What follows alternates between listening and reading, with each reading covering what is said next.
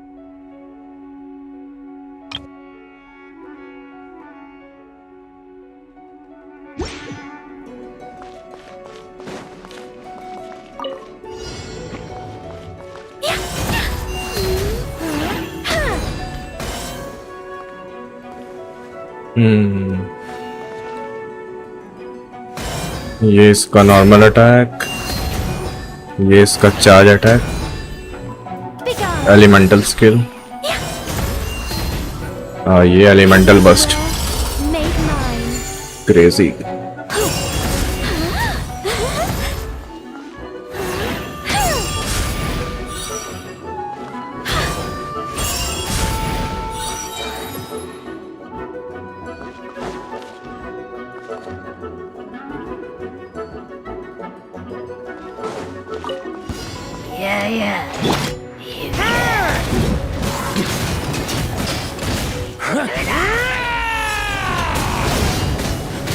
The story has only just begun!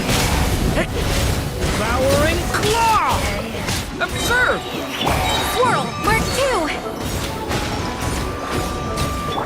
I think not. I live within you.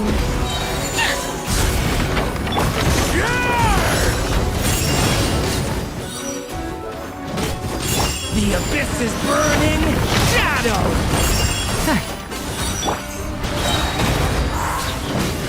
Heaven's will, made Animo hypostasis emulate?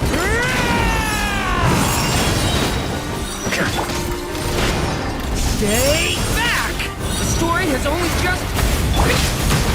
Such defiance. Our little secret.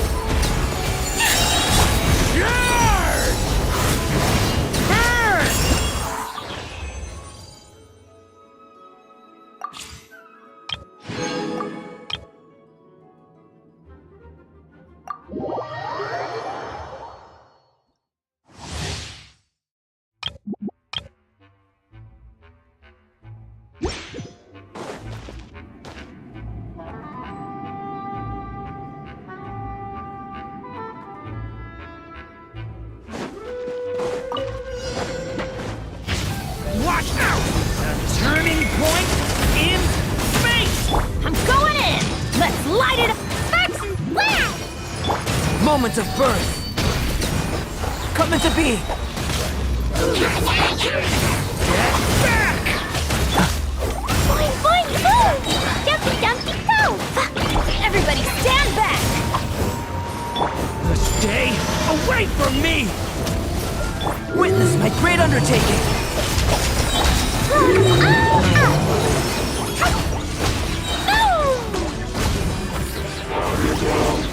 Adventure! I'm going in! Stay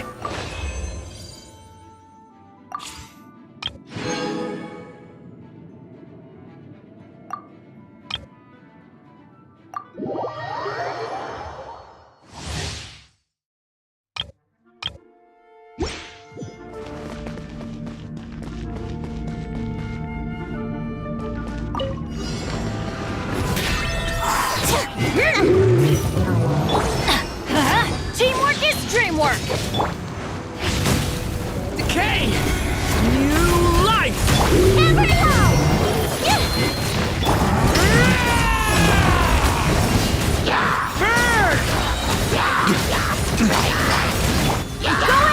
Let's light it up! Get back! Stay away from me! Ping-a-ling!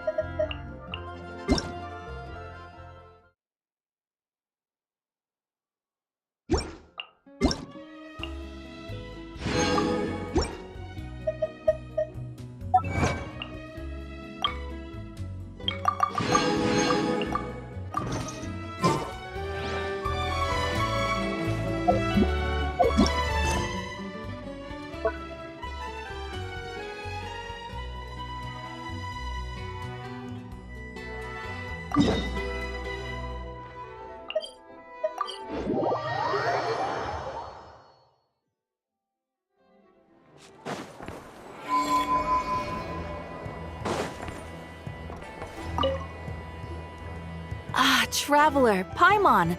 It's been a while. As it happens, there is a letter here for you.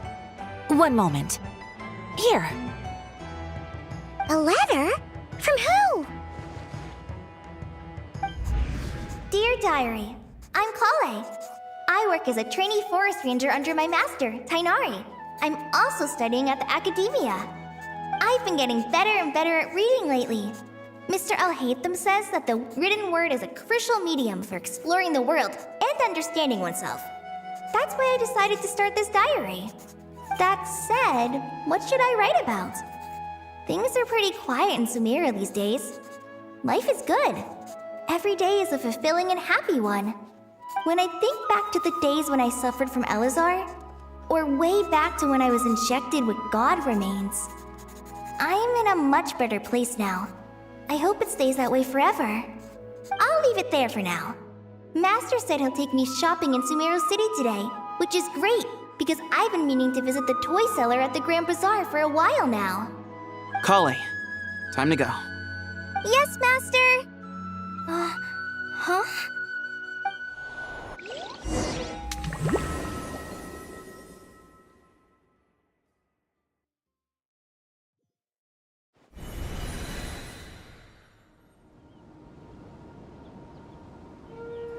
What's wrong, Kale? Is there something on my face? No, sorry. I didn't mean to stare. Did Master Tainari send you to pick me up? Master Tainari?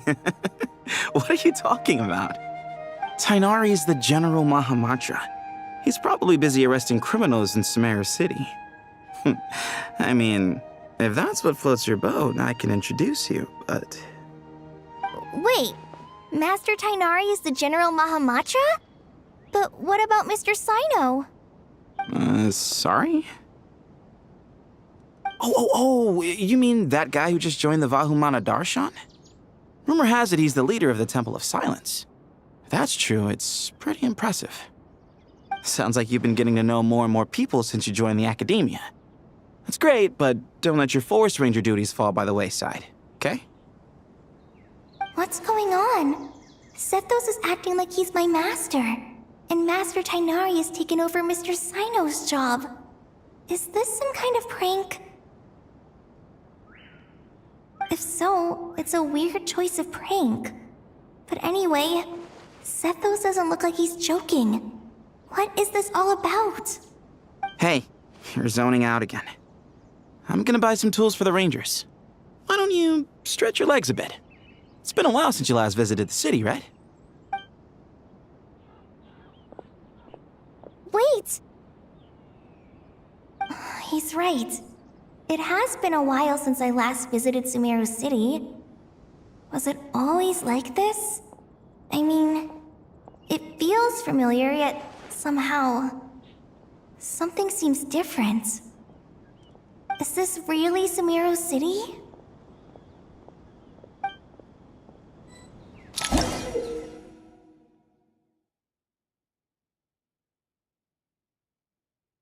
ये नया feature आया, save हो जाएगा story तो पता चलेगा 6.6 से।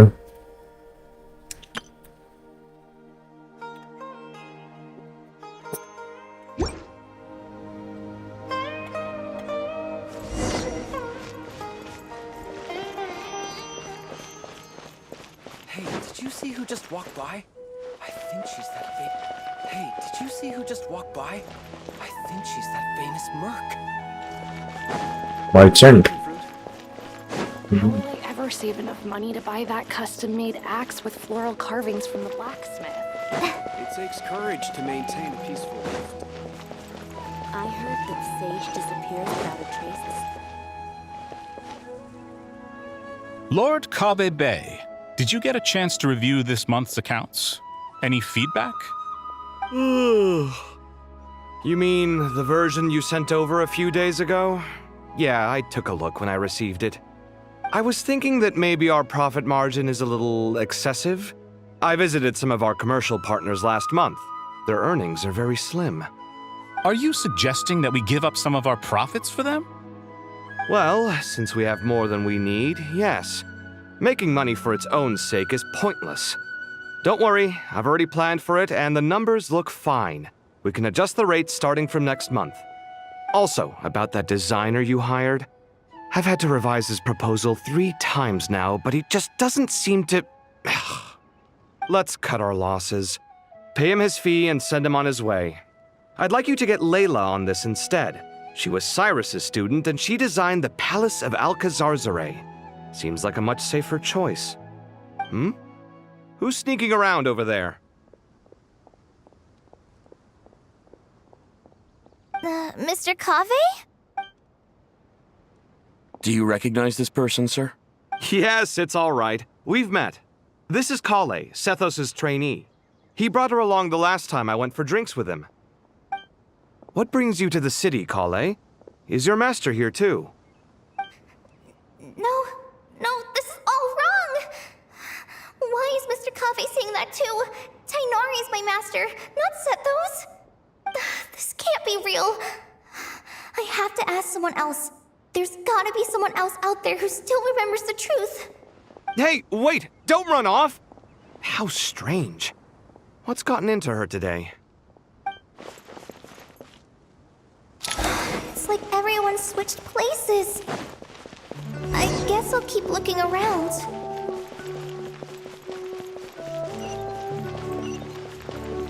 Students are under so much... Lots of visitors today, I see. Welcome all. It's been a while. Hey, Rahman. You know that guy who sells face powder on Treasure Street? I haven't seen him around in a while. Any idea what happened to him? Oh, you mean a Hongar? Yeah, he got into a brawl with Shavirme on Treasure Street. He's been banned from setting up shop there for now. Seriously? Oh, well, that's a shame. I was planning to pick out some makeup for you. Oh, don't worry about it. The legendary Flame Mane discussing makeup with the Zubair Theater star dancer. Now there's something you don't see every day. Flaming? You know, I'm not actually sure when people started calling me that. Maybe the other Eremites thought I needed a fiercer title to scare people off? To be completely honest, I think the title would fit you better than me, Dia. You think? Can't say I've never imagined myself as a merc. If I ever give up the dancing, maybe I'll head to the desert and give the eremite life a try. You would? Is that so strange? Oh, not at all. In fact, I've actually had similar thoughts before. If I ever get tired of sleeping out in the wild, I think I might go look for a job at the Zubair Theater. I've adored the dance of Sub-Zeros ever since the first time I saw you perform it. If the chance ever came up, I'd love to try it out on stage for myself. Really? If our manager Sataria heard you say that, she'd hold you to it. Probably grab you by the sleeve and never let you go again. Hey, when that day comes, I'll do your makeup myself. How's that sound? Sure. If the day comes, I'd be honored.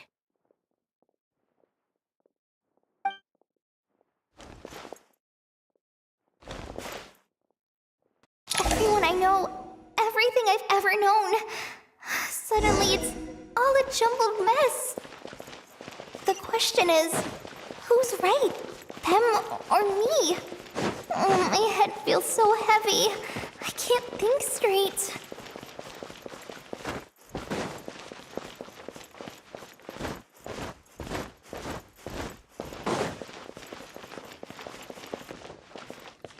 Mahamatra Tainari! We've apprehended the suspect. They say that the fool is prone to blind faith, but the wise man is not immune to it either. Siraj, do you have anything to say in your defense? Tainari, you were the one who turned the sages against me. Just a few words of caution from you was all it took to destroy my research. And now you're trying to stop me again? You should know that mechanical life is the future! We must cast aside our useless flesh and... That's enough. I'm not in the mood to listen to your lunacy. Anyone could tell you how amateur your work is. Karina, Ilias, put him somewhere safely out of the way. Yes, sir. Next on the agenda is... Master? What is it? Wait, did Professor Zahahati send you? She's been encouraging me to take on an apprentice. Might be getting a bit ahead of herself there, though. No, Master! It's me! Kale! Listen to me. Something really weird is going on in Sumeru City. It's like everyone's identities have switched around. You're not the General Mahamatra. You're a Forest Watcher. Just yesterday, we agreed to come to Sumeru City today to go shopping together and... All right, there's no rush. Let's back up a little.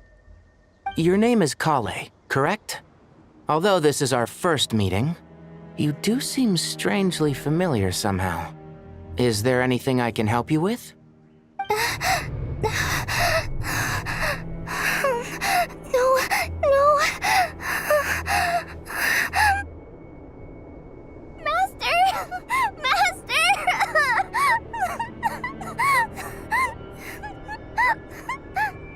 What is it?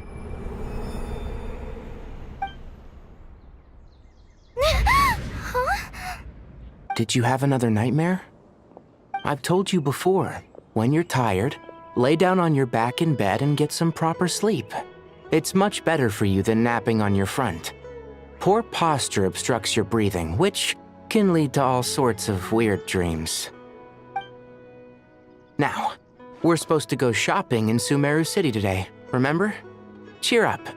I'll take you to Hushang's. I heard he's got some new toys in stock. Go wash your face, take some deep breaths, and when you're ready, we'll head out. Okay. Thanks, Master Tainari. So it was just a dream. And yet, dreams can sometimes be a warning of things that will soon come to pass. Who said that? That dream felt unusually real, didn't it? Here's my suggestion. Since you're heading into Sumeru City anyway, you may as well tell Lesser Lord Kusanali about everything that happened. And just to be on the safe side, I think you should also inform your 2 traveler friends who once helped save Sumeru. I'd write them a letter if I were you. Time is short, A storm is coming from beyond the bounds of fate.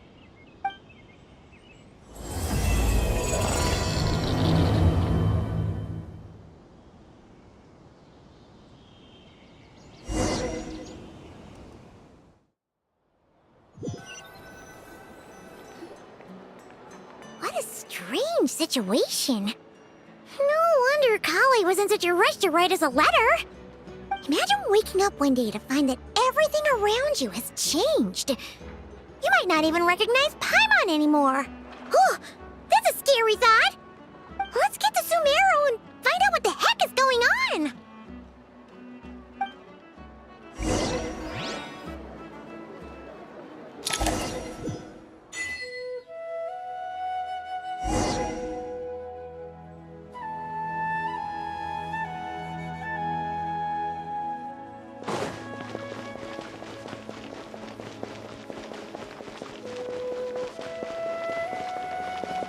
Yeah! Got him! Kale! Traveler! Paimon! Thank goodness. I'm so glad you made it. Of course! We won't let anything happen to you, Kale. So, what's going on in Sumeru City? Looks like lots of people are moving or something. Yeah, I was just gonna say. After I wrote my letter, Master and I went to Sumeru City and told the Dendro Archon everything that I experienced, from start to finish. She was silent at first. It seemed like she was deep in thought. Then the next day, we got told that she was ordering everyone to leave Sumeru City immediately and move to Caravan Rebot. The entire population of the city has to move? Not just Sumeru City. The evacuation also includes Lokapala Jungle, Avidia Forest, Ashavan Realm, and Ardravi Valley. Basically, everyone living in the rainforest must temporarily relocate to Caravan Rebot. Holy smokes! That's crazy! Yes, it's quite an operation. Even if people only bring the bare essentials, the scale is simply enormous. They've requisitioned almost all the Sumpter Beasts in Sumeru for the task, including the entirety of Dori's Sumpter Beast Park. The Dendro Archon said that what Kale experienced was not a dream, but a warning. After our meeting, she immediately summoned the 6 sages to analyze the situation and discuss countermeasures. They concluded that the events seen in the dream are very likely to become a reality, and that an unknown danger is rapidly approaching. Oh, please keep that to yourself. We don't want to cause widespread panic. The official reason they've given is a large-scale renovation of the rainforest ecosystem. People are skeptical, but there haven't been any major incidents. So far, at least. The Dendro Archon seemed really worried when we spoke to her. She said you can go visit her in the Sanctuary of Surasthana when you arrive. She also said she'd hold out until the very end. Tainari? Kale? You got a minute? I need a hand here. One moment, I'll be right there. As a forest watcher, I've been tasked with assisting with the relocation work. There's a lot to be done, and they need all the help they can get. This will be the final group of evacuees from Sumeru City. While they're away from home, they'll be heavily reliant on outside help. Thank you for coming in our time of need. As you can see, another crisis is upon us. Excuse me, sorry to trouble you, but could you help an old man find his medicine? It's buried somewhere in my luggage. Where's my mom? Where did she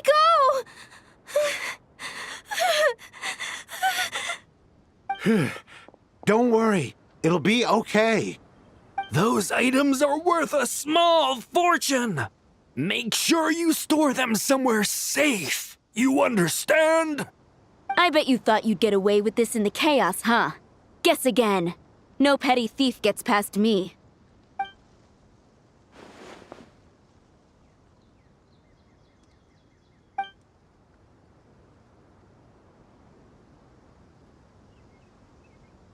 We should go help the evacuees. See you around. I'm so glad that you believed me and came all this way to help. It means a lot. Please stay safe. Don't worry. We may not know exactly what's going on yet, but as long as we stick together, we'll find a way through this. Goodbye! Look after yourselves! Will do.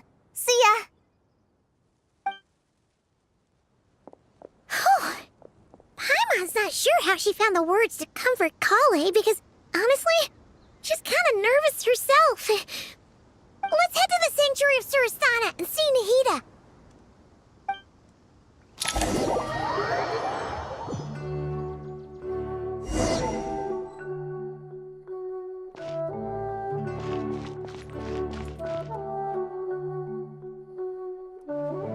Who goes there?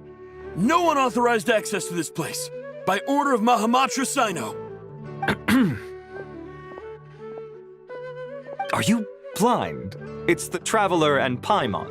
Surely you've seen them before. Huh? Oh, so it is. I'm sorry, I haven't been sleeping well lately. My nerves are a little frayed. The Dendro Archon is in a very vulnerable state at the moment. Mahamatra Sino is concerned that our enemies might choose this moment to strike, so he's ordered us to strengthen our defenses. Just seeing you two again already puts our minds at ease. Please, enter. I'm sure everyone's expecting you.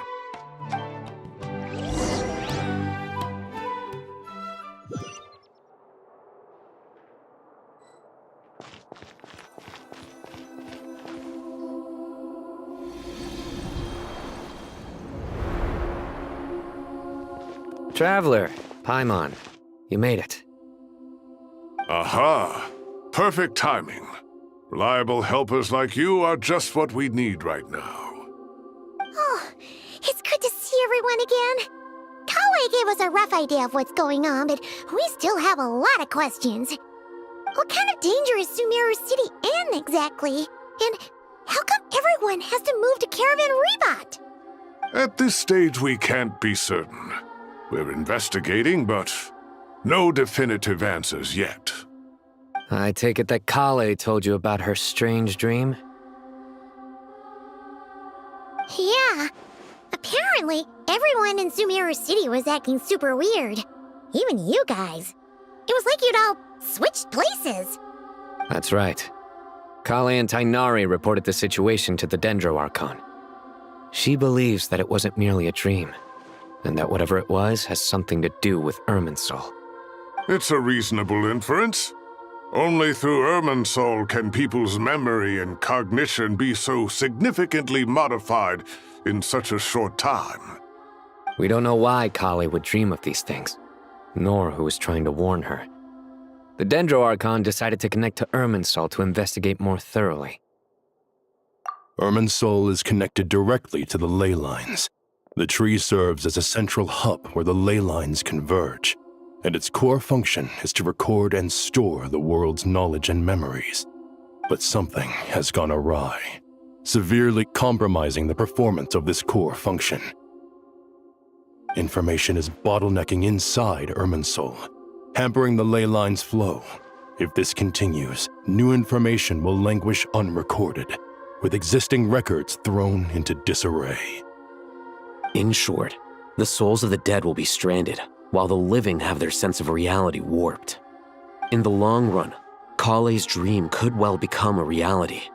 And that's just the beginning. There's no telling what other nightmares could end up coming true.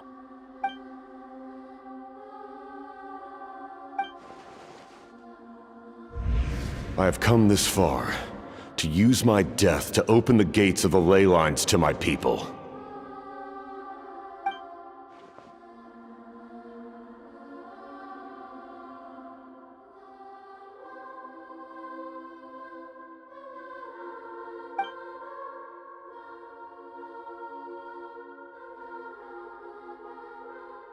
Faced with a growing backlog of information, the Dendro Archon decided to connect herself directly to Irminsul and take over the recording and processing function herself.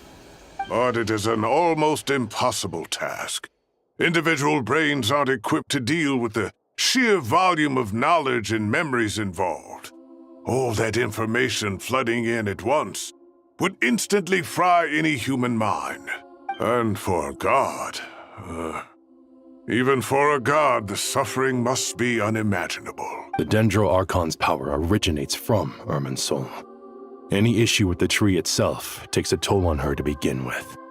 On top of that, she's subjecting herself to the grueling task of processing all that data. It must be torture for her. And despite all of this, she is somehow finding the strength to investigate the Irminsul situation from within and send us her findings. I finished analyzing the latest data. Looks like our working theory was wrong. There's no signs of Irminsul having been attacked from the outside. So it's internal then? Some sort of disease, perhaps? No. I've spent half my life studying the ley lines. If Irminsul malfunctioned this easily, the world would have met its end long ago.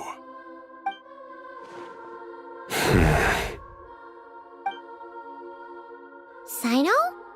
What is it? Not long ago, I got a tip from the Core of 30 that a large number of unidentified merchant caravans had recently been spotted entering Sumeru through Beta Harbor. At first, I suspected that they might have something to do with all this, so I sent some people to investigate. But if Irminsul wasn't attacked from the outside... Don't you think there are more important things to worry about right now than guessing who's behind all this? It's been over 12 hours with no new intel. If even the Keeper of Irminsul is this badly affected, you can imagine how bad things are in there.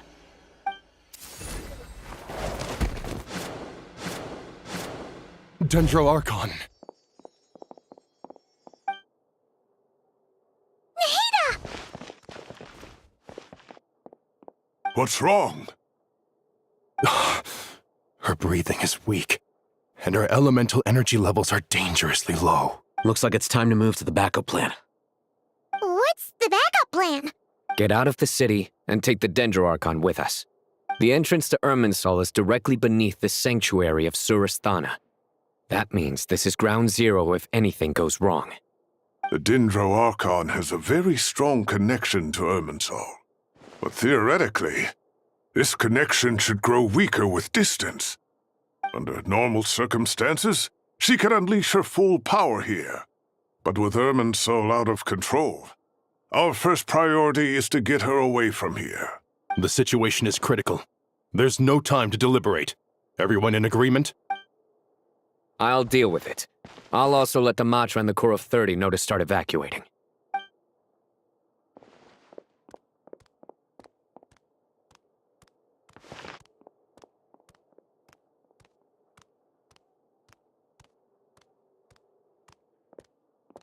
Let's go. No sense grieving when there's nothing more we can do. Agreed. We'll be back as soon as this is over.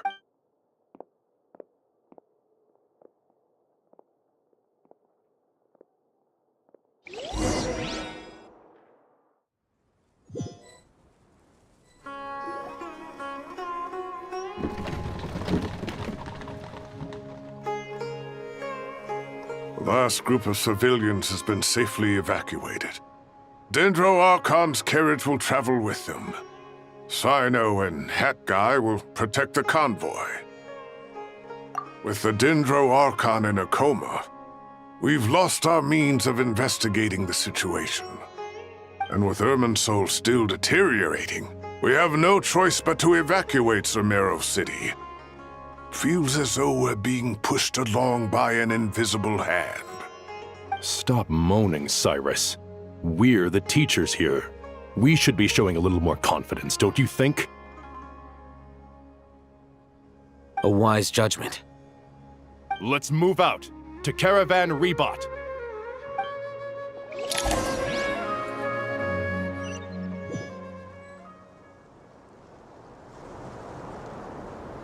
Sir, all units are in position. Good. Everything is going to plan. Interfering with Sumeru City is a necessary step, so do not hesitate. The Irminsul situation will not harm you. We need to speed things up here, too. We don't want to keep our client waiting, do we? No, sir. You have my word. Everything will be completed on schedule.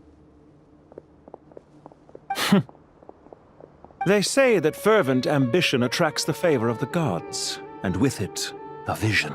But we appear to be the exception.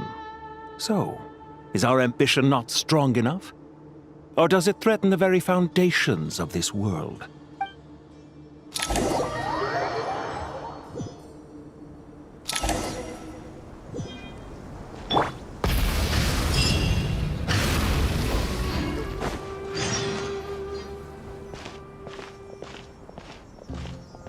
How is the Dendro Archon? Her breathing is steady. I prepared some therapeutic incense for her, but it hasn't had much effect. Her vitals are still very weak. Based on the information you've provided, I have a working hypothesis. Her condition is partly due to Irminsul's influence, and partly due to a physiological imbalance caused by the rapid depletion of her power. Elemental energy usually flows through the body at a relatively constant rate. The body grows accustomed to this rhythm, so when it's thrown out of balance, physical symptoms will appear. Is this similar to the ley lines? Overloading and withering both directly affect their vitality, potentially causing irreversible damage. Correct. From a biological perspective, if you overexert yourself, you pay the price with your life. The Dendro Archon is not only drained of power, but her life force is at a critically low level. Is there any way to restore her health? I know the ley lines have strong self-healing abilities. As long as any blockages or pollutions are dealt with, they can quickly regain their vitality. But what about people? Well, gods. What's their capacity for self-healing? Before we think about that, there's a bigger predicament to resolve. Restoring the Dendro Archon's power requires us to heal Irminsul first. But that will be extremely difficult without the Dendro Archon's power. Paimon's already getting lost here.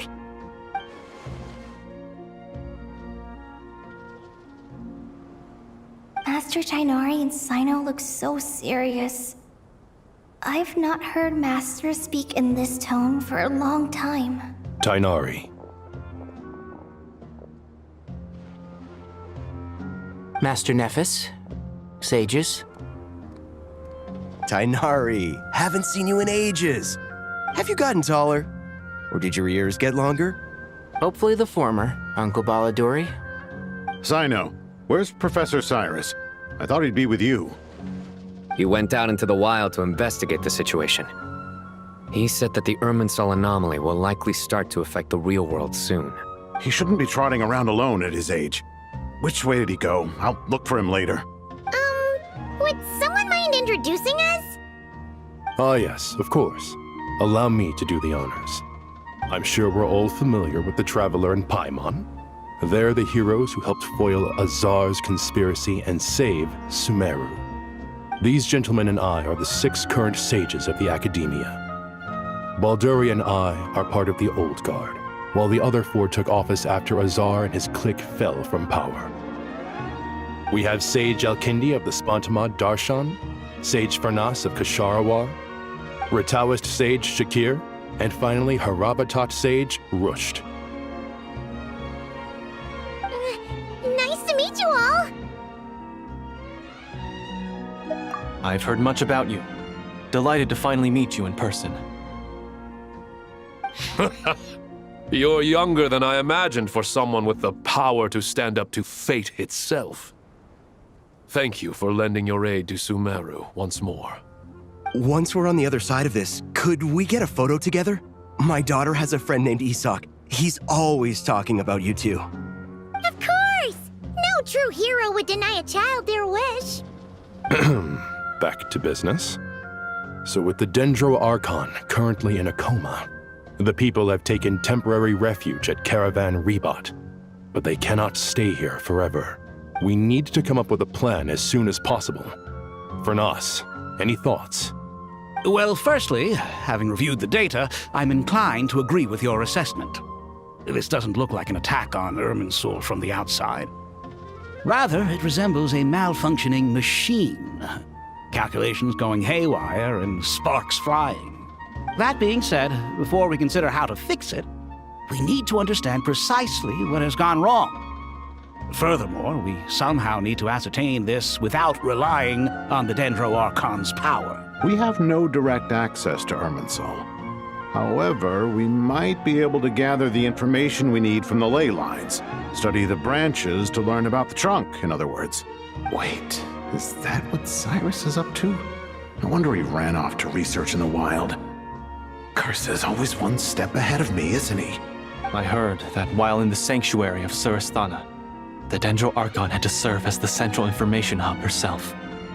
This is a clear sign the situation within Irminsul might be far worse than we can imagine. Irminsul is vital not just to the safety of Sumeru, but to all of Teyvat. We must be the ones to bear responsibility for this world. To be on the safe side, I think we need to consider some backup plans.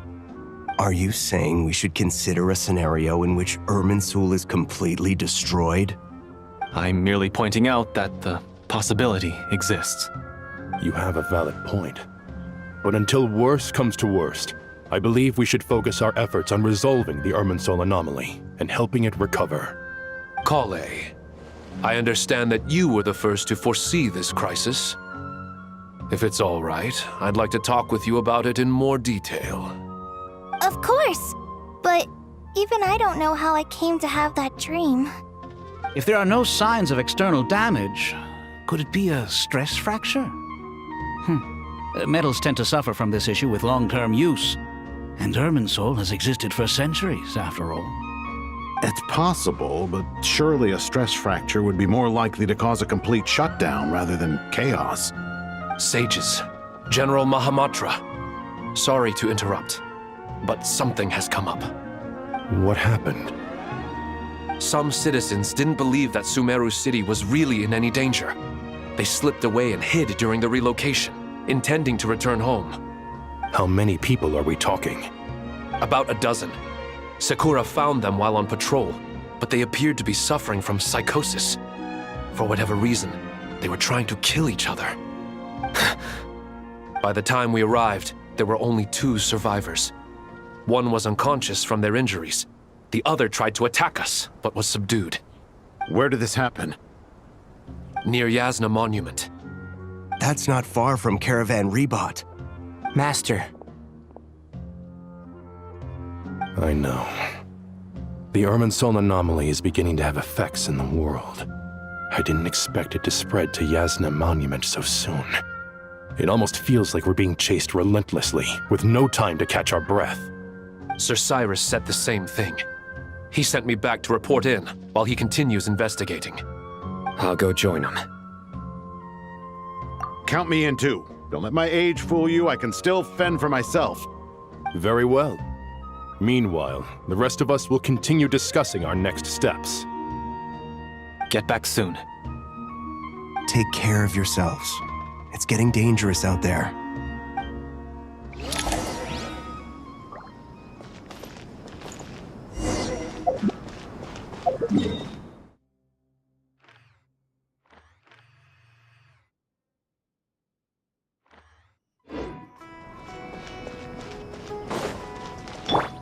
Yeah! Skyward! Scatter!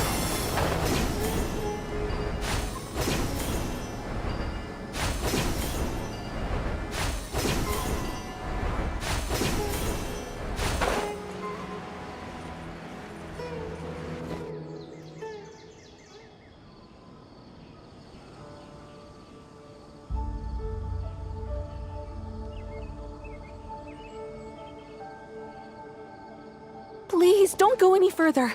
As you get closer to Sumeru City, there's no knowing what dangers you might encounter. So this is our mentally disturbed man?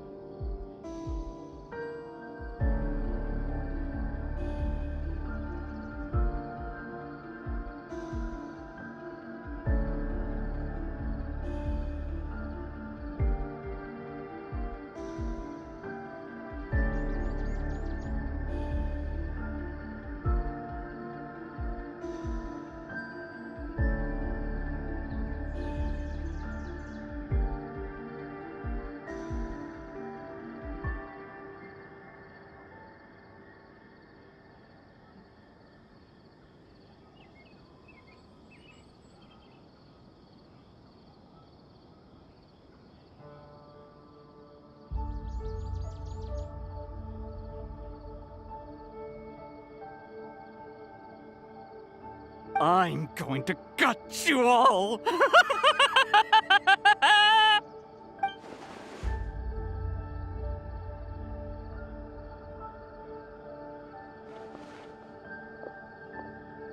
Cyrus, you didn't even bring a single guard? Do you think you're some sort of warrior? It's fine. Come here and look at this. Oh, it's... That's right. Flowers that bloom from openings in the ley lines, indicating some sort of anomaly. I don't believe I've ever seen a color like this before. Did you discover it nearby? Not just here. Way over there, too. They're everywhere. There's even more in that direction. How did you ascertain the situation further ahead? Didn't you just say that we can't go beyond this point? Yes. This area is relatively safe so far, but if you continue forward, delusions will start afflicting your mind. However, some vision-bearing mercenaries were able to maintain their sanity a little better. They're the ones who brought back news from further afield. Sino, do you remember the class I taught on dissecting ley line blossoms? I do, Professor. I received full marks in that course. Good. After all these years, it's time to put that knowledge into practice.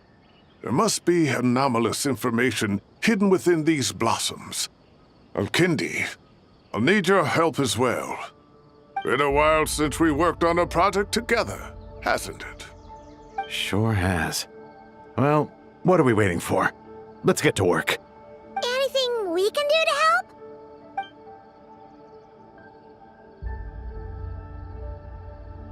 Will you need my help?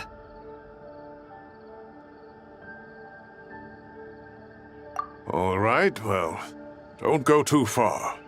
There's too many unknowns at this stage. Let's regroup at Caravan Rebot later. Don't worry if you don't show up. I'll come and find you.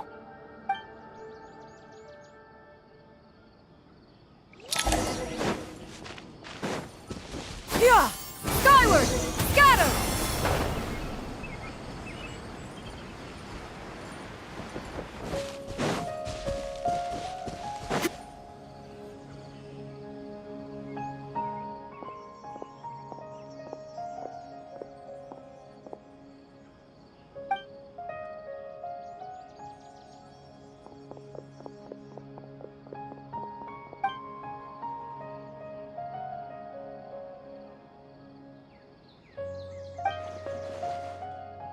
That should be the heart of Oasis. All we need to do is light it with the fire seed, and it'll restore a pep with elemental power. The damage it suffered internally will also slowly begin to heal.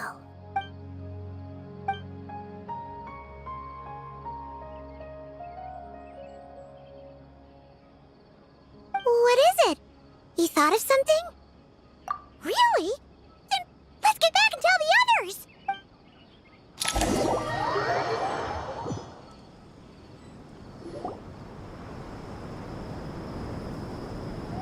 Whew.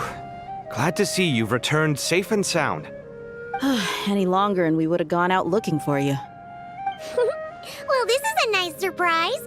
Paimon sure feels better with everyone we know here. We've made some progress, so let's start by giving you and Paimon a quick update.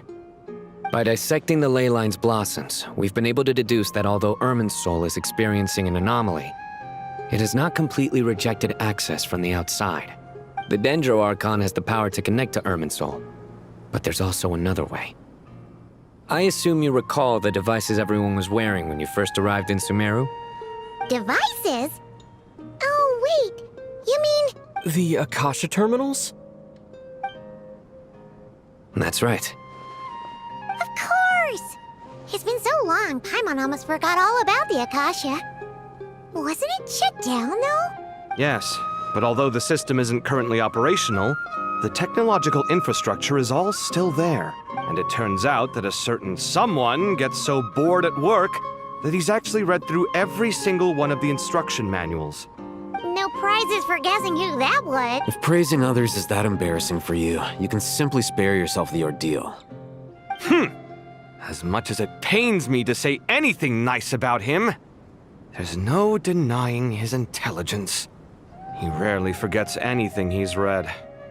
The Akasha is exactly what Sumeru needs at this moment. Between us, we should have all the knowledge and expertise we need to get it up and running again. But if I recall correctly, doesn't the Akasha need a gnosis to function? That's exactly right. The Akasha relies on the Gnosis as a power source, and in its absence, we'll need to find an alternative. To tackle this problem, it looks like we'll be relocating once again. Namely, to the Temple of Silence. Ring any bells? It's the only major institution in Sumeru dedicated to preserving the knowledge of King Deshret's civilization. You might find the answers you're looking for hiding there. I agree. There's a good chance. Master Nephis and the other sages have discussed it. As the chaos from Irminsul continues to spread, Caravan Rebot won't be a safe haven for much longer. We have to move into the desert next. The scholars and sages will head to the Temple of Silence, while the civilian population seeks refuge in Aru village. The Eremites will keep everyone safe during the journey, and Candace will be there to receive us at the village. This leaves us just one thing to worry about. That Dendro Archon. She's very weak. We can't afford to wait until Irminsul is fixed. There has to be another way to help her. Huh. Wow. Luckily, the Traveler had a eureka moment while we were out investigating. Really? Wow. Nice one, Traveler. Let's... What say our Amorta experts? Theoretically, it's feasible. From what you're saying, although elemental life and elemental energy have their differences, the Dendro Archon has explicitly stated that she can imitate the power of the former. In which case, as long as Apep is willing, she should be able to convert her own power into a form that the Archon can use. It wouldn't be difficult for her at all. The only problem is convincing her to help. Yeah! Even though she wasn't exactly friendly the last time we met, she didn't refuse to talk with us. When she realizes the danger that Nahida is in, surely she won't turn a blind eye to it. Well, hopefully not. Either way, we're not exactly spoiled for choice here. Hey, it's better than having no options at all. I agree. Without Irminsul's aid, the legendary Dendro Dragon Apep may well be the only living thing in Sumeru who can help our Archon recover her power. There's no time to lose. I'll bring this proposal to Master right away. If he and the other sages agree, we'll split into 3 teams. The academics will go to the Temple of Silence to look for a solution to the Akasha problem. The Eremites will escort the civilians safely to Aru village, and the Traveler and Paimon will take the Dendro Archon to see Apep. There's still a long road ahead, and no knowing if we'll make it. But at least we have a direction now. I'll take it over floundering around in confusion. If there are no objections, then let's proceed. But before we adjourn, I would like to leave you all with some parting words. No matter the distance between us, there will always be an invisible force tying us together. May the bonds forged in the past shine bright like stars and open a new path before our feet. Huh. Is that from King of Invocations? No. This one's from King of Invocations, the sequel. What's the difference? The sequel's much cooler. Couldn't agree more. Well, it was very apropos. Once this is all over, I'll give everyone a copy of King of Invocations and the sequel to show my gratitude. Come on, let's get moving.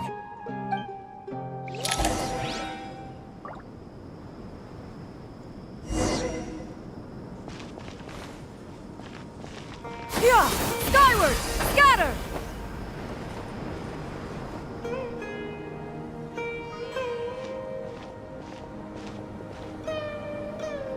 Tainari has brought me up to speed.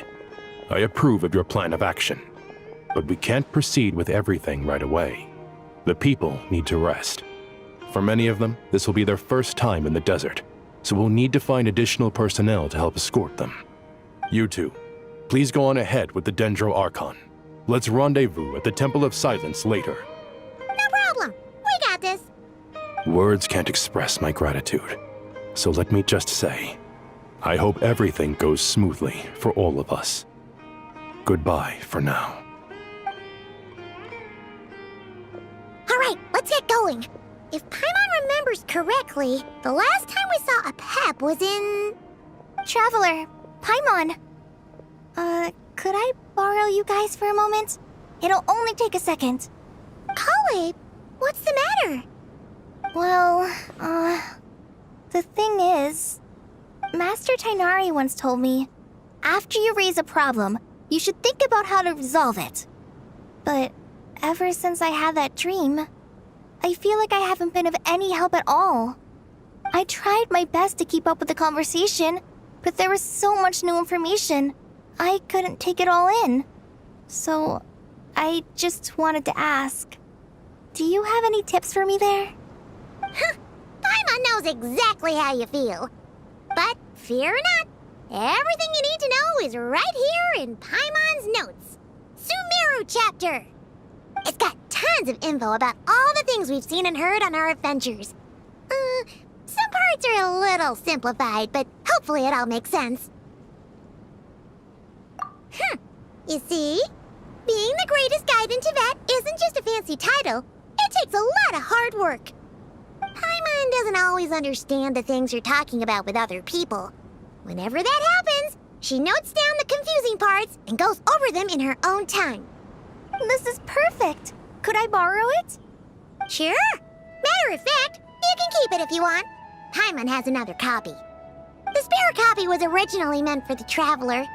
Paimon used to worry that one day he might not need a guide anymore, so she wanted to have a gift for him, in case we ever parted ways.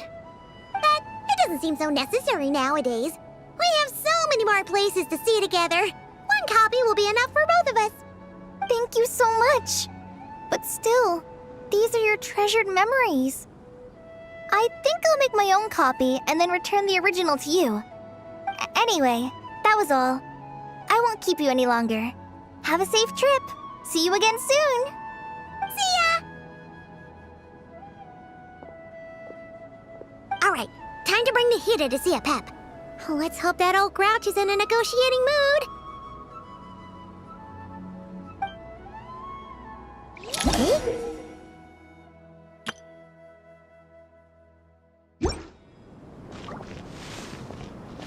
Actually, never mind. In a Pep size, Nervalet's probably one of those dragons who's grown too close to humankind. They might end up fighting for all we know.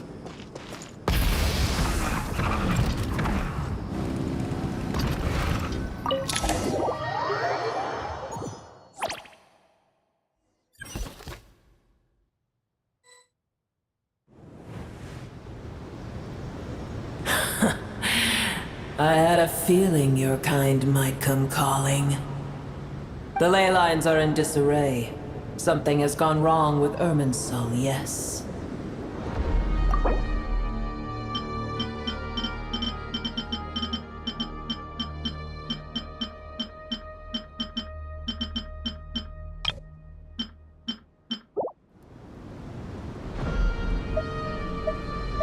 Even from a great distance away, I can sense that Sumeru is headed for destruction. You who took our home from us, prepare to watch as your own world is plunged into oblivion. Oh, how the cycle of history comes to a poetic conclusion. This isn't a joke, Pep! Nahida's in grave danger! Can you please help her? Is she now? Then do explain. For what reason should I lend Boor my assistance?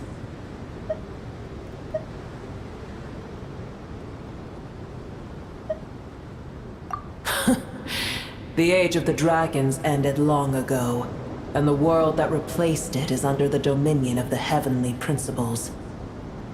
In choosing not to side with your enemies when the Heavenly Principles' rules began to relax, I have been merciful enough. Do not forget that I have no love for this world you hold so dear. Apep, if you truly despise gods and humans so much, well, after the great humiliation of being helped by a god in the past, shouldn't you be jumping at this chance to balance the scales? Now that is a compelling reason. When El Ahmar plotted against me and I was tortured by forbidden knowledge, it was Buer who saved me from agony. And though I regard with shame the pity of my enemies, to receive aid without repaying it would likewise tarnish a dragon's dignity. Oh, tiny Buer, puny humans. Just this once I shall deign to show you the true power of dragonkind. Whoa! It's happening again! We're gonna get sucked in!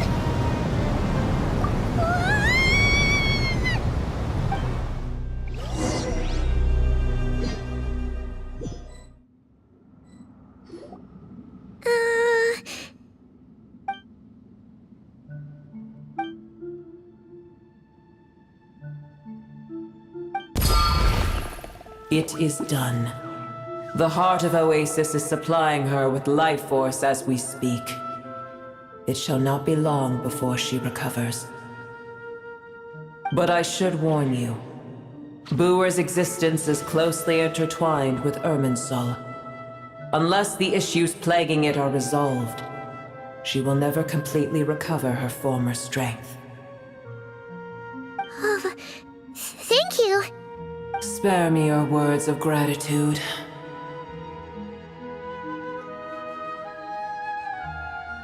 You may also spare me your feigned concern.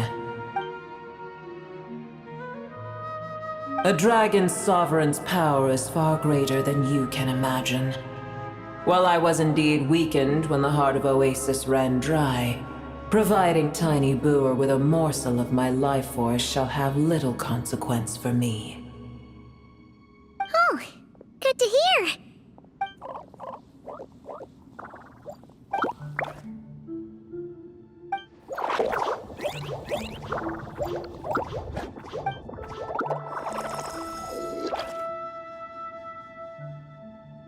Ever held in high favor, I see.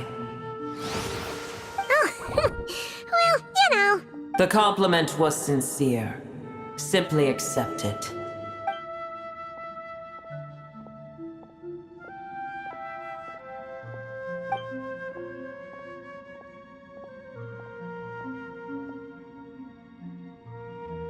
I did once. That tree was not planted by the heavenly principles. Irminsul existed before they ever arrived in Tevat. What? There was a time when it belonged to Tevat, to dragonkind. Its appearance and function then differed greatly from today. The ley lines flowed with an abundance of a familiar, primitive form of elemental energy. You may know it as the power of the Light Realm. The heavenly principles usurped and refashioned Irminsul, made it serve humanity, and used it to anchor the fate of the world. Yet in the end, humanity has failed to protect it. Heavenly principles, God of gods. It makes me sick. The enmity between your kind and mine can never be bridged. As things stand today, holding a grudge against you would serve no purpose. But there will come a day when we reclaim this world for ourselves. The opportunity will arise no matter how long we must wait. I can already sense that far away from here, the Hydro Dragon has wrested his authority from the hands of the usurpers. Though we have yet to meet, I know that we are both preparing for our revenge day and night. Uh-huh.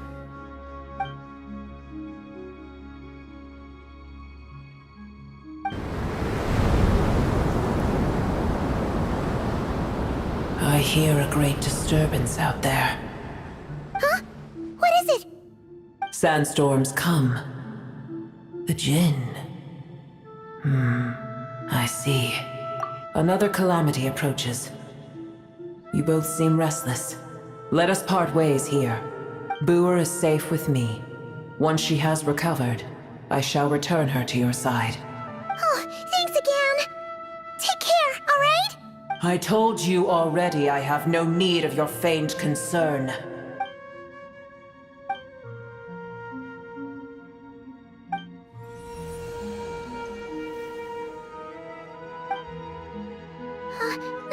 Nahida? You're awake! Are you okay? Cease your interrogation.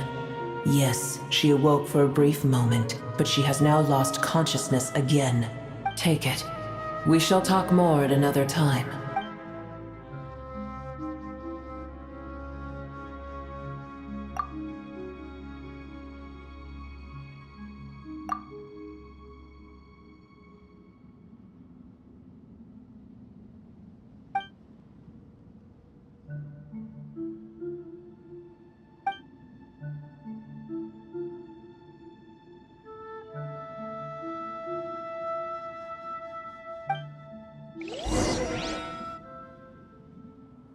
Where the heck are we? Did you just dump us in the middle of nowhere? Wait. No, Paimon remembers now. The Temple of Silence is over that way. Come on, let's go.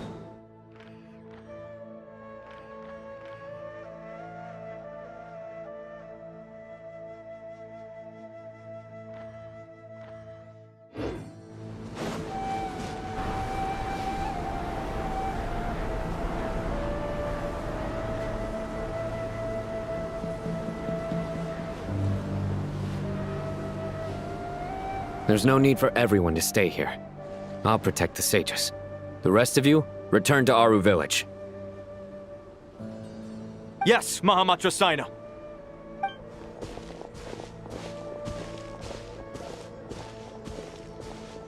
Sino! What's going on? You're back. How is the Dendro Archon?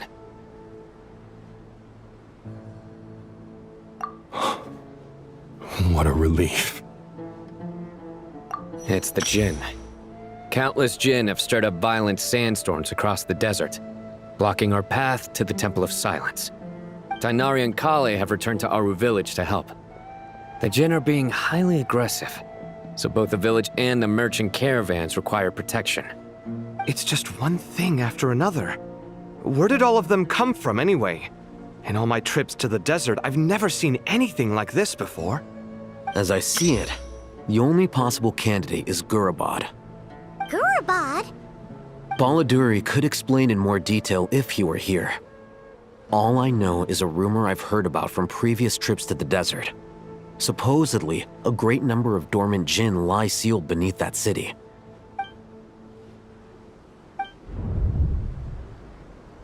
Gurabad is, for me, a fated land. I must therefore return back to this city, where my destiny awaits me still. My master. I am sorry that I couldn't stay by your side for long, and that I could not have more time to get familiar with you. Lilupar. Yeah, we once said goodbye to a friend there. Well, maybe not a friend exactly, but someone we met on the road anyway. She was a strange bottle. If we can find a way to wake her up, maybe she can help solve the situation in Gurabad. Well, be careful. You may find there's more than just the Jinn to worry about. You mean, there are other dangers in Gurabad? It's a sensible assumption to make. The moment we arrived in Caravan Rebad, the Irminsul anomaly started spreading in that direction. Now we've moved to the desert, and suddenly we're plagued by Jinn and sandstorms. To call it a coincidence would be a stretch. Don't worry, we've gotten a lot stronger since our last stint in Sumeru. Ah! When did they show up? It appears the monsters native to the desert have been stirred by the Jinn's activity.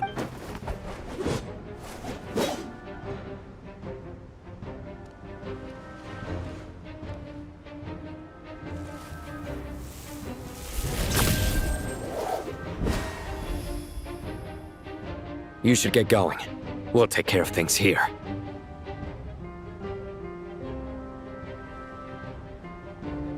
You too. Don't do anything too risky. You got it?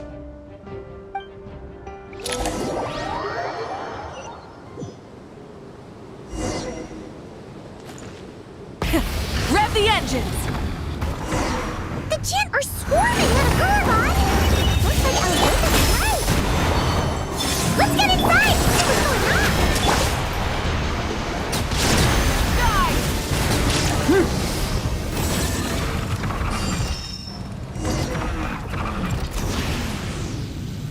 They just keep coming! How many of these things are there? We'll never take them all out! Let's just head further inside for now! Target spotted! All units at the ready! The Patchouli? They must be using this place as a stronghold! Are they the ones behind all this?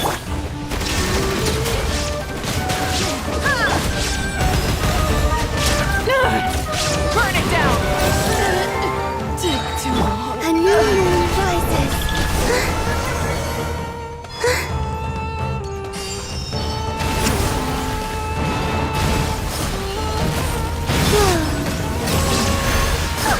Fighting Jin with one hand and Patchouli with the other? This is pure chaos!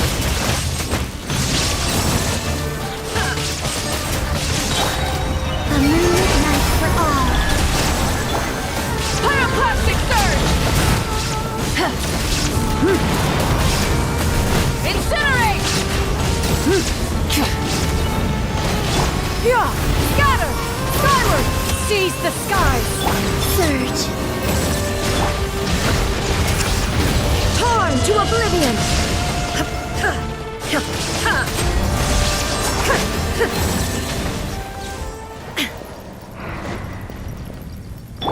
Yeah!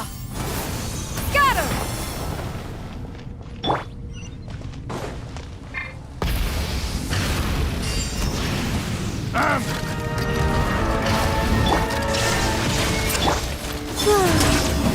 A new moon rises.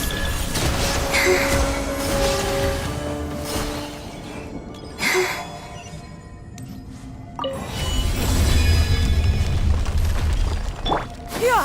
Skyward! Scatter! You see that strange machine? Paimon has a sneaking suspicion that that's the thing wrecking Gurabad and setting all those dangerous Jin free! The target has reached the core zone. Requesting backup. Repeat, requesting backup. Backup en route! Stop him at all costs!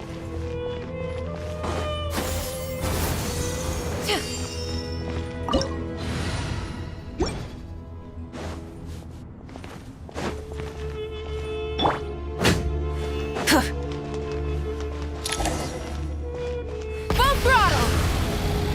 Careful! They're back again!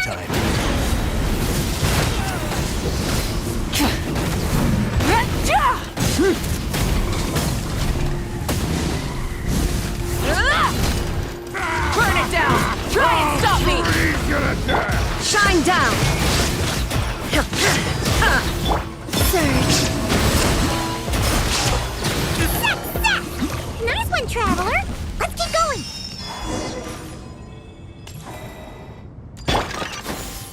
Skyward! Scatter! A moonlit night for all. Wane. Inazuma shines eternal! Scatter!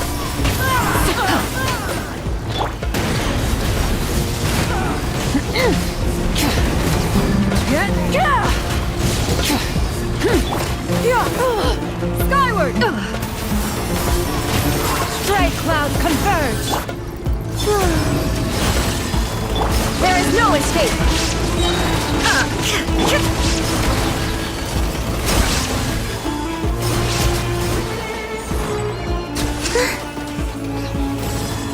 Fire rate maximum. Yeah! Skyward!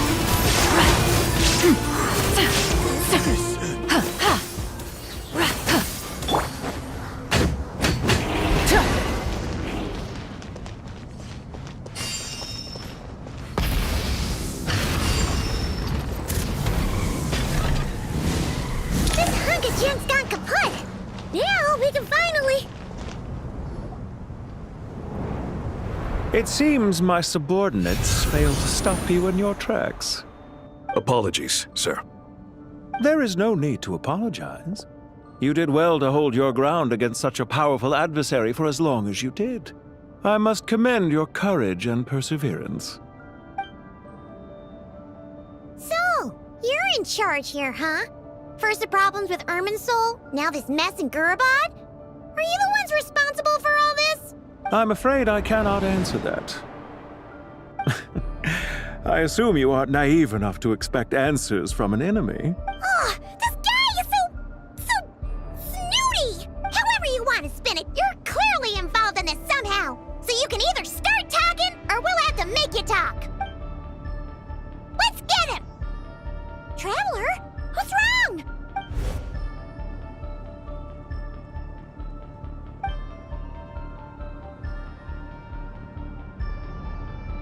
You're remarkably calm. Some would act more rashly upon finding the ringleader all alone. But you keep your cool. Even as your enemy, I must applaud you. Did you show yourself just to say that? Is this you trying to take back control of the conversation? Unfortunately, I really don't have anything to say to you. I am here merely to indulge my own curiosity. Your names are well known among the Fatui. Naturally, I wanted to observe you up close while I had the chance. Hey! Don't treat us like we're some kind of exotic animals in a zoo! Oh, I wouldn't dream of it. You seem rather predisposed to misunderstand me. I'm quite aware that you are both heroes of great renown. You have resolved crises in many nations and won countless allies along the way. I've been following your adventures with great admiration. My only regret is that the trajectory of your journey conflicts with our goals. What do you mean, admiration? Sorry, but that sounds pretty weird coming from you. I don't see why. We may happen to occupy opposing sides, but there is no cause for deep-seated enmity between us. To respect one's enemy is to respect oneself. Well, now that you're observing us up close, what do you see? I've observed as keenly as I can. Yet, while I endeavor to understand, your true strength remains a mystery to me. Violence is not my area of expertise either, so, you see, I would much rather converse with you like this than determine a victor with the edge of a blade. Besides, I've heard that even 3 moons in the sky fail to eclipse your brilliance. I know better than to bite off more than I can chew. 3 moons? So you have a connection with the Harbinger, the Doctor. Well deduced. Our commander, Dottore, died in Nodcry, but there are things that do not end with his departure. We must... Look at me. I almost divulged more than I should have. What are you after? Revenge for Dottore? Or are you plotting something else? I've said quite enough, I believe. There's no point in continuing this conversation, except to say, I've noticed that you seem to know your way around here quite well. A repeated visitor to Gurabad, are we? Ugh. I'll take that as a yes. Then I'm sure you'll have heard the story of this place. The mother of the Jinn, Lilupar, and the tragic tale of her vengeance that spanned 3 generations. It was right here that Lilupar once helped the wise to ascend to the throne. But from that moment on, every king who sat upon it was corrupted by power. These degenerate rulers lost control over their nation, and with it, the right to occupy that exalted seat. What are you trying to say? I once admired you for your adventures. That is the earnest truth. But it appears to me that your journey serves ultimately to uphold the rules of this world. Are these rules truly just? Does the heavenly principles rule with wisdom or folly? And how can we be sure that the 7 who wield authority over the world will not be corrupted? Do you seriously think you're gonna convince us of anything? Convince you? I'm sure my commander already tried that. Why would I waste my breath doing the same? If a few words from a stranger were enough to make someone completely change their stance, it would only prove that they never had a firm will to begin with. I am merely stating my position, so that we might understand each other better. One's enemy in the present may not necessarily be an enemy for life. As for what game I'm playing here, I'm simply buying some time. But now I must bid you farewell. It was a wise decision not to attack me immediately. Since you did not fall for my ambush, I will now have to ask those in hiding to reveal themselves. Leave this to us, sir. Very well. I trust you to do what is necessary. Stall him while I execute the next step of the plan. Sumeru City, Irminsul. Hey! Stop right there! Don't you dare leave without explaining yourself! All units, stop them! Protect the commander! Did you hear that? He mentioned Sumeru City and Irminsul! He definitely knows something! We can't let him get away! Get rid of these pesky soldiers! Quick! Rear guard to the front! Don't let them through! Get that thing in position! Skyward! Scatter! Make way for the... Hold on! Just a little longer!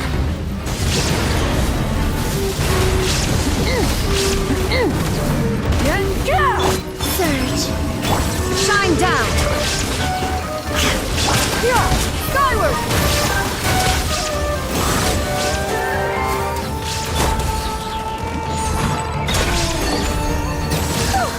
We finally beat them!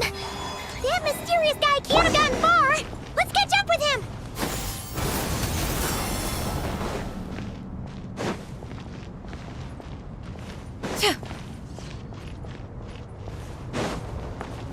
Yeah!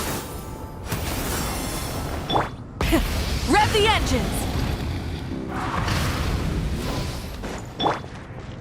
Yeah! Skyward! Scatter!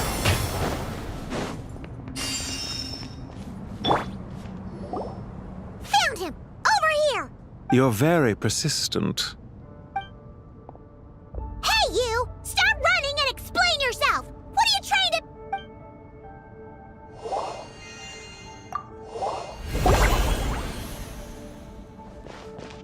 What's this? Relax. A small trap like this won't be enough to hold you. The sandstorms from Gurabad will die down soon enough, but this small window of time was all we needed to launch the next phase of our plan. Don't be discouraged. I knew that someone would come here eventually, so I planned ahead. Where to chat with you, which door to exit from, even which mechanism to wait by for you. I thought through every detail. You, meanwhile, know nothing of who I am. So far, you've only heard my voice, and for all you know, it may not even be real. But not to worry. This is only our first meeting. It shan't be our last. Just answer me one last question. Why do you continue to follow Dottore? He has conducted countless cruel experiments, even on his subordinates. Follow isn't quite the right word. Let's just say even those you see as villains have their friends, even if they aren't the most sincere of friendships. When any set of rules is established, there will be those who benefit and those who lose out. People will do anything to justify what they have gained or escape from the hardship imposed upon them. Neither he nor I are tolerated by the rules of this world. We were both searching for a new order. Our ideas of the final form that should take may have differed, but our journeys took a shared path. Goodbye, Traveler and Paimon. I wish you a timely escape, albeit not too soon. I will need a little more time to prepare, after all. Hey! Come back!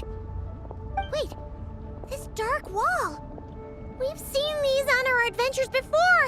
It swallows people up! Oh, I'm sorry. She shouldn't have jumped the gun! Oh, okay. He may have fooled us this time, but we'll get it back!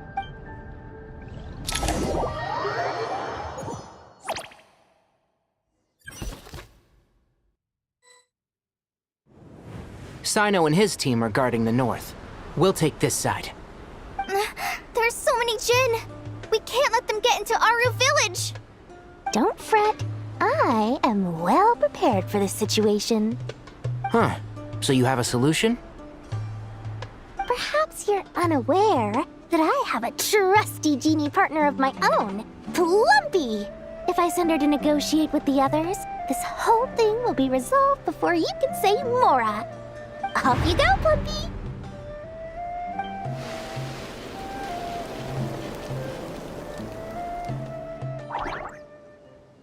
Come on, what's the holdup? 5,000 Mora. 20,000 Mora. 100,000 Mora. Final offer! Ah, so she's a hired partner.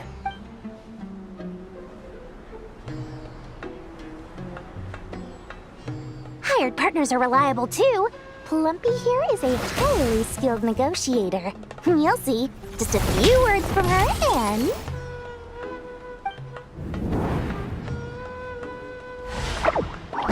Plumpy! Don't you, Jin, have any respect for the rules? This was supposed to be a negotiation! How dare you treat my messenger like this? You wanna play rough? Two can play at that game!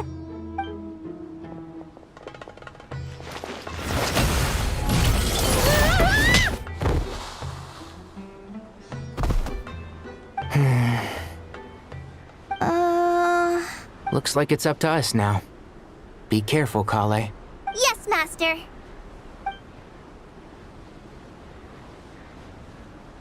How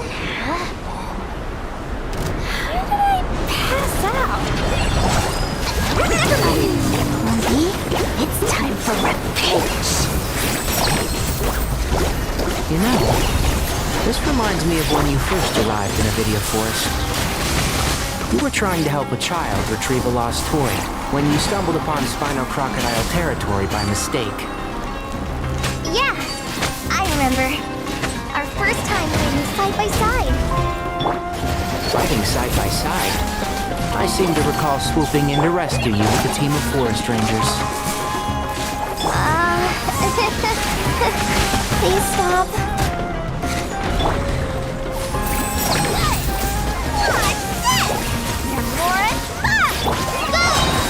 Just like we rehearsed! And Shroud!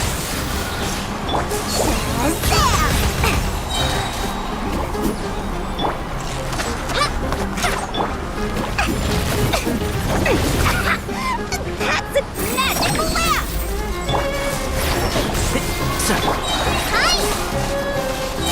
I hear everything! There's too many of them! I can't believe I used 12 rare items in one battle! Ugh. I shudder to think how this is going to affect this month's accounts. The sight of that glaring deficit might be more than my poor heart can take. Tainari, how's the situation on your end? We held the line, though it was a close call. But it looks like they're preparing for another attack. Has something happened? They've breached our defenses in the south. The Jin are pouring in.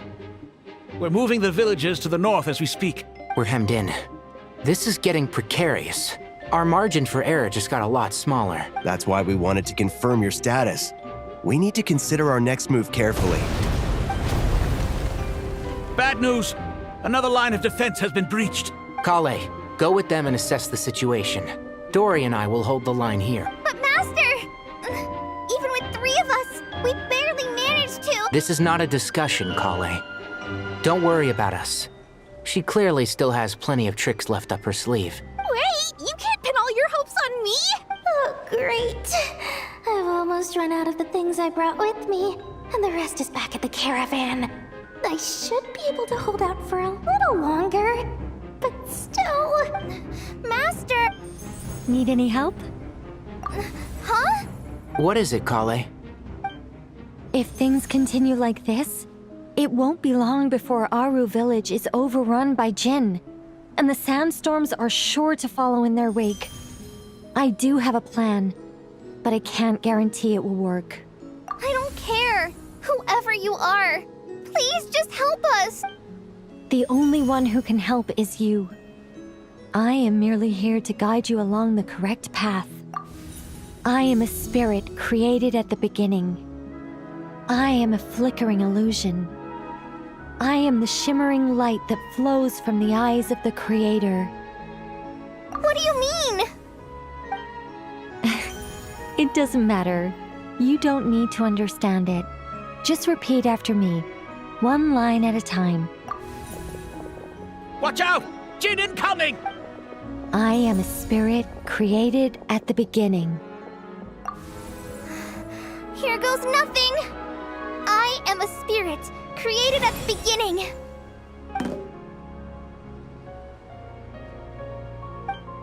I am a flickering illusion. I am a flickering illusion. What's wrong, Plumpy? I've never seen you so agitated before. But how do you... Do you know what Kale is reciting? I am the shimmering light that flows from the eyes of the Creator.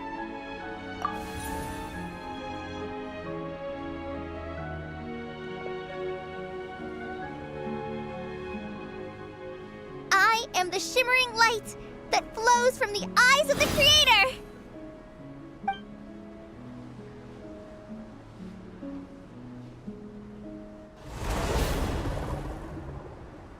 It's a song composed by the goddess of flowers, but very few records of it remain, even in historical texts.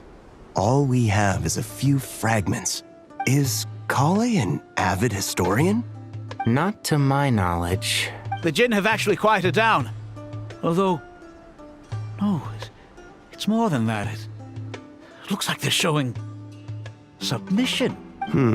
Clearly the songs left by the goddess of flowers have a soothing effect on them. At the very least, they're much calmer now. Really? Let me try. I am a spirit created at the beginning.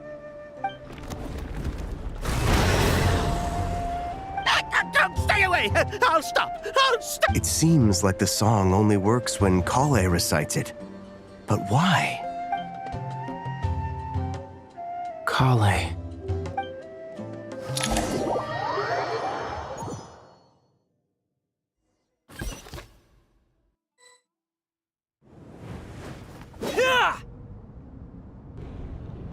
Any luck?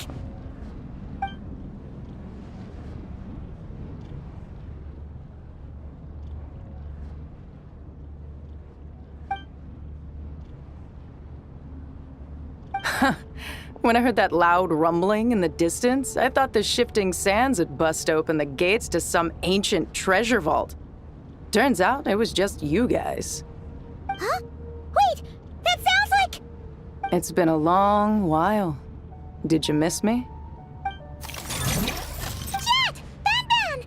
Let's save the catching up for later. First, I gotta get you guys out of there. This should be the right...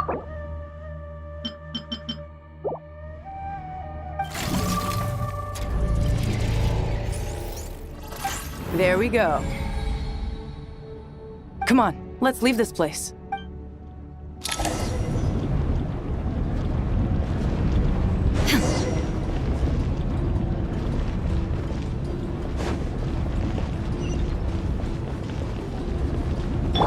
Yeah! Scatter! Full throttle!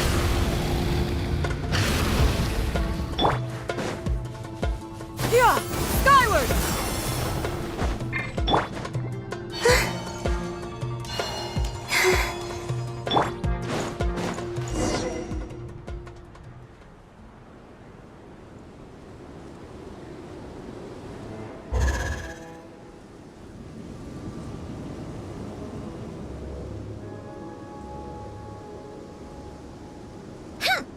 Fatui sure made themselves scarce. It's like they were never here. The Fatui? They came to the desert again? Yep. No idea what they're planning this time. They were being very coy about it. How have you been, Jet? Well, since we last met, I've started my own band of mercs. We've actually made quite a name for ourselves. Oh, yeah. On a slightly different note, I have some good news. I finally took care of Masaira. Not much to write home about. It was just another day. Found his hideout. Dragged him out of his cozy little bed. He tried to talk me into seeing his point of view, as usual. But I'm way past that by now. There was nothing he could say to save his life. What about you guys? Bet you'd forgotten all about me and Ben Ben, huh? Of course not! We're super duper best friends! Wow. Sounds like I should make time to visit some other nations too. Anyway, what brings you to Gurabad? Oh, right. I almost forgot. We're here to look for Lilupar. Oh, that bottle? Yeah! We need her power to calm the Jinn and stop the sandstorms. Here's hoping we actually manage to find her, after all the trouble we've been through. Surely, with everything's been going on in Gurabad, she must have woken up, right? Only one way to find out.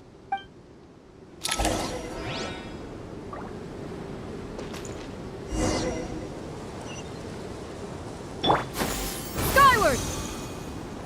Scatter!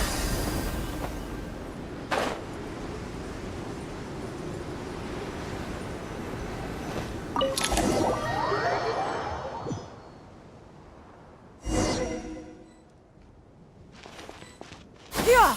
Let's see. She should be around here. Aha! Found her!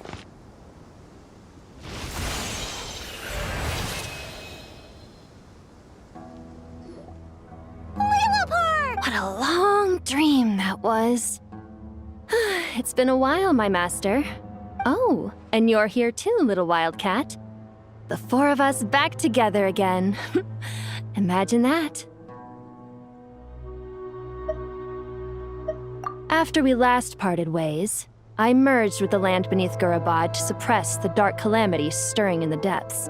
It rekindled the flame of vengeance within the Jinn, depriving Gurabad of any hope of peace.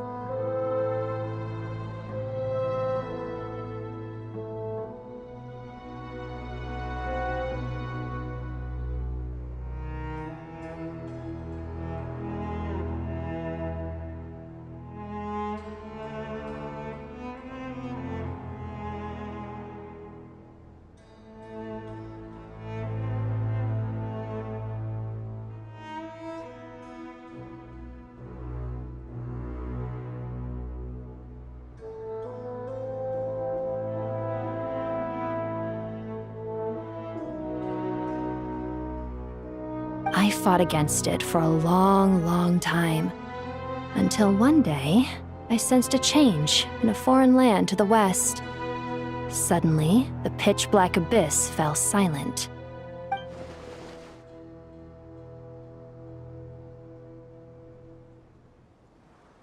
Once satisfied that that dark power could no longer bewitch the Jinn, I too fell into a deep slumber, from which I have only now awoken. Why have you returned to Gurabad, my master? And why is my sand-swept homeland in disarray once more? Well, basically, Sumeru's in danger and a lot of our friends are affected. Some bad guys messed around with Irminsul and now they've released the Jinn in here. We managed to chase off the culprits, but we have no idea how to seal this place back up and stop the sandstorms. Child's play. I shall quell the Jinn and scatter the storms. Thank you, Lilupar. No need to thank me, my master. I have granted many wishes in my time, and this was the most trivial of them all.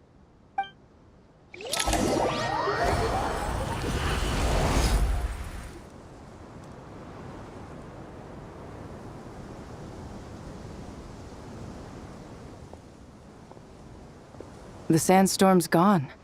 The sun shines bright again. When I said that we'd meet again under a lovelier sun, this was exactly how I imagined it. Yay! Although, honestly, Paimon would love to hang out with you more, even if the weather sucked. Well, there shouldn't be any more Jinn breaking out, right? Are we okay to head back? Sounds good. You can introduce us to your other friends. Another adventure begins. Lovely. The storms have stopped! We should be able to get to the Temple of Silence without any problems now. Time to regroup!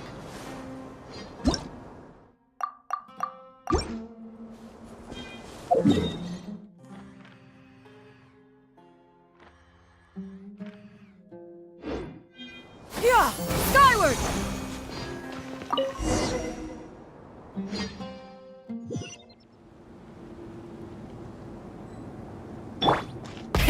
Rev the engines!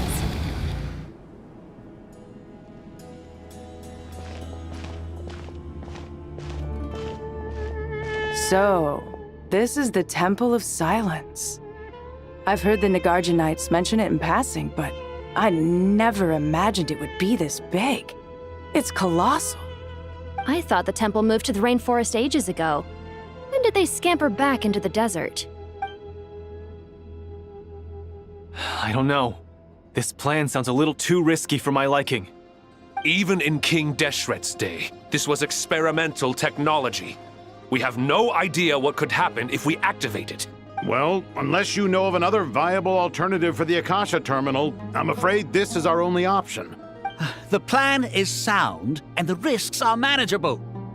However, if we are to proceed, we must act quickly. The scale of this project is enormous. Even with Kave, Faruzan, and every other scholar of mechanics working on it full-time, the proposed modifications won't happen overnight.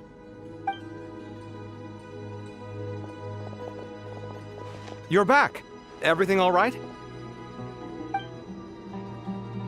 And who are they? Friends of yours? Pretty much everyone in the Temple of Silence is. This guy's Kave, and the one next to him is Alhaitham. Hello, I'm Jet, and this is Lilupar. Oh, a famous name from the history books. Pleased to meet you. A friend of a friend is a friend of mine. Who's they? Huh? Do people not say that? Not in the desert. Friends you can trust, but friends of friends? Gotta keep an eye on them. Still, I do trust the Traveler's judgment. I'm sure you're good people. The sandstorms have calmed down. I take it the Gurabad problem is resolved? What did you find? And after getting all smarmy with us, he trapped us there. Luckily, Jet used the mechanism outside to free us, and then we got Lilupar to put a stop to the chaos. Wow. Thanks for being there to help them. So, this mystery man openly admitted that he was merely a Harbinger subordinate. Yeah? Is there something weird about that? I assume you aren't naive enough to expect answers from an enemy. Well deduced. Our commander, Dottore, died in Nordkrai.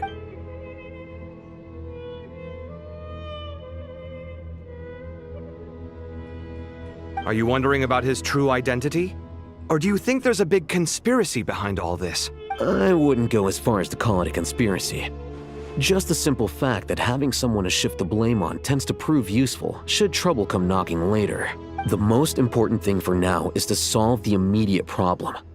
Perhaps that man knew you wouldn't have the resources to investigate his background and so didn't put much effort into disguising himself. This is all getting a little cryptic for me. I'll let you guys talk while I take a walk with Lilupar. Jet? Aren't you with the Blazing Beasts? What a coincidence. Didn't expect to run into you here. We're mercs. You can run into us anywhere. Who's this with you? So, did you find the solution you were looking for in the Temple of Silence? You bet we did. This place is incredible. It has everything. So far, we've discussed a plan and verified its feasibility. Building a new system from scratch is out of the question. So our only option is to modify the Akasha using certain resources we hope to find in the mausoleum of King Deshret. According to certain sources in the Temple of Silence, there is a core device in King Deshret's mausoleum known as Aru. Little is known about this device in academic circles, which suggests it was hidden quite effectively. If these sources prove correct, the energy contained within Aru may be sufficient to power our Akasha renovation plan. However, this raises difficult questions regarding technological integration. The sages are still debating it. Yeah, but I'm sure they'll reach a compromise once they've argued it out. The people of the rainforest are always cautious when it comes to desert technology.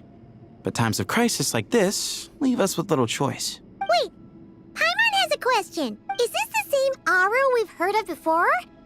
It's sealed off, right? Some sort of prison where the Goat King, Ibis King, and Crocodile King are locked up. Well remembered. Yes, that's exactly right. According to our records, Aru was the most brilliant creation King Deshret ever conceived of. Built by divine and mortal artisans working together. It was a miraculous accomplishment, and it lies hidden deep within the king's mausoleum to this day. That being said, what Aru actually does and why it was built, those are deep secrets we are not privy to. Until recently, I wouldn't have been optimistic that the place even exists. The only reason I'm inclined to believe it now is because we heard it from the Ibis King Thoth himself at his temple. The tale of how the 3 retainers of Al-Akhmar were imprisoned in Aru. Paimon totally gets that. When Paimon first heard about it, she thought it sounded pretty unbelievable too. Do you guys still remember that? The Ibis King told us they were trapped in Aru and that they had to answer 3 questions to get out. I think I remember. What causes our rise and fall? What obliterates love and hate? And what determines truth and falsehood? Those were the 3 questions, right? Yeah. Oh, if only Nefer were here. She's dealt with the Ibis King before, so she might know more. Oh, Nefer's a friend we met in Nodcry. Nodcry? Funny. She showed up here earlier. Huh? Yeah. Had another lady with her, too. Both said they knew you. They contacted the sages, claiming they might be able to offer some assistance. Really? They came here to help out? Yes, really. It was just before you got back. One of them said she's made Nodcry her home. If she's the person you were talking about, then... Looks like betting on Aru was the right choice. See? They're right over there. Nicole! Nefer!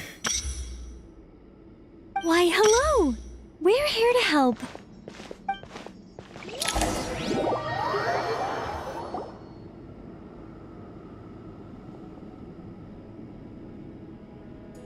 It's a good thing we left early.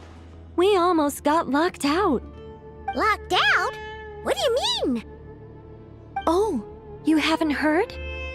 An invisible barrier has appeared around Sumeru's borders, cutting off all travel in and out. No one can leave and no one can enter. Sumeru has become a lonely island. Are the Fatui behind this too? Actually, no. This has nothing to do with them. I suspect it's a defense mechanism within Irminsul itself. Irminsul is the source of Tevat's ley lines after all, and Sumeru is the nation closest to it. I imagine this function was put in place to seal the entire region off in the event of serious damage, preventing the disaster from spreading to the rest of Tevat. It may have been implemented long ago. But doesn't that mean that the people here won't be able to escape to other nations if the anomaly keeps spreading? Currently, that does appear to be the case, which is precisely why I am here. This is a critical moment for the world, and Sumeru is the eye of the storm. Paimon's surprised you managed to convince her to come back to Sumeru. Indeed. Even for someone of my wisdom and eloquence, this tested my skills to the limit. And why should it concern me that Sumeru's in trouble? Surely you don't think I still have feelings for that place? Judging by your tone, I suppose you don't. Sounds like you don't know much about my past. And here I thought you knew everything. All I know is that the Ibis King is the source of your power. He was quite a prominent moon envoy once upon a time, so I do know a thing or two about him. As for your past, I have ways to learn the full story if I wish to. But everyone has secrets they'd rather keep to themselves, wouldn't you say? I'm glad you see it that way, Miss Nicole. I've chosen to call Nodcry home, which is why I did my part in its hour of need. That doesn't mean world savings become a habit with me. I have no particular desire to play hero in Sumeru, thank you. I understand. Human emotions do not appear and disappear without cause. There is always a reason to be found behind both salvation and destruction. Still, If time has taught me anything, it's that human emotions are often complex and in conflict. That's why people change their minds about things all the time. But that's where we angels come in. Our duty, ultimately, is to guide people towards their deepest, truest desires and help bring them to fruition. So I wish to hear about your past, because I do not believe you are motivated by hatred alone. And if we still arrive at different conclusions in the end, that's okay. I refuse. Wait, what? But I set the atmosphere and everything. Isn't this supposed to be the moment when we finally open up to one another? Is it? Maybe I'm not so good at reading the atmosphere. You're right, Nicole. There's more to me than just hatred. Had it consumed me, I'd be left stuck in the past forever, never living in the present. But I don't think that your guidance can change my mind. The all-consuming sands, the bloodshed, both deserved and undeserved. Those old emotions cling to me like a shadow. Do you wish to shake them off? No. I hope to remember them forever. Those emotions and memories shaped me into the person I am today. They'll always be a part of me. In that case, would you like to hear my perspective, at least? Sure. It's not every day you get to hear an angel's opinion. A long, long time ago, when the angels still walked freely upon the earth, I found life tedious. Monotonous work, lukewarm relationships. Things weren't nearly as interesting as they are now. And yet, since the angels' demise, I have found myself missing those days on more than one occasion. Human emotions are often attached to a person, a place, or an object. When those things are gone, the memories quickly fade, and the emotions slip away along with them. If Sumeru were destroyed, both rainforest and desert would be no more. With the object of your hatred wiped from existence, it would not take long for the memories buried deep in your heart to slowly fade. Both love and hate are intense emotions, but they are nothing compared to the void left behind when they disappear. Most sophisticated, Miss Nicole. But anyone focused on the future could only ever applaud the destruction of the things they hate. Still, I'm a special case. Someone once told me that human memory is more selective than a Mora-hungry merchant choosing between customers. We all need a reality check once in a while, so we don't forget the truth. As much as I dislike Sumeru, this is no way for it to perish. All right, you win. I'll help you out a little, but I won't work for free. How much will you need? You're not gonna milk this for all it's worth, are you? What do you think? I'll be upfront with you. I don't have much more on me. If that's what you need, I could borrow some from Alice. Or perhaps I could pay in sculptures. The ones I carve are actually worth quite a lot. Just cover my travel expenses. Huh? Is that all? That's all. Given all the people I owe favors to, I can just about justify a trip to Sumeru. Yehoda! Here, boss! What do you need? I'm going back to Sumeru for a while. While I'm away, you'll be in charge of the curatorium. Me? I'm in charge? Whoa! Don't worry, boss. You can count on me! And that was how the ingenious Angel Nicole brought you the perfect person for the job in your hour of need. Hip hip hooray! That was far more detailed than necessary. Not lacking in embellishment either. I never thought I'd return. Especially not the desert. But life doesn't always go as planned, I suppose. What's Candace up to? I don't think I've seen her yet. She is still taking care of things in our village. Should be joining us before too long.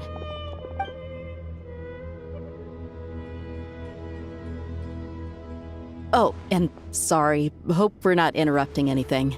We have some good news, though.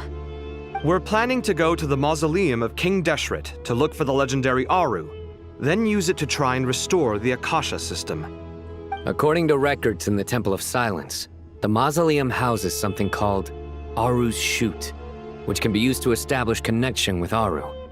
We still have some time before we leave, so there's no rush. By the way, who are these two new faces? Just call me Nefer. I'm based in Nodcry. Did I hear you mention Aru? Correct. Well, I happen to have a connection with one of the 3 retainers imprisoned inside, the Ibis King. I'm here to get things done, so if you don't mind, I think I should come with you. That sounds perfect. Miss Nefer, are you from the desert by any chance? Why do you ask? I don't know. There's a familiar air about you. Plus, you mentioned Candace. Sorry, I don't mean to pry. It was just a random thought.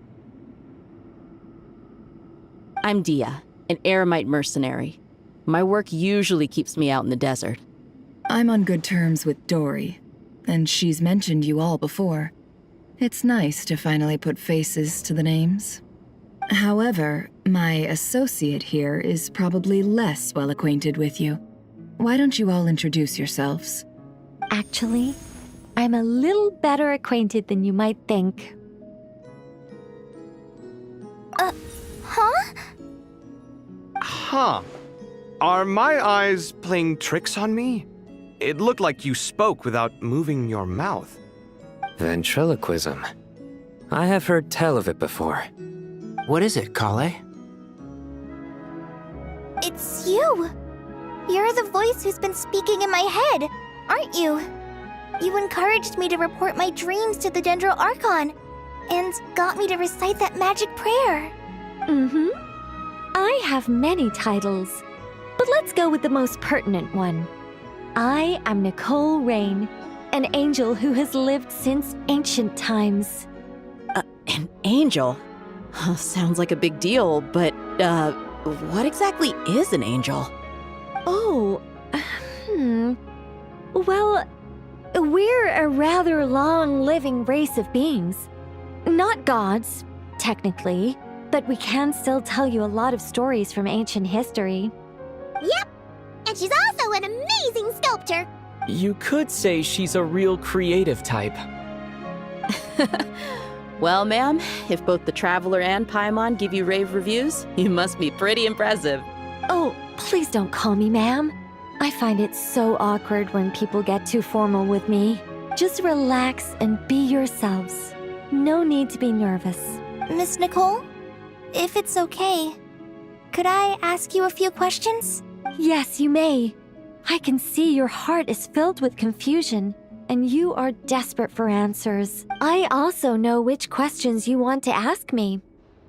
Why did you dream of Sumeru City in disarray? Why did those verses soothe the Jinn only when recited by you? I can guide you to the truth, but it involves a personal secret of yours. I'd prefer to speak with you alone.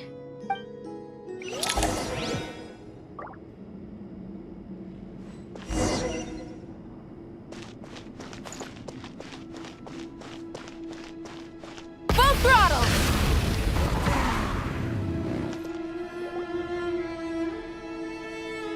I thought we were going to speak alone. This is a lot more people than I was expecting. What's wrong with it?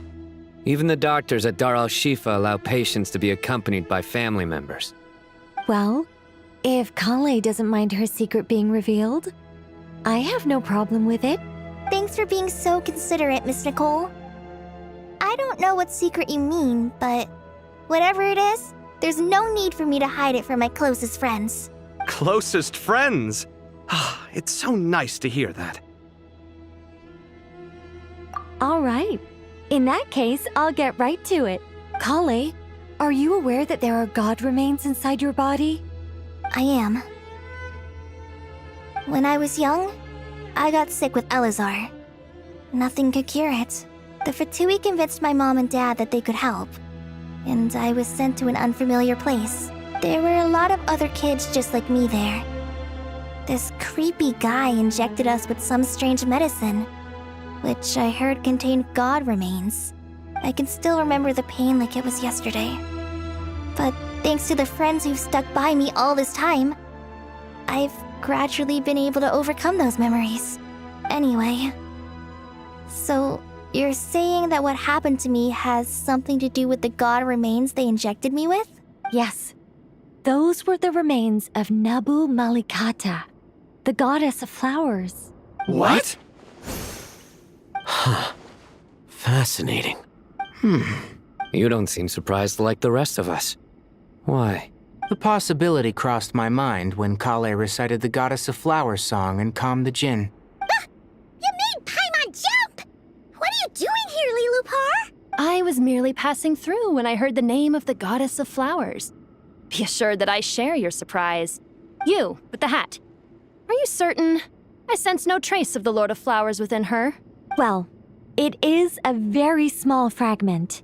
Unless special methods are used to manifest its power, even her closest acquaintances would find it near impossible to detect.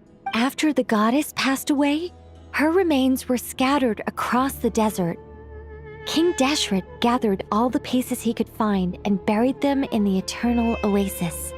But some fragments remained unaccounted for. Eventually, the Fatui must have found a way to track some of them down. Presumably for use in some experiment. It's not an uncommon occurrence.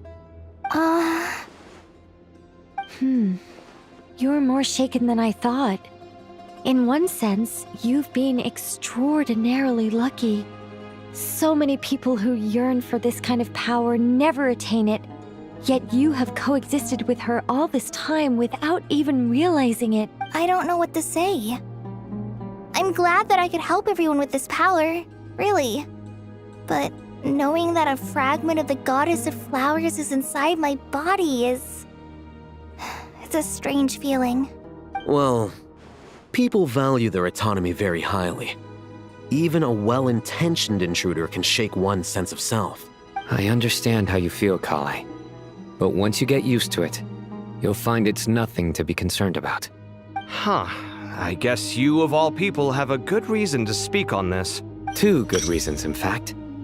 Incidentally, 3 is the maximum number of Hermanubis' Ba fragments that I could bear. Let me guess. Because 2's company, but 3's a crowd?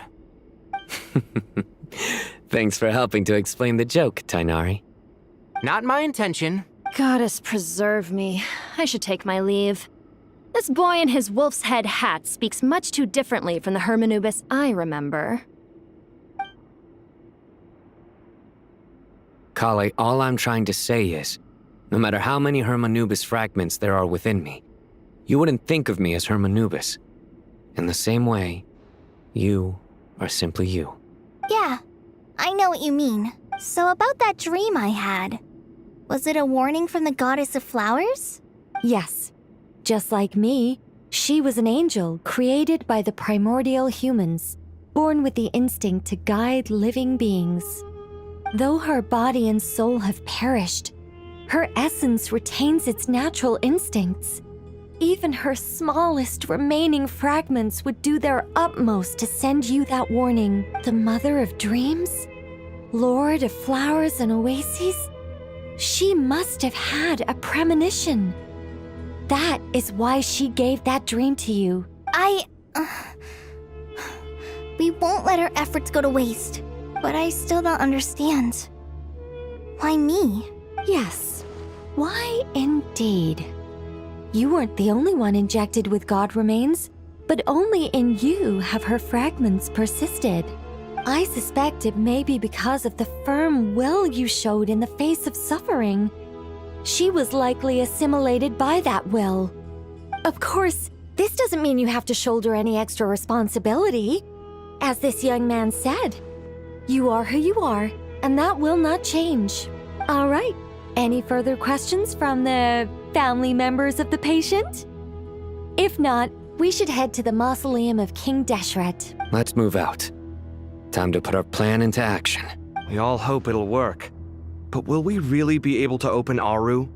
And even if all 7 pillars of King Deshret agree to let us proceed, the scale of the work to follow is daunting to say the least. Haven't you handled other big projects before? I mean, the biggest project I've worked on to date is probably the Palace of Alcazarzaray, I guess?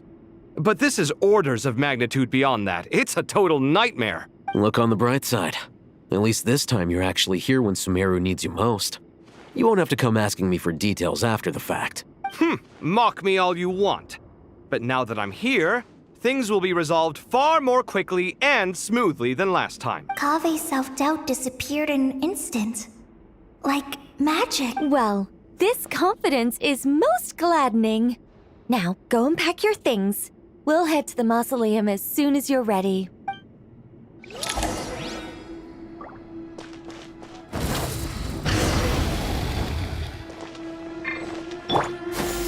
Skyward! Scatter!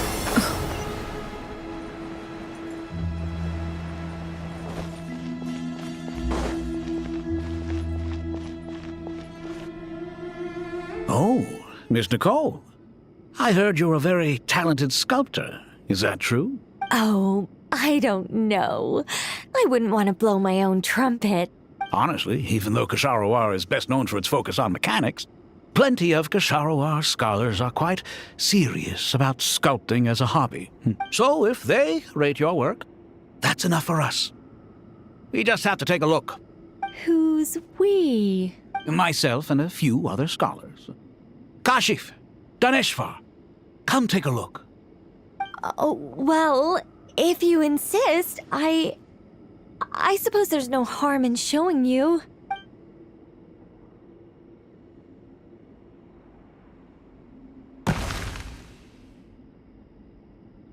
Whoa! Where did that come from? Look at the level of detail. It's so lifelike. The squirrel descends from the heavens like a champion, and the earth trembles beneath its feet. What do you think? Striking, isn't it? Kave? Kave, come here for a sec. Oh, and Madame Faruzan, didn't you used to study in our darshan? Come take a look. All right, but hang on a moment. I have to finish reviewing this proposal first. You called? What is it, youngster? This squirrel statue. Isn't it cute? Oh, a squirrel. I wouldn't say cute per se. The realism is what stands out to me. Were you trying to carve a statue of a hero, young lady? Oh, a hero? I suppose so. Actually, I didn't really have a specific theme in mind. I just started working on it, and this is how it turned out. I see. Well, do you tend to read novels about heroes in your spare time? As a matter of fact, I do quite enjoy those. Everyone loves a good tale of daring do, right? Then perhaps this statue represents the heroic tale you long to see deep down inside. Also on the subject of heroism, I feel that if the subject posed with a finger raised towards the heavens, it would lend a greater gravitas to the overall image. I'm sure some would call it cliché or old-fashioned, but not me. I think it would be a perfect fit. It has a certain classical beauty about it. Kave! Sorry, Madame Faruzan, I'm a little busy right now. Don't wait up for me. What a pity. That young man has excellent aesthetic tastes. I was hoping to ask him for his opinion. What a genius idea! Why didn't I think of that? Classical beauty is a great direction to explore. That's it. Once I get back, I'm going to sculpt a heroic squirrel pointing its finger towards the sky. Precisely. A declaration of victory. You understand my vision. Then place the two statues face to face. Yes! That's exactly what I was thinking. It'll be a masterpiece. Miss... I'm sorry. I didn't catch your name. Just call me Nicole. Madame Faruzan? Was it? What? Oh, no. That wouldn't be right. Why ever not? Madam is a state of mind cultivated from within. Anyone may call me Madam if they so desire. My dear Miss Nicole, once we make it through these trying times, should we have the pleasure of meeting again, I shall look forward to seeing your new work. In this day of age, it's rare to find people with an appreciation for classical aesthetics. Meeting you was truly a pleasant surprise. Honestly, I feel the same way. It's been a long time since I met anyone interested in this style of statue. Clearly, they don't call you Madam for nothing. Also, I have to say, you're a very good judge of character. Because when I think about it, I really am someone who likes stories about heroes. That must be why I've quietly kept watch over generation after generation of them. Sorry, keeping watch over heroes? What exactly do you do for a living? Oh, never mind that. Let's not tell Madame Faruzan about Miss Nicole's true identity for now. Good idea. Let's limit the conversation to aesthetics.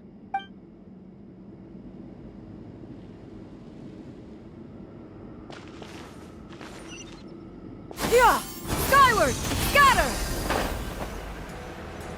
Seize the sky!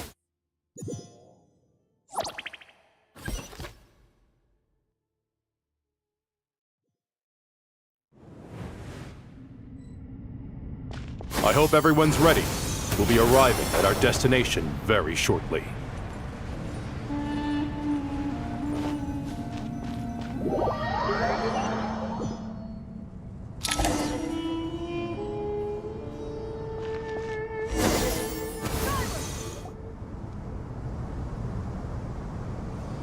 Why, we've not seen so many visitors ever, really. What is this place now, a tourist attraction? Ah, closer inspection reveals many familiar faces. To what do we dusty old fellows owe the honor? Surely you're not just here to chat.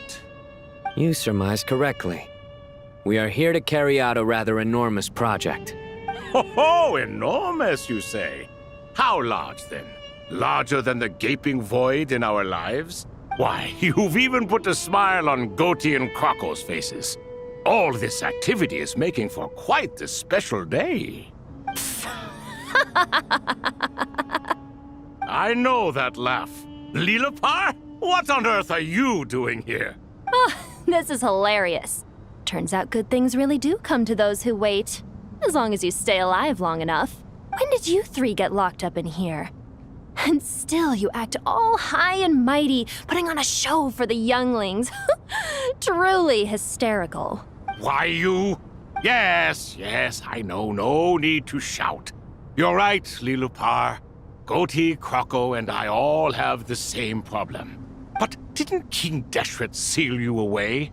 How did you break free, and how did you get in here? Who knows? Perhaps you can ask my master one day, should you ever get the chance. Behold, the executioners of old. Some have turned into fragments residing in human bodies, and others are imprisoned eternally, leaving not a single shard behind. It's almost tragic, watching lowly prisoners like you act all self-important. Curiosity gnaws at you, doesn't it? Your interest in the outside world threatens to burst you at the seams. I'm starting to take a liking to this magic bottle lady. Time is of the essence. Let's get down to business. We come to you, O three ancient lords, to request your assistance on behalf of the Academia. If we can help you regain your freedom, then please consider lending us your aid. As for precisely what we need your help with, it's a long story. So, to demonstrate our sincerity, we are prepared to first resolve the problems that plague the three of you. All right, stop arguing, Crocco. And Goatee, don't you start. What's the harm in letting her speak? It's not worth getting so angry about. Forget about her. The three questions are the crucial thing here. But do you really have a way to answer them? You once answered the final question, Nefer, but the seal did not open. Unless, with the passage of time, you have found a new answer? You could say so. When you first asked me what determines truth and falsehood, my answer was a liar's soul. Liars are the best at seeing through the falsehoods of the world. But if you want them to tell you the truth, you have to reach their soul. I think that makes sense. I found it quite compelling myself, and I told Nefer so. Unfortunately, it brought us no closer to liberation. Well, that's simply because it was my answer, not the one King Deshret was looking for. Can you guess which answer Al-Ahmar wanted then? Time. And that's not only the answer to the final question, it's the answer to all three of them. All things wax and wane with the passage of time. Love and hate eventually fade into nothing. Current affairs are always fraught with conflict and controversy. Only time can distinguish between right and wrong. You once described King Deshret as a proud man. I'd say that the prouder someone is, the more inclined they are to believe that only time is qualified to be their judge. Time. Well. Indeed. Perhaps in building Aru, our king was in fact attempting to reverse time, to bring love and hate, right and wrong, the rise and fall of all things back to their point of origin.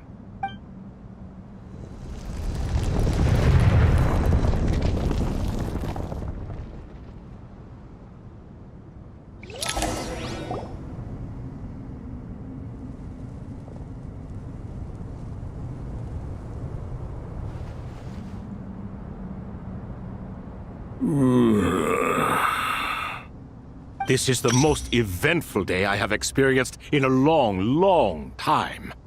You have my sincere gratitude. Are those 3 of the 7 pillars? Turns out the statues were quite faithful to the source. You 3 seem to be in good spirits. Prison can help a person grow and learn to cherish what they have. Nevertheless, after everything you've done for me, I sincerely hope you never have to experience it for yourself. Hello, Nefer. It's good to see you, Thoth the Ibis King. Nice. Definitely puts my mind at ease, seeing you two getting along so well. Should we maybe introduce ourselves, or... Sure. I'm Sethos, the current leader of the Temple of Silence. This is General Mahamatra Sino. And this is the former Spantamat sage, Cyrus. But I'm guessing none of that means a whole lot to you. Everything is equally new to us, in truth. We've been gone from this mortal world for longer than you can imagine. Let's hold off on the introductions for now. We can always ask Nefer about you later. It'll give me something to talk about with my chosen disciple. You're like a helpless parent. Gods and people of yore are not necessarily welcome in today's world. Self-awareness is one of my finest qualities. I thought I ought to share its fruits with you two. Is that so? Well, I think we'll take it in stride, just as we did with the 3 questions. Let's not forget, it was my persistence that won you both your freedom. Fair point. I have to applaud your persistence. And I must praise you for your wisdom. Now, state your wishes, young ones. I'm sorry? Why, your tremendous accomplishments deserve a reward, do they not? You must let us do something for you in return. General Mahamatra, what do you think? I won't beat around the bush. Sumeru is facing a crisis the likes of which have never been seen before. And we need your help. Every calamity throughout the ages has been connected to us in one way or another, whether we were its cause or consequence. Whatever is wrong with Irminsul, it severely affected the Dendro Archon. She fell into a coma and is currently receiving treatment from the Dendro Dragon. The Dendro Dragon? I'm sorry, the Dendro Dragon is helping to heal the Dendro Archon? Not a pep, surely. Not vicious, cruel, a pep who possesses no virtues aside from her basic instincts. Good heavens. I shudder to think what could have caused Lesser Lord Kusanali to suffer such a plight. Still, Why would the Dendro Dragon lend you her aid? She has always held nothing but contempt for the Archons. I suppose she and Kusanali must have some history. You can help us make history too.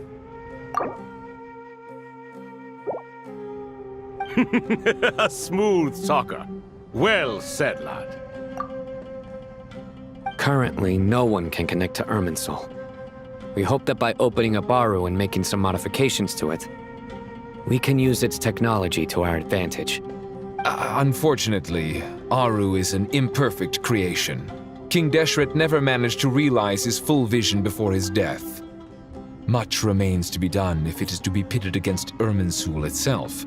Besides, I hear your reasons, but to give Aru up over such would be... The archaeological records clearly indicate that although Aru's construction took a long time, it was not beyond human means to achieve. Modern technology should solve the efficiency issues. We have no choice but to go all in on this. This is by no means a threat. But the only reason we helped you escape from Aru was to gain the necessary leverage to negotiate with you. You asked us to state our wishes, and we have. Each one of us here needs your help, as do all the thousands of people living in Sumeru. They need you, and they need Aru. What do we think, my fellow old fogies? Shall we lend our support or not? Since you ask so nicely, naturally. Naturally what? Are you for or against? I simply mean we shall do what comes naturally. You claim that you wish to open Aru. Know you then that the golden slumber created by King Deshret is preserved within? We do. We understand the risks involved. In all likelihood, the mortal world will never again be able to replicate King Deshret's work. Never will there be another chance to come so close to creating a utopia. Knowing this, are you sure of your decision? We are sure. Before people can dream, they must first live. If your minds are made up, very well. We shall summon our erstwhile colleagues to discuss this further. Saint Shezepank, Saint Bennu, once you surrendered to silence and were buried with King Deshret. But now, we invoke the right to awaken you with our voices.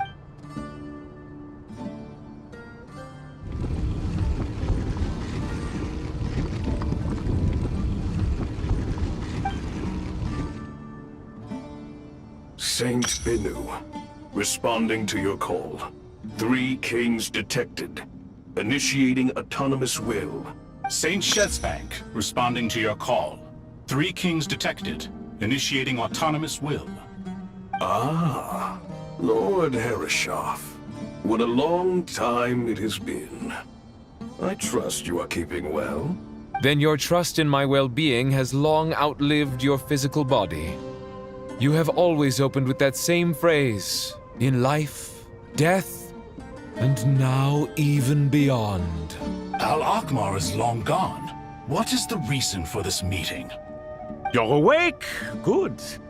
We are voting on whether to give the people of present-day Sumeru access to Aru and permit them to perform technological renovations. You have the right to support or oppose the motion. Aru is the pride of Al-Ahmar. Opening Aru requires the unanimous consent of the 7 pillars. I hope you have a convincing reason to present to us. Sumeru is currently in the midst of a major calamity. Let us not forget that while Al-Ahmar was a stern ruler, he was also a teacher of wisdom. A god without his people shall cease to exist, and King Deshret's greatest wish was to provide protection for his people. Let us then honor our God King's wishes as we consider our decision. I do not mean to mock these proceedings, but what is the point of a unanimous vote when we know that the last of the 7 pillars, the Dendro Dragon Apep, will never communicate with us? This will no doubt surprise your mechanical mind, and I have no intention of trying to persuade you it is true. But Apep is, in fact, healing the Dendro Archon as we speak. Huh? Can someone attest to this? Do we have any proof? I ask the three kings. Can any of you vouch for the truth of this claim? Naturally, the Ibis King, Thoth. What? It was Thoth's disciples who revealed the truth to us. We need not debate its veracity. Simply let Thoth bear accountability. That way the rest of us may have a clear conscience. Harishef, you diabolical fiend! I awakened our former colleagues for you, supported your opinion, and backed your decision. What sort of fiend would do that? I miss the days when Hermanubis was still around. At times like this, he would offer to take accountability. What are you trying to say? Is my word worth less to you than Hermanubis's? Hypocrite though you are, Lord Thoth, you are humorous in equal measure. How could we bear not to associate with a character such as you? I, Saint Shezpank, approve the Goat King's proposal. Since King Deshret is no more, we shall receive no reprimand for acting beyond our remit. Nevertheless, I sincerely hope that those before us understand the significance of what they intend to do. Remember, the moment that Aru is liberated, the myriad souls residing within the Golden Slumber will return to the ley lines. And once the ley lines flow again, these souls shall in turn be received by Irminsul. To take this step is to bring the perfect afterlife created by our king to a permanent end. We understand that well, and we have decided to proceed regardless. Furthermore, the contemporary human perspective would contend that confining souls in this way is no act of benevolence. The deceased have a right to rest in peace. King Deshret's creation is clearly a place of rest and peace. It is just that many do not see it this way. But no matter. Saint Binu approves. Hermanubis' representative and the Dendro Dragon Apep made their choice ahead of time, while the Goat King, Ibis King, and Crocodile King have also granted permission to liberate Aru. By the grace of His Majesty, guided by his wisdom and will, let the gates of Aru be reopened.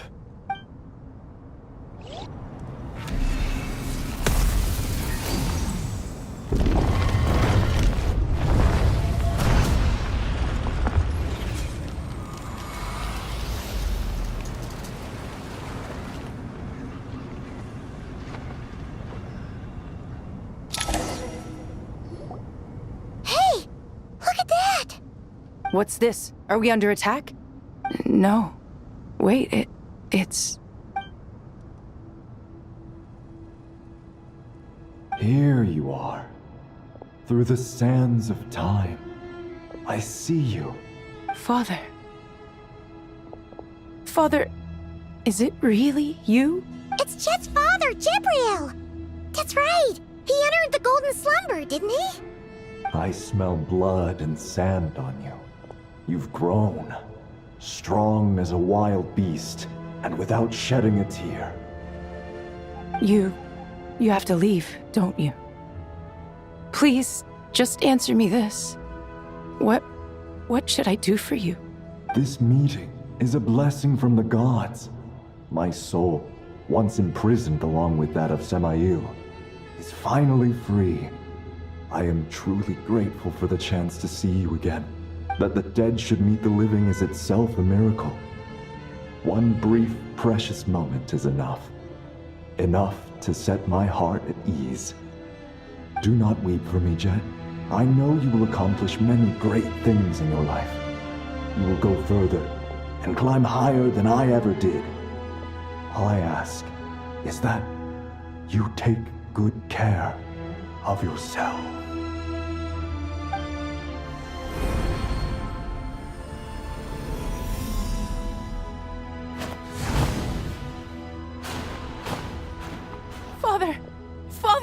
Father.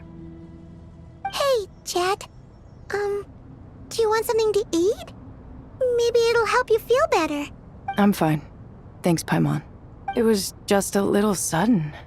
The chance to see my father again meant the world to me. He was trapped in the golden slumber for our sake. And now, after all this time, he can finally rest in peace. I'm glad. It's a huge relief. You've grown strong, Jed. More than enough to fend for yourself. Yeah. I'll leave the past in my memory where it belongs. My family, the good times and the bad. Goodbye, Father.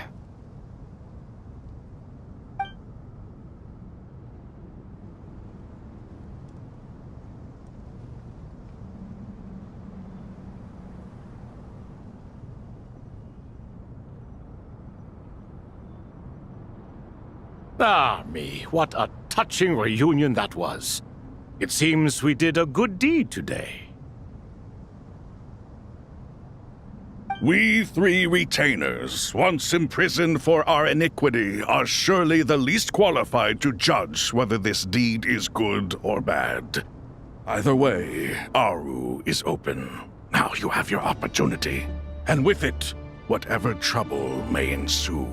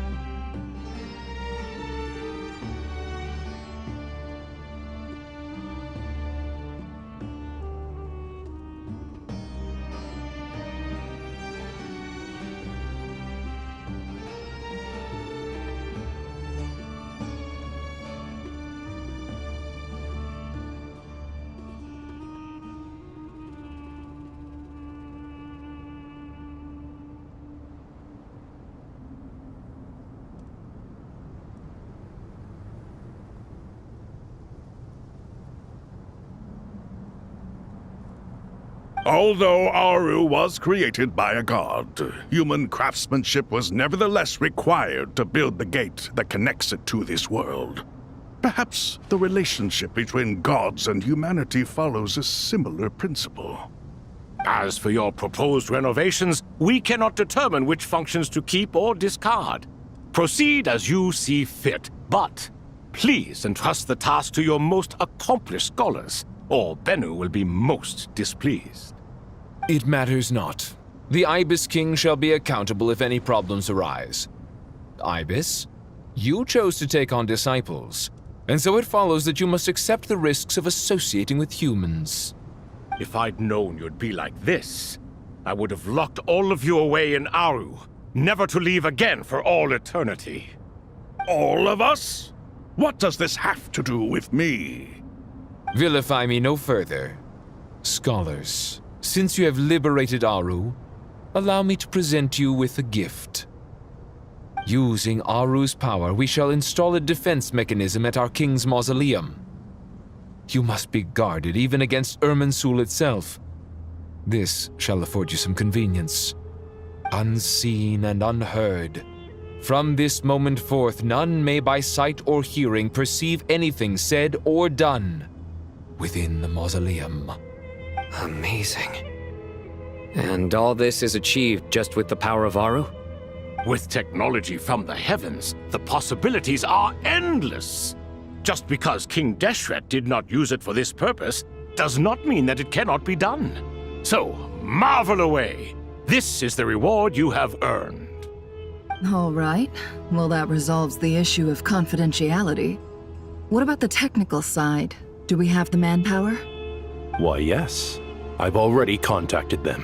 They'll be here soon.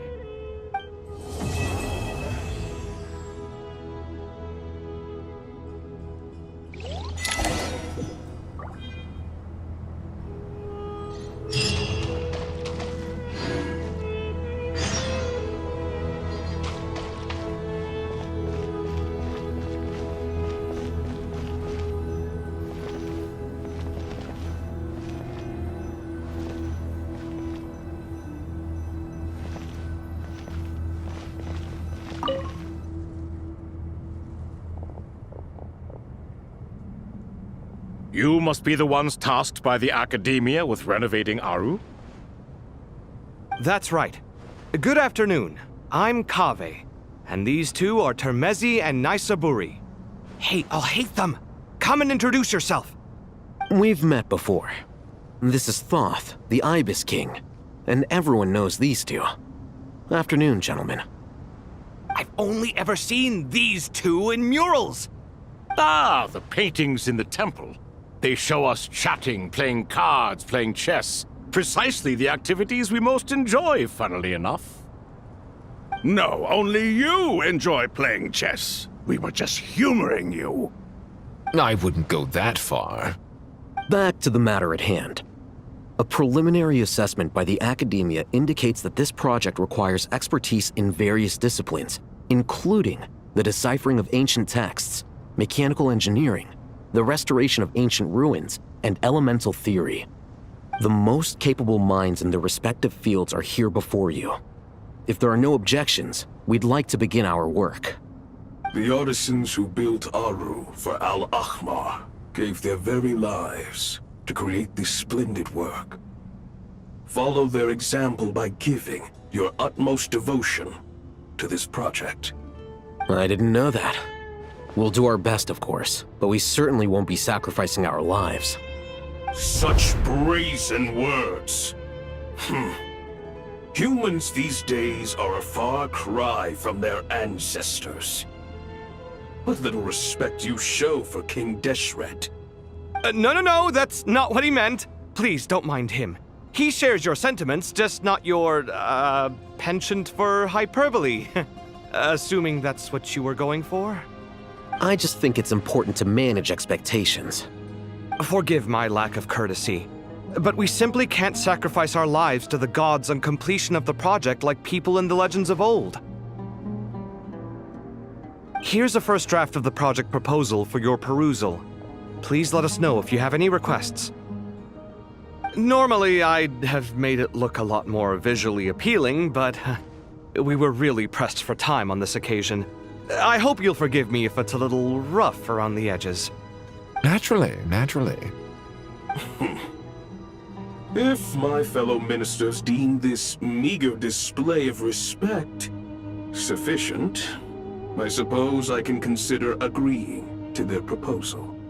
Why are you so preoccupied with the ostentatious displays of respect to Al-Ahmar? We should be trying to make things easy for them. You never know. We might have to rely on these young people to look after us in our old age. Exactly. This is Aru's mainframe. Be reminded to use it with great caution. We certainly will. Thank you for your assistance. You may attempt to lay out punishment should you so desire, though I'm afraid it would be futile. You and I both know that certain components of Aru can only be operated by humans. King Deshret always believed in humanity. Still, the reason that Aru's modules are designed that way is not so much because he trusted them, but more because he was wary of you. Is that true? No wonder human artisans helped to build Aru then. He actually required human assistance to create his greatest work. Naturally. Have you noticed that the Goat King keeps giving superficial responses? It's like he's just going through the motions and leaving the real debate to his colleagues. He understands the art of perfunctory speech.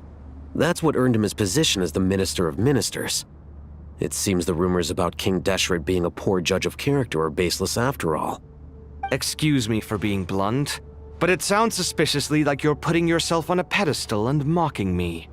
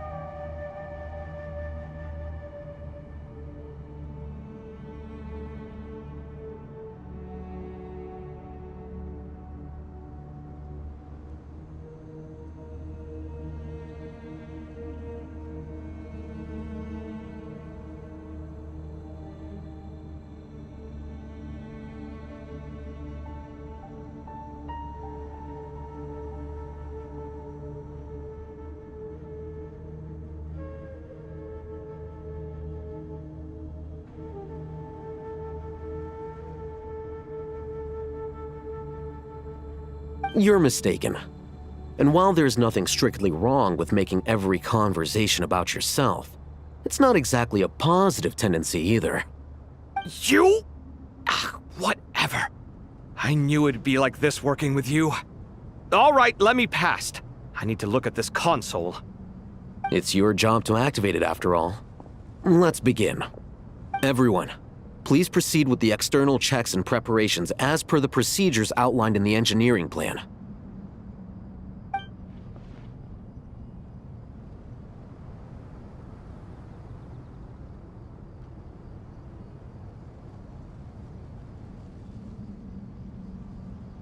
Hello there, youngsters.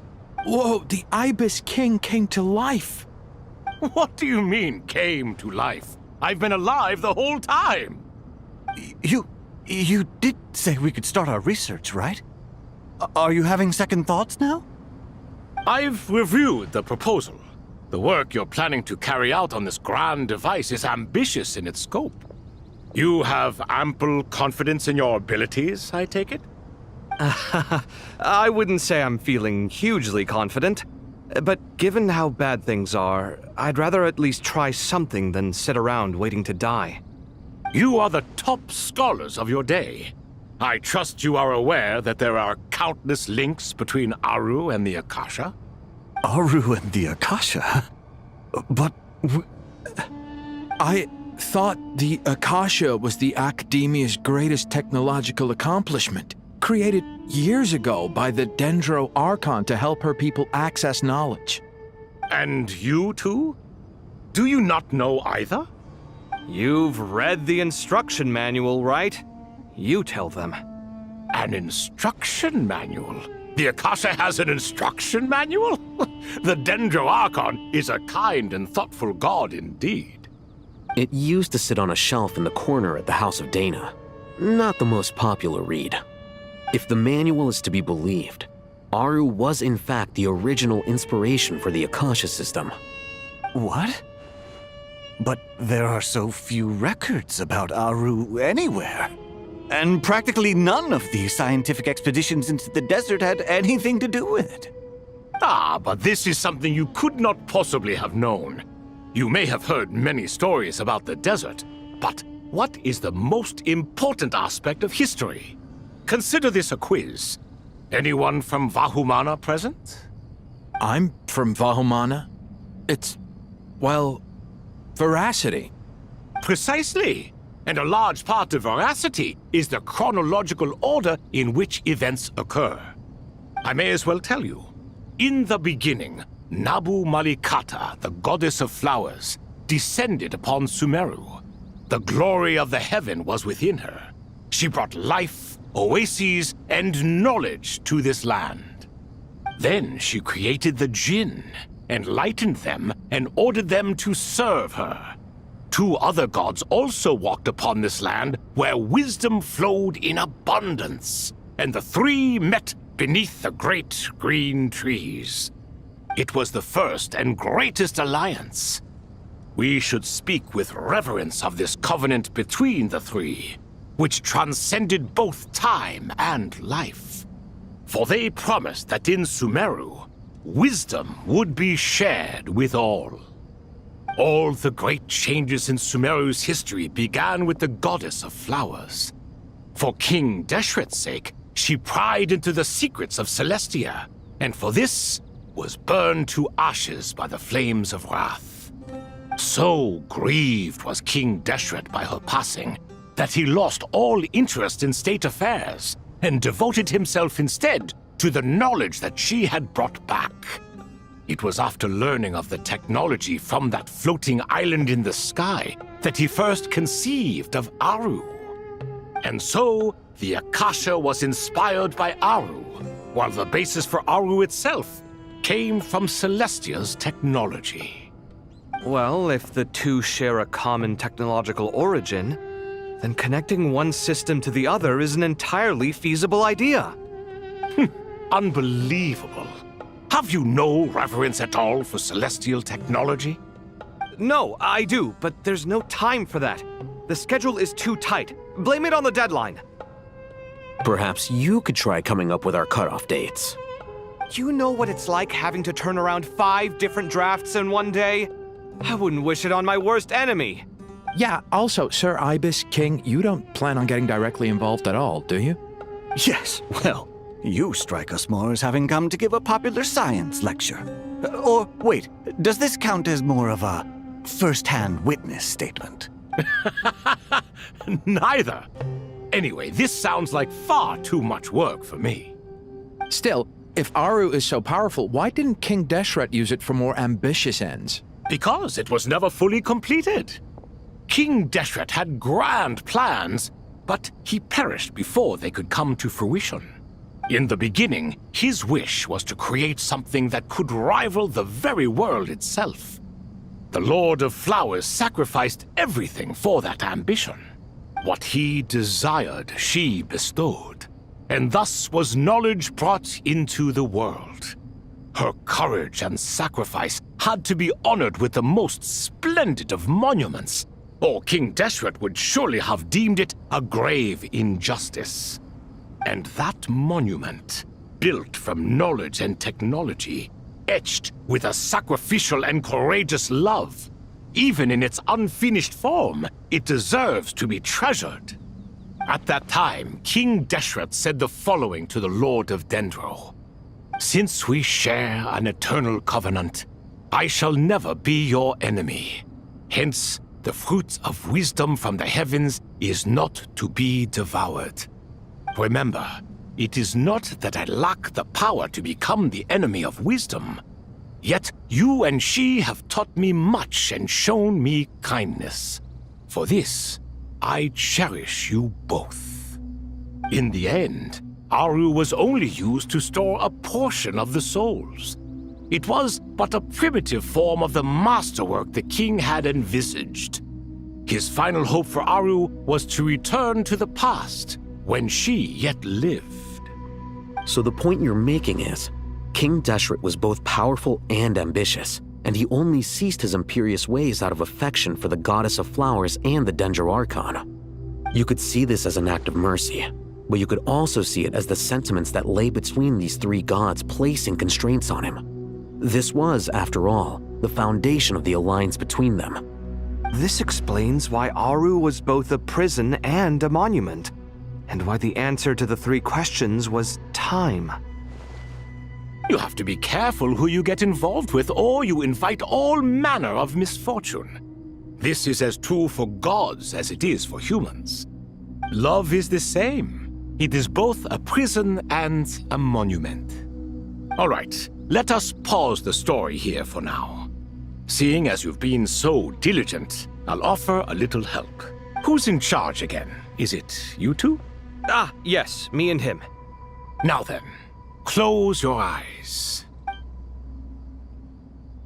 Wisdom hides in the space between the tangible and the intangible.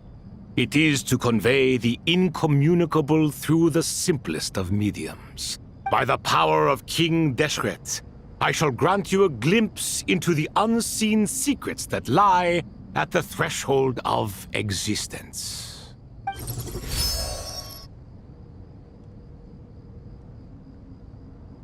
Where did this come from? Is it a new mechanism? It looks more like some form of externalized information. You've rendered it visible? Just as the Akasha allows you to access a greater range of knowledge, the power of our king permits one to perceive ingenuities that do not belong to this world. This is no ordinary mechanism. It reflects the internal structure of Aru. Whether you choose to increase or decrease, keep or discard. Come, use these to achieve the outcome you desire. Looks mechanical to me. Better let me handle it, just in case. But wait, how do I get up there? Turn around. So that's where the elevator is.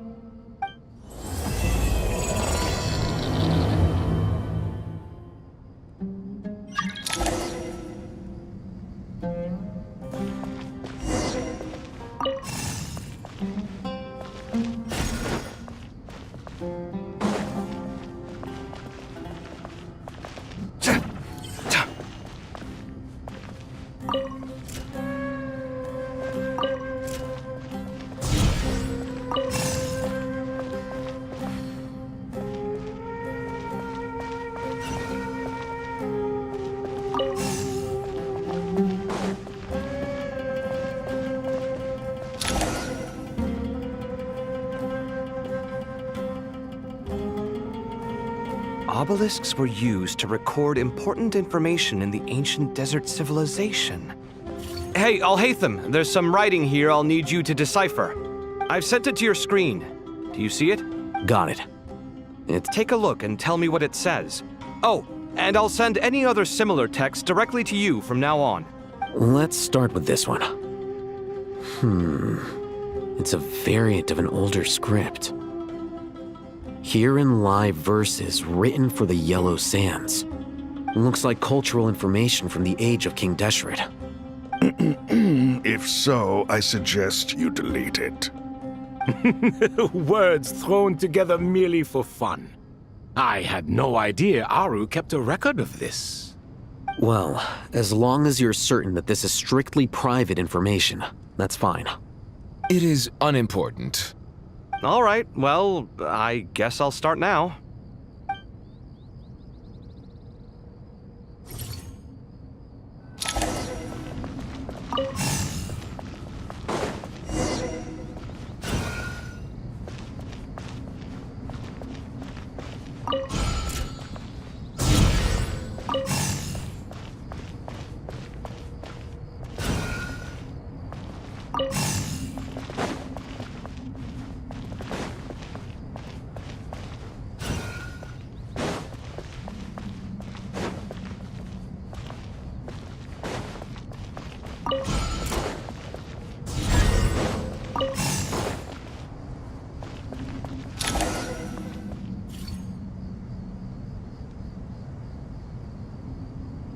Found some more. Sending them over to you now.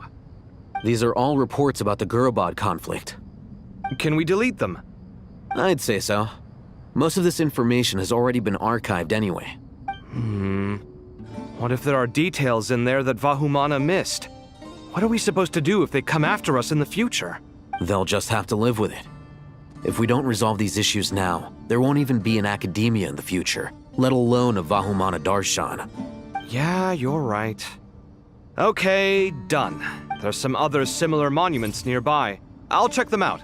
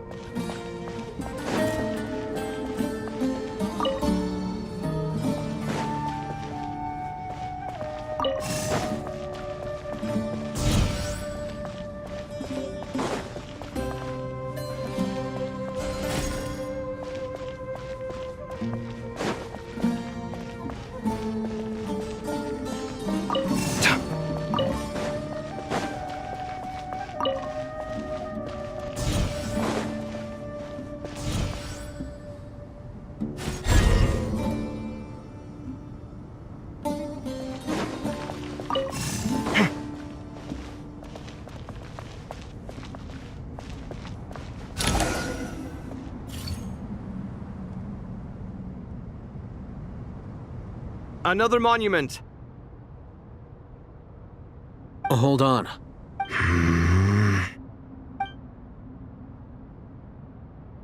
You're still reading it? How long is it? It records the development and governance of the Oasis civilization. Most of it concerns the Jinn, but it also contains records left by the artisans who built Aru. Is it important? Some of it. There was no way for me to read the whole thing in its entirety, so I had to rely on my intuition to pick the parts worth keeping.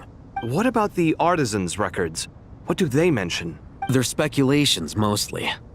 For instance, they were wondering how to protect themselves if King Deshret decided to silence them after the construction of Aru was complete. Sounds like pure mythology to me. Surely that kind of thing didn't really happen. The records do emphasize that this was merely their conjecture based on various myths. Still, the artisans did leave details of their plans to survive, including blueprints for their escape route.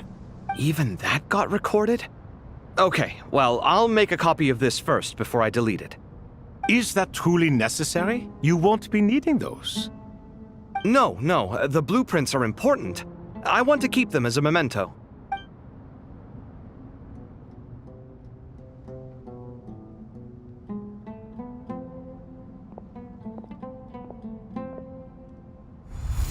I think that should just about do it. It meets the requirements of the contingency plans, so we should be good. I gotta say, it's the strangest feeling, this cross between reality and the intangible. It's like drifting between life and death, or in and out of a dream, using my own hands to manipulate illusions that are forever out of reach. Chasing dreams in the most literal sense. Definitely a novel experience. What happens if my spirit just floats away? That won't happen. Anyway, I wouldn't celebrate just yet if I were you. There's likely to be a phase 2 of this project. All right. I'd better keep my wits about me then.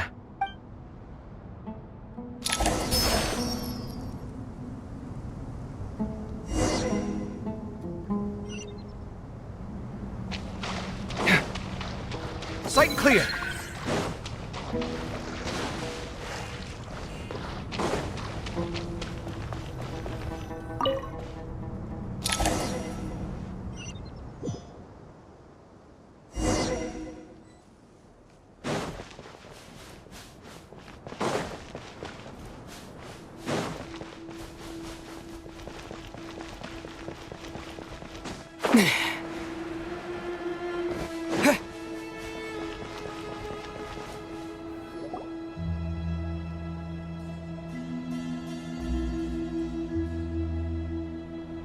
Traveler from afar, do you worry for the fate of Sumeru as well? Whoa! It's Sobek the Crocodile King! Greetings, Crocodile King. Please be at ease. I'm just here to chat with you about Lesser Lord Kusanali. Sounds like you really care about her.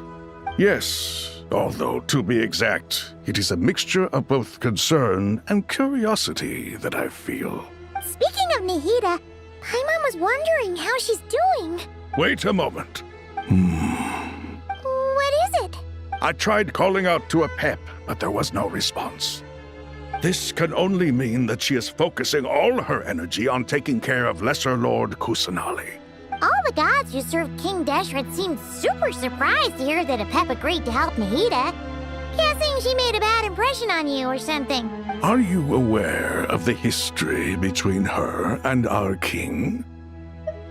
The story begins a long time ago. Al-Ahmar was always a wishful thinker where the Dendro dragon was concerned. Without consulting her, he decided to list her among the 7 pillars and declared his own power to be far superior to hers. That was when our king was at the height of his power. Ibis Goti and I were no match for him, and so we chose to submit and serve as his ministers. But not a pep. No, she never thought much of him. To a pep, Al-Ahmar's pride and sense of superiority were nothing but ignorance and hubris. In fact, they fought numerous times, but usually the battle ended in a draw. In the end, King Deshret coveted the power of Celestia, only to end up corrupted by knowledge. His final act was to trick the dragon into swallowing him whole, leaving her to bear the torment of his sins. The Dendro dragon stands for the glory of a bygone era. She hated Al-Ahmar and what he represented. All the gods, all the power they wielded. And so, her willingness to help the Dendro Archon through this crisis comes as a great surprise indeed. It makes one wonder whether, perhaps, the Dendro Archon assisted her in the past.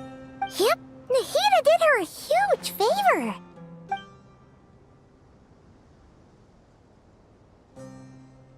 So Lesser Lord Kusanali put an end to the Dendro Dragon's many long years of torment. As much as she loathes the 7, a pep knows kindness when she sees it. No wonder she was willing to make an exception.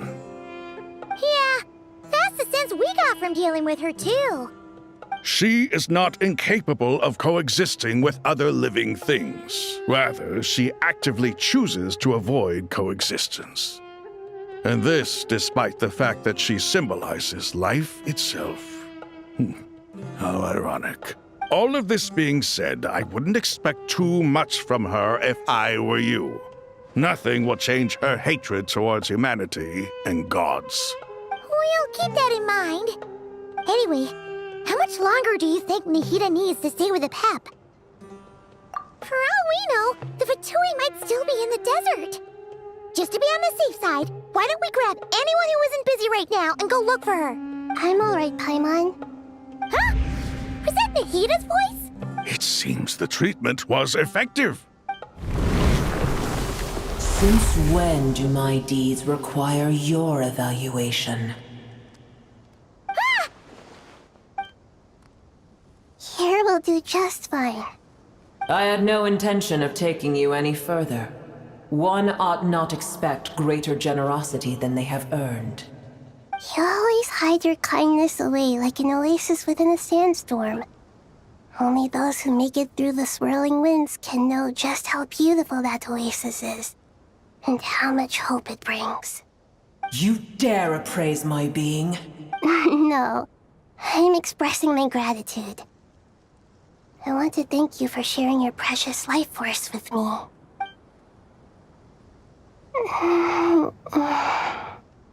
Awake already.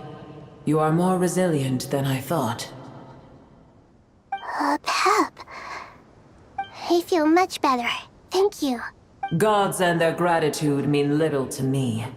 I would rather you give me your assurance that the situation with Irminsul and Sumeru's ley lines will be competently managed. If I suffer any ill effects from the ley lines, you, as the god of this land, will be held responsible. And you would not enjoy being held to account by me. I understand what you require, but I would assume this task even if you did not demand it. Sumeru is my responsibility. I must resume my duties as soon as possible. A farcical notion. God of Sumeru, I hope you realize how unextraordinary your strength is.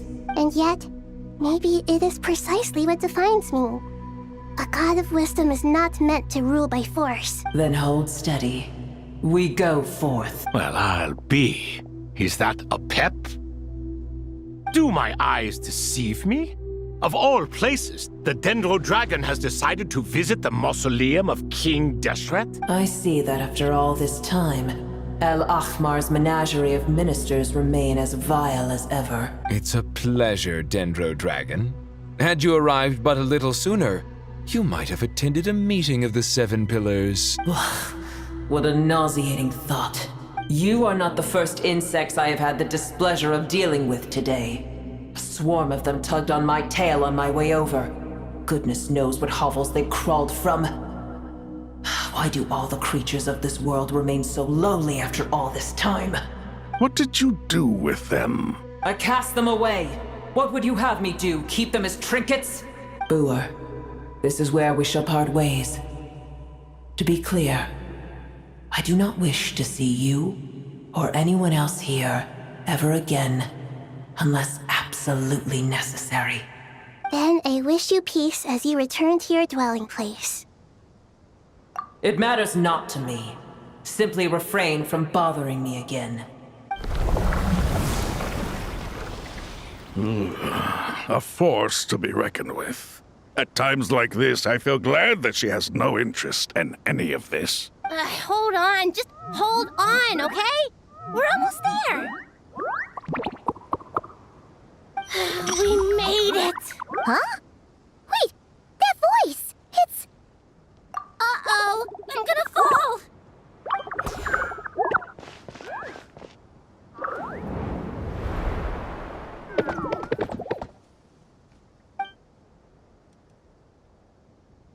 Well, that's a relief. A pair of safe hands indeed. The Dendro Archon's familiars. They are the last thing I expected to see here. Huh? Wait, what are the Aranara doing here? Don't you guys hate the desert? Obviously I was worried about the Dendro Archon. I've been supporting them with my Pari powers the whole way here. Oh, you seem pretty nervous. Is it because there are too many people around? Not just people. It's all these non-human beings, too. It's hard on them. I can't believe you made such a long and dangerous journey just for my sake. I appreciate your support so much. Thank you all. I'll have to ask everyone to wait while I help our new arrival settle in. Once I'm done, I'll gather everyone to discuss our next steps. Traveler, Paimon, shall we find a place for our friends to stay? Awesome! Let's go! Well, first I have some questions. Okay, I think that covers everything. Thank you. We can get going now.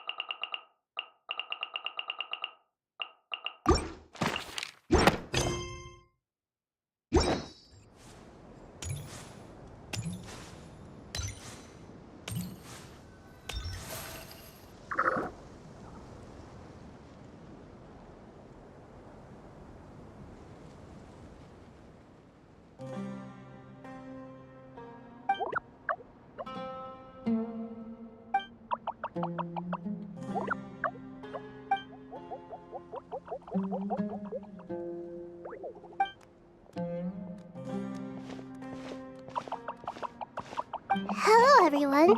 It's only us.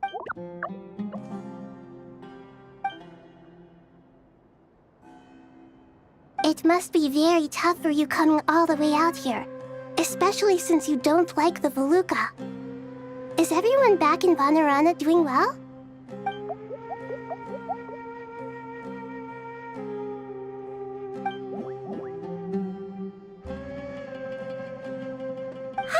Everyone's here. Good. Are you okay? You look like you were about to pass out back there. Then you're forgetting who I am. Don't underestimate me. Red Oh, excuse me! Are you comparing me to Paimon? I suppose everyone is gathered here because of me. As we can see, the situation is critical, and everyone is very busy with their various tasks, so...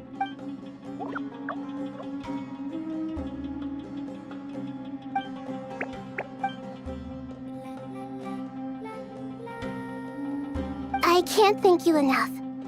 Right now, we're focused on restructuring Aru, processing excess information, and helping restore everyone's confidence. I'm sure you'll find it all very straightforward. I can help too. Just let me know where I'm needed.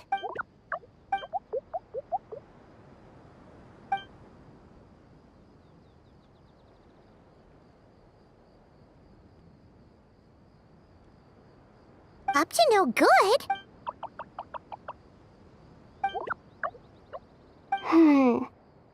That definitely sounds suspicious. Traveler, Paimon, I have other work to attend to here that needs to take priority.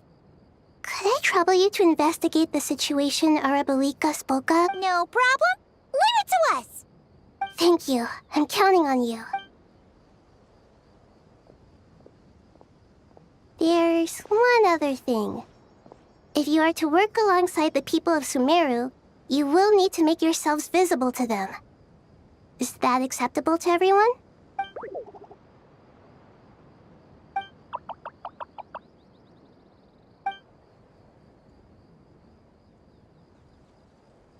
There's nothing to fear. No one here will hurt you. But if you do feel afraid, don't worry. Just call my name and I'll be there. Very well. Now, I shall bestow a small blessing upon you all. Whenever people see you and interact with you, from the moment their gaze meets yours, they will experience the most beautiful of dreams.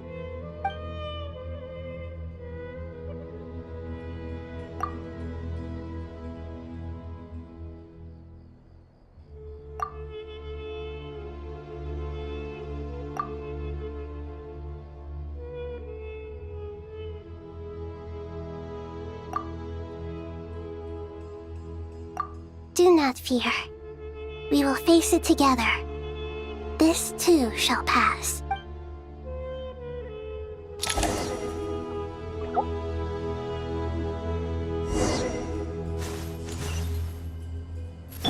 Yeah! Skyward! Scatter!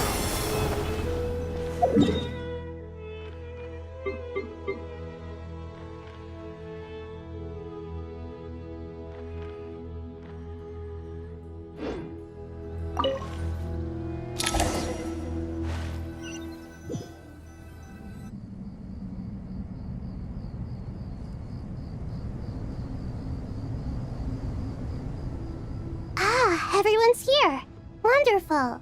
Dendro Archon, you're back. Are you recovering all right? You mustn't push yourself too hard. I'm doing very well. Thank you for your concern. I see. Using the power of Aru to reboot the Akasha and gain access to Irminsul. It's a sound plan, although I regret to be the bearer of bad news. But with the state that Irminsul is currently in, it's impossible to access via traditional means. Even the Akasha won't change that.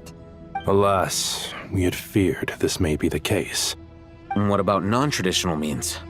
Non-traditional means? Are you saying... Desperate times call for new measures.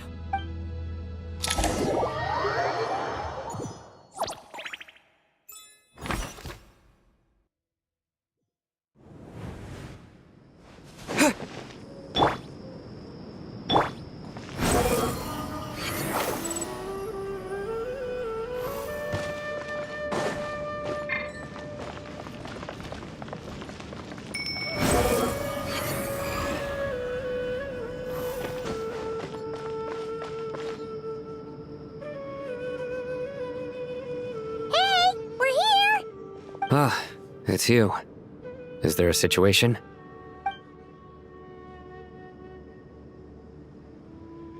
The Aranara have good intuition when it comes to people.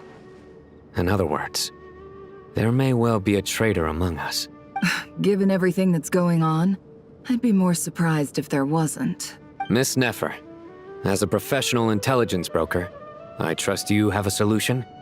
Not one that I'm willing to volunteer. What's in it for me? Let's say I'll treat this as a pilot project aimed at expanding your intelligence operations. Whatever business you're in, an avenue to demonstrate your abilities could never hurt. I like the sound of that. Glad we're on the same page. Given that you rarely set foot in Sumeru, practically no one at Caravan Rebot knows who you are. I take it you've read the files on everyone in the area? Yes. I also skimmed the list of evacuees, and am more or less up to date on where everyone stands. Any initial suspects? Limiting the scopes to males whose recent activity could be viewed as suspicious. I've identified 3 names. The Aranara saw 2 people talking, but currently we only have 1 suspect. The other person was probably just a messenger, and in all likelihood has already left Caravan Rebot. Everyone is heading for the desert per the evacuation order. Anyone willing to turn back at this stage is almost certainly with the Fatui.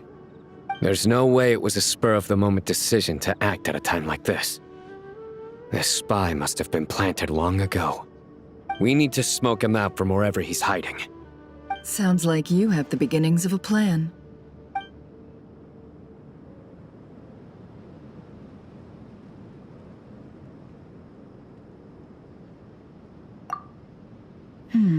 I see. Your suspicions are well-founded. I'd be watching him too if I were you. So far, we still lack solid evidence that he's been bribed. He hasn't made any recent purchases that would indicate he came into some cash.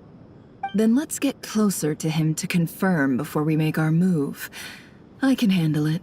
I'm not based in Sumeru, so barely anyone at Caravan Rebot knows who I am. And you're certain you've never encountered this person in Nodcry? I'm certain. Besides, it's extremely rare for me to have had any direct contact with Sumeru mercenaries besides Jet. There's no way he could have seen my face before. Sino, stay out of sight and wait for my signal. If he raises any red flags, I'll bring him toward the main road. Understood. I'll take it from there. Excellent. Well, it's a pleasure working with you.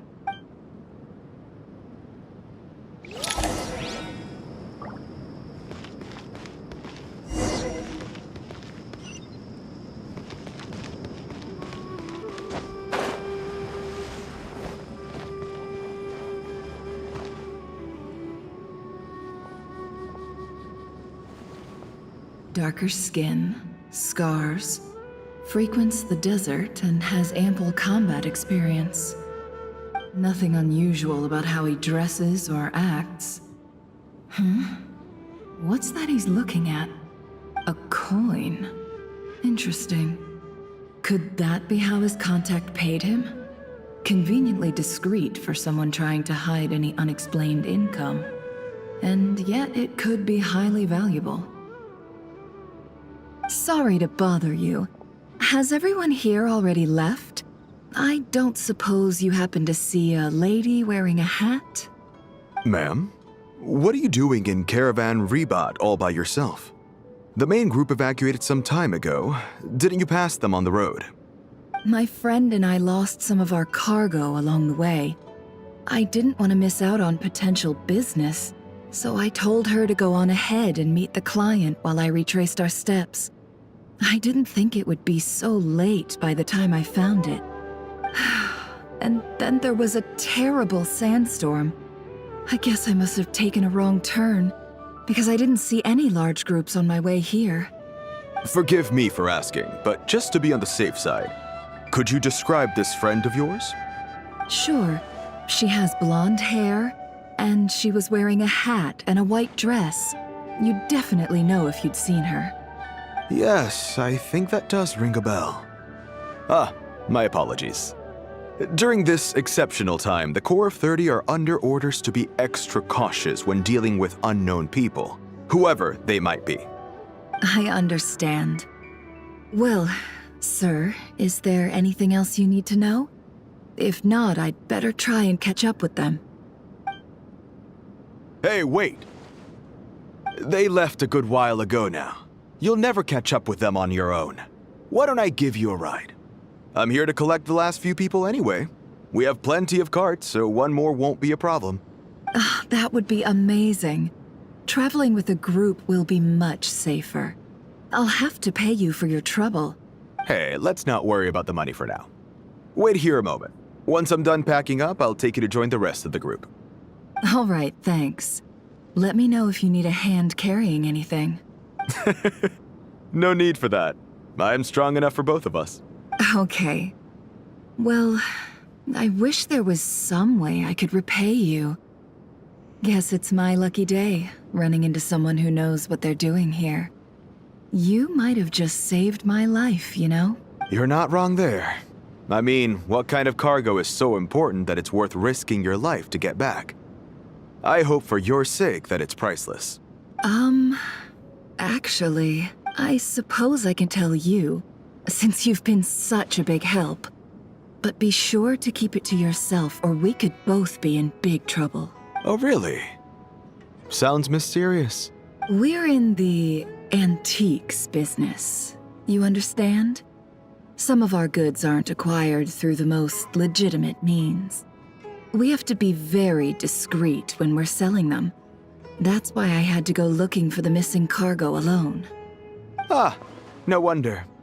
Well, ma'am, in that case, it turns out that maybe there is something you could do for me. I'm all ears. But to be clear, our commission isn't cheap. Think carefully before you ask. We don't want to ruin our relationship before we even hit the road. I'm sure that won't be a problem. My issue is, I have something that's a little difficult to sell on as well. Take a look at this.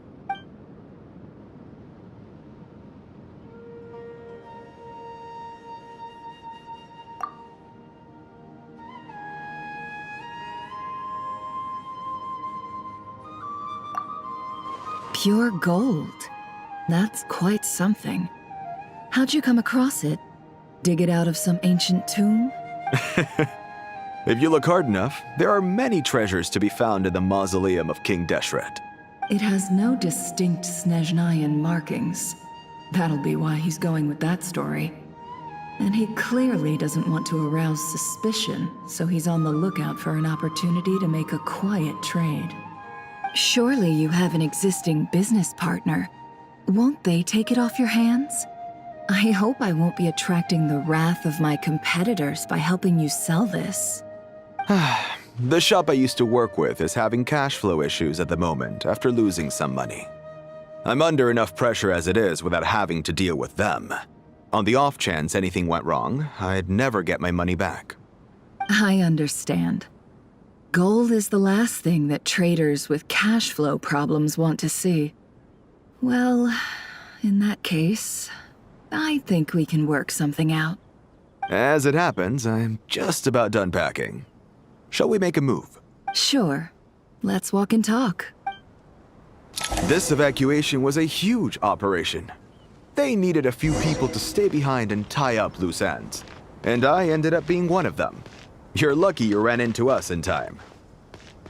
I certainly am. I don't know how this happened. One thing led to another, and look how it ended up. I just hope our client doesn't get spooked and cancel their order. Fingers crossed. But either way, life goes on, and we all have to make a living somehow.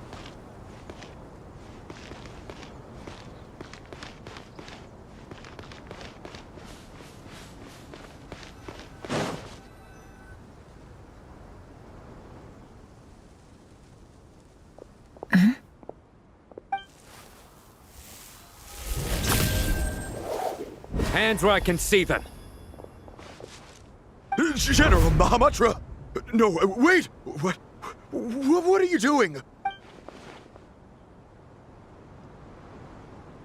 This is the coin? Good. Sadly, you won't have the chance to spend it. Nicely done. Looks like Sumeru's Matra are a well-oiled machine nowadays. Unmarked gold coins are quite difficult to trace. Thanks to you, we have secured the evidence. Here's what's gonna happen.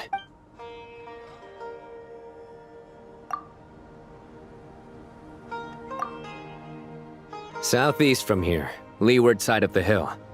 That's where he's meeting his contact. Great work. Candace tells me your interrogation skills are highly effective. Hers are quickly catching up. She's improved a lot in recent... Looks like it's over to you for the next step. Because I'm quickest on my feet? Because you know how to trail a target. Plus, it'll be easier to monitor their activity from the air. Fine. I'll be quick. One more thing. The Traveler just brought a message from the Dendro Archon. Once you're done with this, we're to meet up at the mausoleum of King Deshret. Got it. Will do. Are you sure you'll be okay on your own? Gee, I don't know. Maybe you should come with me. Okay. Then Paimon's coming with you. Really? You do know this is a stealth operation, right? Meaning, you have to be quiet? Paimon, are you sure about this? Well, Paimon at least wants to give it a shot. Like everyone says, if you never try, you'll never know. Besides, being the best guide in Teyvat has to count for something. This should be a piece of cake. Fine. Join me if you want.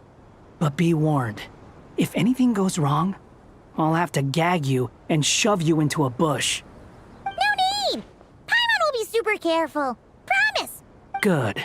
Then what are we waiting for? Let's go. Ah! Coming! Coming!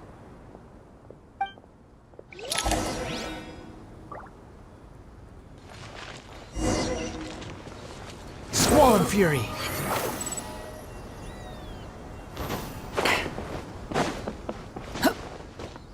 Quit following me. Behold!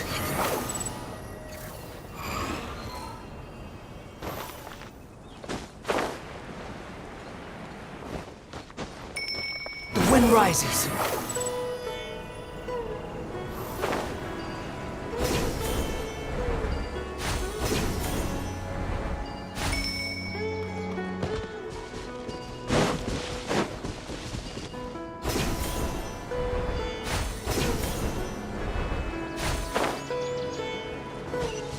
Squall Fury! That guy! Wait up! Hey, slow down, will ya? We're here. Now we wait.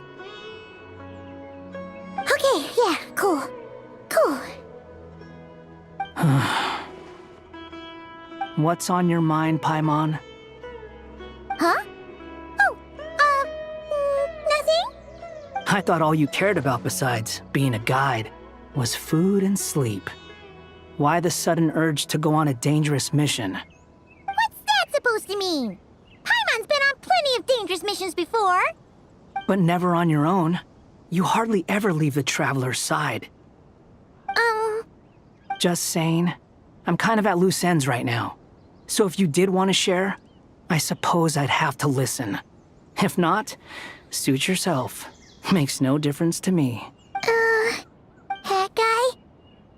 Do you think Paimon is useless? What?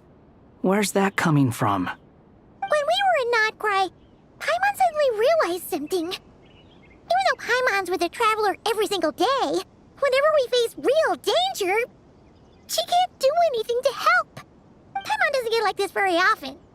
She just got really scared when the traveler got kidnapped that time. What if he never came back? What would Paimon do then? And the more Paimon thought about it, the more useless she felt. But Paimon doesn't want to be a burden. Paimon wants to be a friend who's actually useful. Does that make any sense?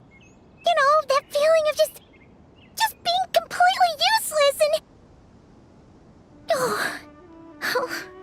Paimon probably sounds so ridiculous right now.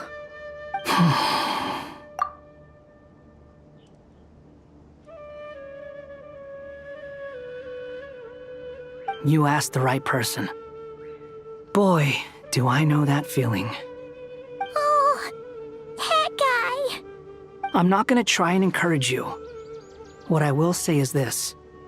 When you start doubting yourself, you have two choices. Give up or change. You have to make the decision to move forward. Otherwise, no amount of consultation from other people is gonna help you. So ask yourself, what do you want? To get stronger? To learn more? Whatever it is, go do it. You won't have any regrets if you can at least say that you tried. Oh. All right. Something's not right. Shouldn't they be here by now? Paimon, is it just me? Or is it a little too quiet around here? Should Paimon take a look? We'll give it another hour. If nothing happens, we head back. Okay. How strange. We've been here for ages. Where the heck are they? Have we been stood up? What is it? Did you think of something?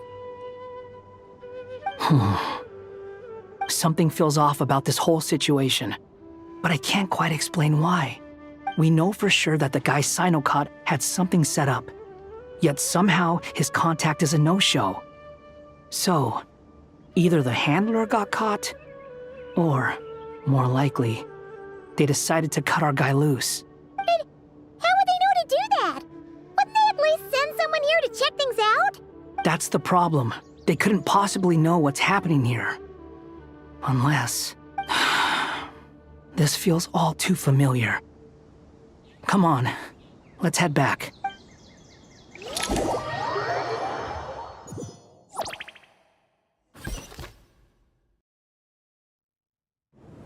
Even though this isn't a formal meeting, I'd still like to start by saying how grateful I am to each and every one of you. Thank you all for coming here and standing by our side. Shesipank and Bennu are currently assisting the scholars with the maintenance of Aru. Please forgive their absence. As for Hermanubis, may he rest in peace. We remember him with great fondness. There have been times when I imagined what it might be like to meet you all. Now that it's really happening, I feel quite emotional. Time has taken many things away, but that which remains is all the more resilient. I must say, there is one thing that rather surprises me. You appear to be in good spirits, Lesser Lord Kusadali. But even so, I can sense that the life force given to you by the Dendral Dragon has far from fully resolved the problem of your vitality. Oh no! So even a Pep's power didn't work? Don't worry, Paimon. It worked very well indeed. The issue is how closely I am tied to Irminsul. Until the problem with VII is resolved, there is no way I can fully recover. Sumeru has undergone tremendous changes during her absence. When gods pass away, inevitably, people's faith in them grows weaker. You must have sensed it already. Your power is not what it once was. Regrettably, this is true. I too have grown weaker due to the effects of Irminsul. Right now, we're all in quite a sorry state. Then what do you suggest? We take all the help we can get. Sumeru is our shared home. You and I, gods and humans alike. We must unite all our strength in this moment. Though Al-Ahmar is no longer with us, the alliance between the three gods remains in force. Regardless, as subjects of our king, we have a responsibility to support Sumeru through this catastrophe. Not to mention that it was the people of Sumeru who released us from this prison of Aru. Times have changed, and the people of today possess greater wisdom than those of the past. You really know how to give a rousing speech, Koti. Now then, let us learn more about your plan. The brightest minds of the Sumeru Academia are busy opening and renovating Aru. They claim it has something to do with Irminsul? Correct. Irminsul has existed in Teyvat since the very beginning. But during the Age of the Dragons, it did not possess the significance it holds today. After the heavenly principles arrived, the power of the Light Realm was divided into elemental energy, and Irminsul was refashioned as a device that records and preserves all information. Since then, everything in this world has been inextricably linked to it. As the Dendro Archon, I have a duty to protect Irminsul. To Sumeru, it is both a national treasure and undeniably a major threat. Teyvat has seen many upheavals in the last few years. The most recent of these was a major crisis in Nodcry, which forced Sumeru to be even more vigilant than usual. I made sure to monitor all the pathways through which an outsider could potentially transmit themselves into Irminsul. But despite my efforts, a major problem still arose within. I still believe that someone has actively invaded Irminsul. But rather than taking any of the pathways I referred to, the intruder chose instead to utilize the most direct route, and the only one that cannot be protected against, by entering Irminsul through death. I see what you mean. You cannot simply stop all deceased souls from returning to the ley lines because of a potential invasion that could occur at any time. That's right. As important as it is to guard against external threats, I couldn't allow myself to stop the souls of the departed from finding peace. Please, understand how difficult this predicament was for the Dendro Archon. Defense has never been an easy task. After Irminsul was invaded, my authority was quickly restricted. Soon after that, the tree began denying access to any connections. I'm sure you feel responsible, but you are not to blame. No one can predict every possible disaster. There will always be trials and tribulations for the world to endure. But the people of Sumeru should not have to endure this. We must find a way to break through the lockdown and connect to Irminsul. And this is why you need Aru. Yes. The only thing in Sumeru capable of rivaling Irminsul in terms of overall function and performance is Al-Akhmar's legacy, Aru. All I managed to do before falling into a coma was make some minor adjustments to Irminsul. Using Aru is a last resort, and a move that comes with enormous risks. The scholar's initial plan was to borrow Aru's power to reboot the Akasha, then use the Akasha to connect to Irminsul and investigate. Unfortunately, Irminsul has suffered far greater damage than they first thought, rendering that plan futile. To rise to the challenge, we had to resort to a more extreme and far costlier means. This has led to a number of new contingency plans. To reclaim Irminsul, our brightest scholars have made further modifications to Aru with multiple goals in mind. I thank you all for giving them your blessing in this endeavor. Human wisdom has clearly improved over the millennia.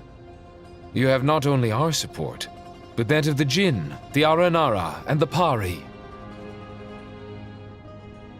Together, we will do everything in our power to save Irminsul. By the way, when you spoke earlier of an intruder, it almost sounded as if you knew who you were dealing with and what they were capable of. Well, since you ask.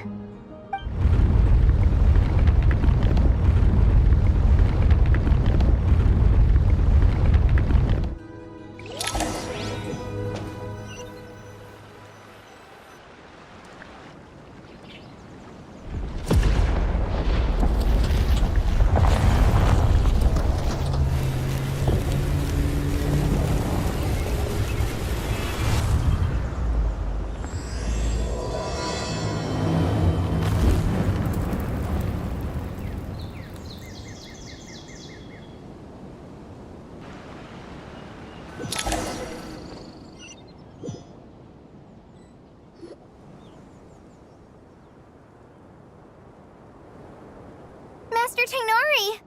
What is that? Is this Irminsul? How did this happen? What's going on inside? Luckily, we managed to evacuate everyone. What in the world was that? That was terrifying! Oh my. I understand now, Dendro Archon. You make yourself quite clear indeed.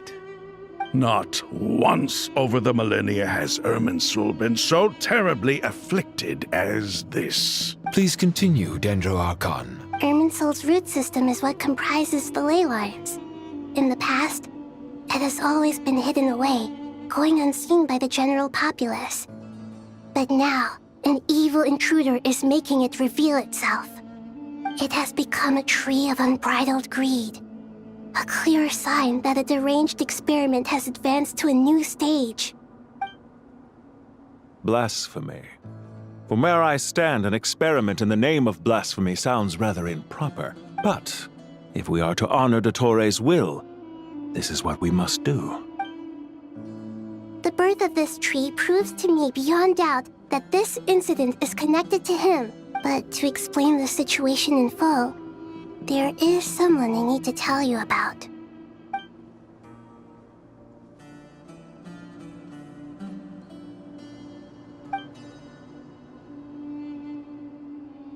Zandik. So it was him. I saw him in the desert once. A man of supreme arrogance. So this is where it has taken him. But didn't Dottore die and not cry? How is he still able to do all that? He must still have loyal followers amongst the Fatui. Even so, I'm still unclear as to how he has been able to wield such a profound influence over Irminsul. I can confirm that Fatui forces have arrived in Sumeru City. Furthermore, Irminsul seems to be undergoing some kind of mutation. Evil branches are beginning to grow. Things that do not belong to this world are slowly but surely materializing. Sorry, I couldn't think of any other word to describe it. They don't seem to be fully formed physical entities yet, after all, but they are gradually becoming real. A baleful tree climbing up into the heavens. Speaking of Dottore, I have some information on that front as well. I didn't think it was wise to state this out in the open. But my theory is, the mole wasn't cut off after he was caught. They wrote him off from the beginning. You mean, the Fatui never intended to follow through with him? Then why plant a mole at all? It's hardly a conventional strategy, and the rationale behind it is pretty twisted. But as it happens, I know someone who works exactly this way. And when it comes down to it, his goals are very simple. He just wants to confuse people, so they can't figure out what he's up to. He's been a collaborator of Dottore's from the outset. That fact alone confirms that Dottore is involved with this somehow.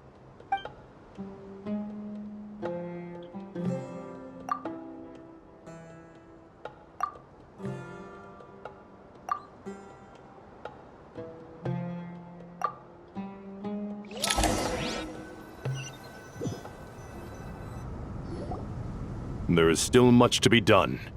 Everyone, please remember our core strategy. As per the discussions, the following groups must act immediately. Mr. Alhaitham and Mr. Kave, the next phase of the Aru renovation project must begin right away. Godspeed to you both.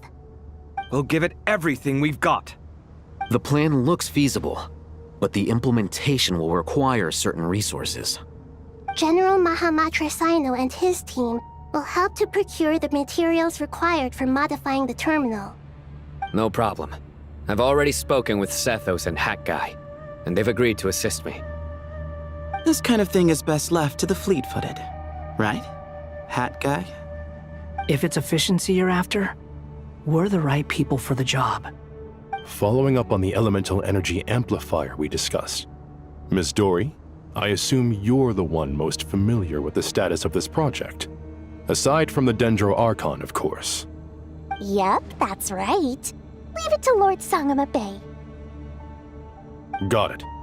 Well, I'd like Madame Farazan, Kale, and Nicole to support Dory on the technical side. You can count on us. Will do.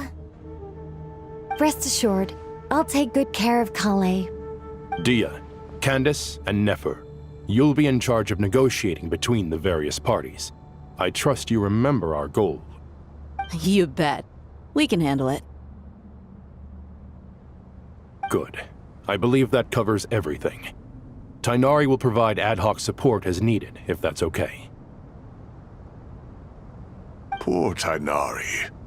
Must be tough being Nephis' student.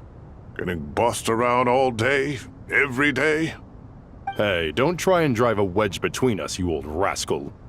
All it says to me is that Master Nephis has faith in everyone's abilities. While I'm nominally here as backup, I doubt there will be many situations where my help is needed. Exactly. Finally, Traveler, you and I will head to the border between Sumeru and Natlan. Once that task is complete, I'll be asking some of you to accompany me to the Eternal Oasis. The Eternal Oasis? I thought that was just a legend. So it does exist after all. Regarding your trip to Natlan, under normal circumstances, a meeting between our two nations would be a far more formal affair. Unfortunately, Sumeru is all but completely cut off from the outside world at present. So regretfully, we won't be able to give the Pyro Archon Mawika the grand reception that she deserves. My apologies for the inconvenience. No point putting too much pressure on yourselves. That goes for everyone. Right. Especially you, Dendro Archon. I'm sure you're still feeling quite weak. Don't worry about me. The Dendro Dragon's life force will sustain me. Plus, we'll be there every step of the way. Nahida will be just fine. Yes. I believe in myself. And I believe... Well, time to get going.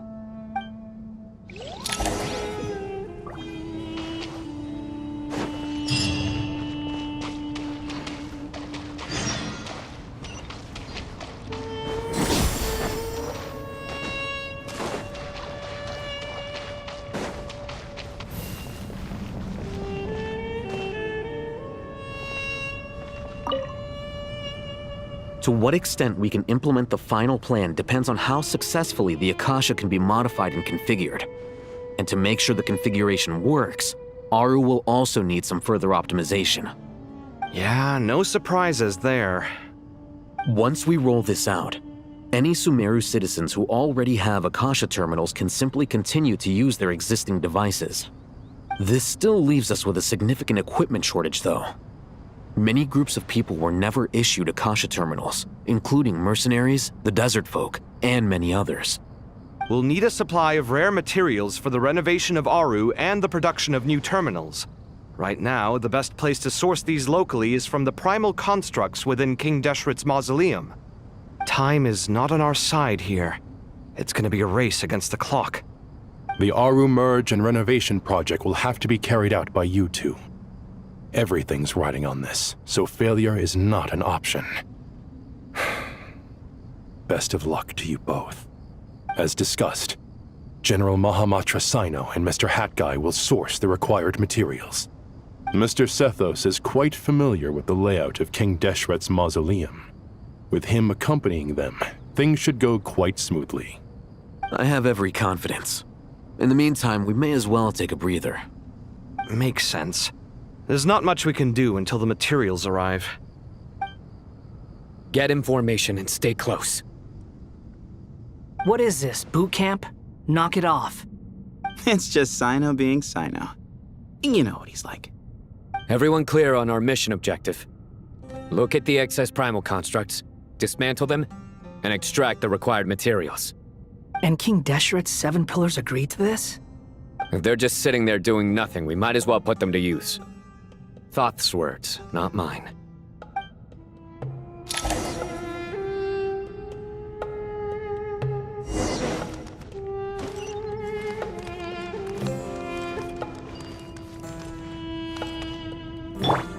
Behold!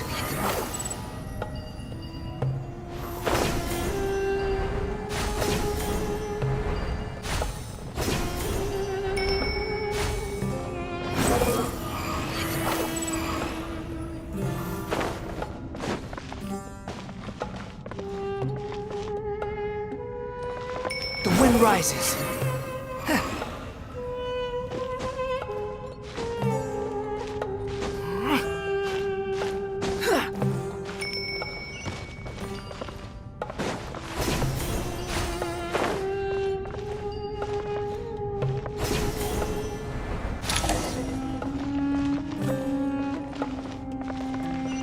Squall and fury.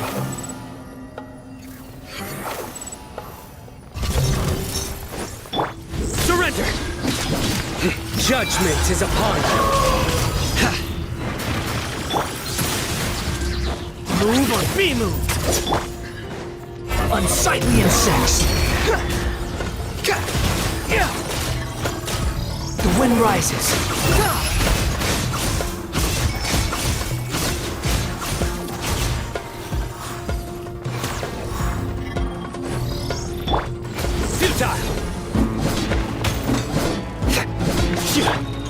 Excuse me? Behold!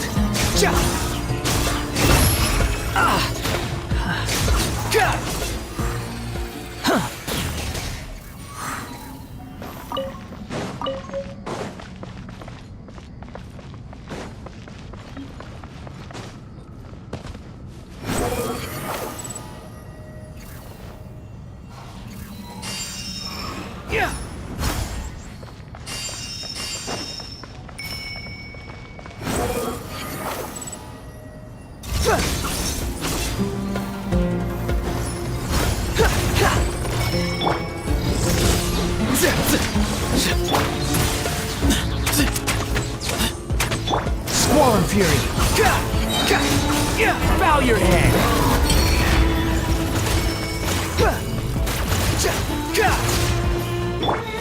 Move to Al Akbar!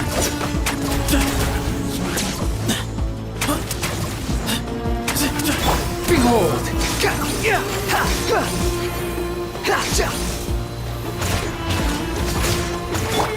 Surrender! Give me some space!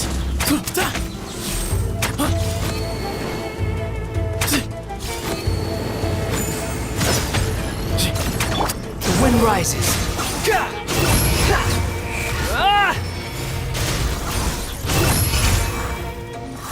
Way ahead!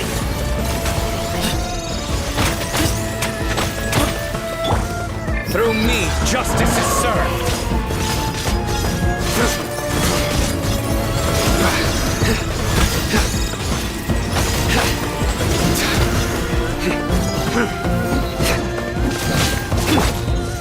Give me some space.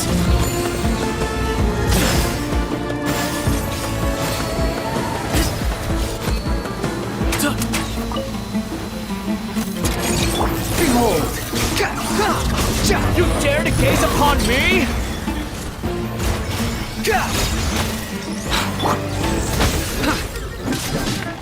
Way ahead! Behind you! The wind rises. These devices should still be usable even though they're broken down. Let's take them back for the others to review.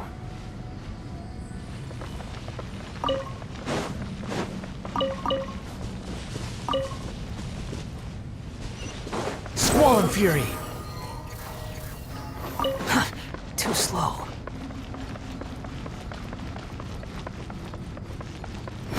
Upon the gale.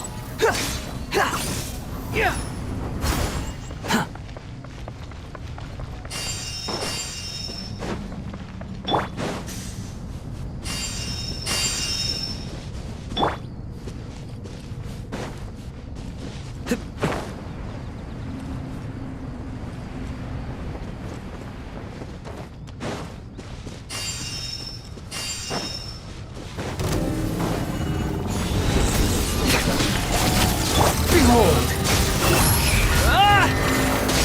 Search for it!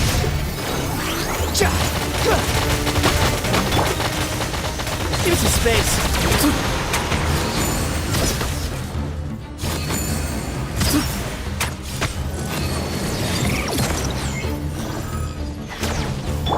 Nowhere to run! The wind rises. Search for it. Judgment is upon you.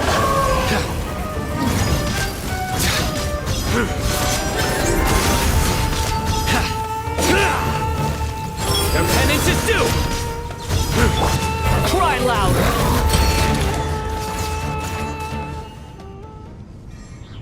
How many do we need again? Enough to make an Akasha terminal for everyone who doesn't own one. I remember you telling me how revolutionary these Akasha terminals were. You've used one before, right? The Academia declared the Akasha to be the most powerful and comprehensive wisdom dissemination system in history.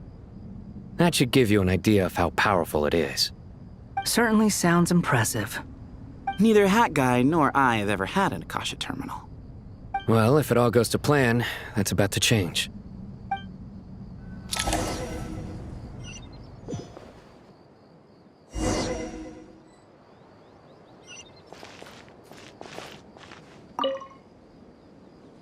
Oh, goody! Thank you so much for handling the delivery. What a long way it was.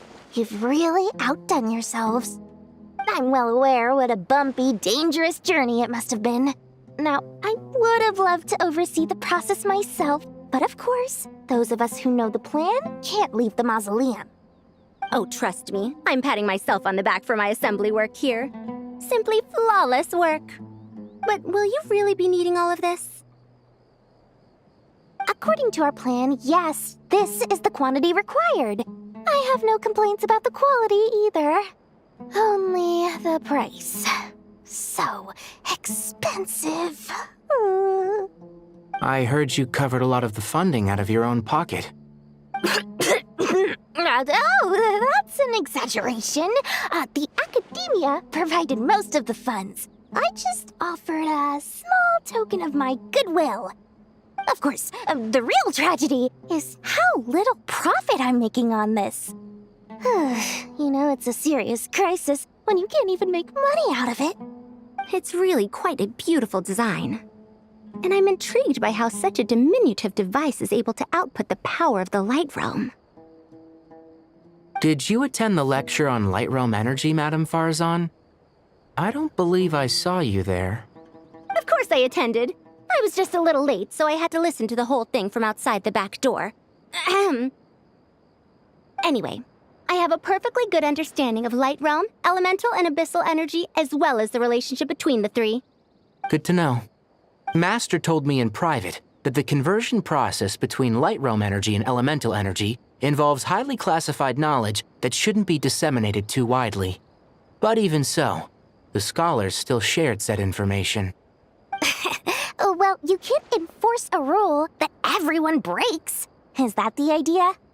At first, the Dendro Archon was reluctant to explain it in great depth for safety reasons. Later, she came to terms with it and simply informed my master that we would all have to face the question of survival together. To protect someone from such dangers means keeping them in the dark. But for someone to know and embody the wisdom within, they must understand its very essence. It's an information hazard. We're exposed to danger just by knowing the facts. And just like bait, it lures us in by offering us the solution to our problems.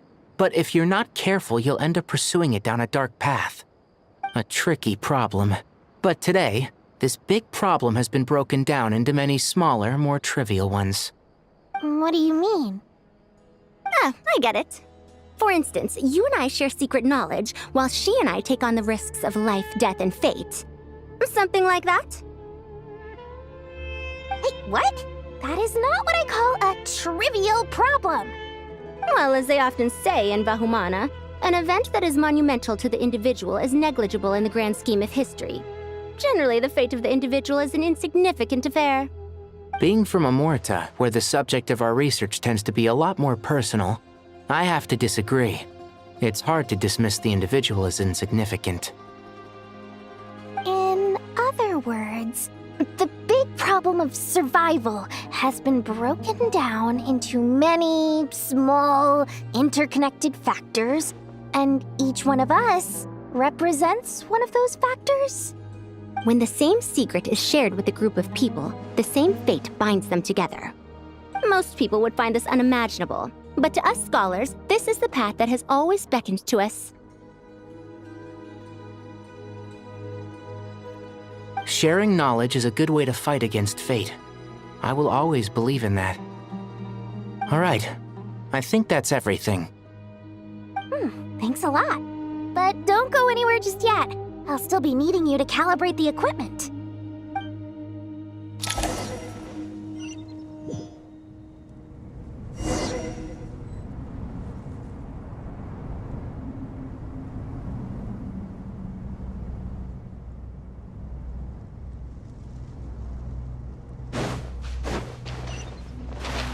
Come at me!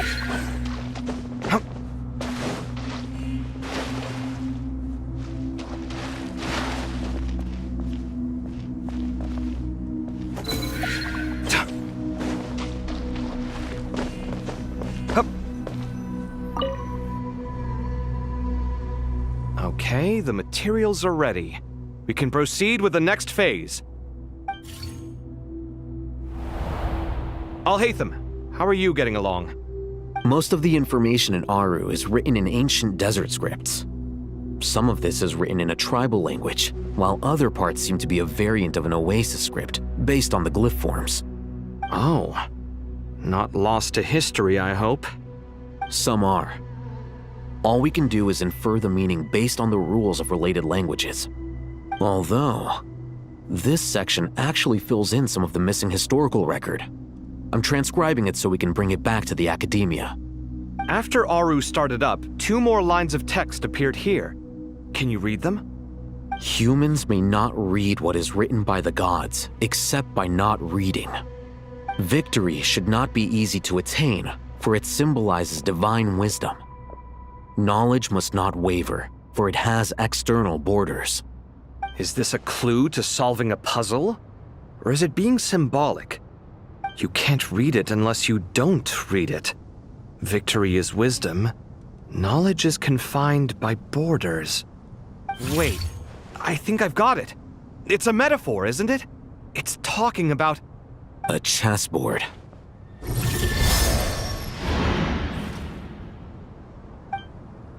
You were right. The youth of today are skilled at solving riddles. Have the secrets buried in the desert not been unearthed over the years all the same? Since Aru is a place reachable through wisdom, this day was bound to come sooner or later. Oh, I've always been against overly cryptic sentences. Don't you get tired of reading and writing all that? Ah, it's you three. Just in time. We've been delving deep into Aru, and now this board has appeared. I've heard this was how you'd while away your free hours. You must be quite the experts by now in that case. It is true. King Deshret's chess games are some of the most well-loved of all his wonderful creations. If you have ever been to Safhe Shatranj, you may well be familiar with the chess pieces you see here. Is this chessboard supposed to be another visualization of the interior of Aru, then? Naturally. Visitors, everything is ready. Only by completing the challenge on the board in accordance with the rules will you be permitted to overwrite Aru. 1 second. It's not dangerous, is it? Dangerous? Why, yes, of course. I should be the one to go, then. Wait for me here. Sounds like the self-confidence of our present company has rubbed off on you. Don't be ridiculous. I'm your upperclassman, and that means I have to look out for you. I appreciate the sentiment, but a game of chess typically requires 2 players. Besides, I'm sure they won't let things get out of hand. Keeping things relatively safe is in your best interest too, isn't it? Fair enough. I mean, you guys are controlling the difficulty, so please don't go too hard on us, all right? Ah, but Bennu said he wanted to put some respect into these whippersnappers. All right, all right. Thank you. Obviously, we'll still try to be careful. This doesn't seem like ordinary chess. Is the goal to defeat the opponent? No, you must enter the board and pass the trials we have placed there. Ready? Let's do it.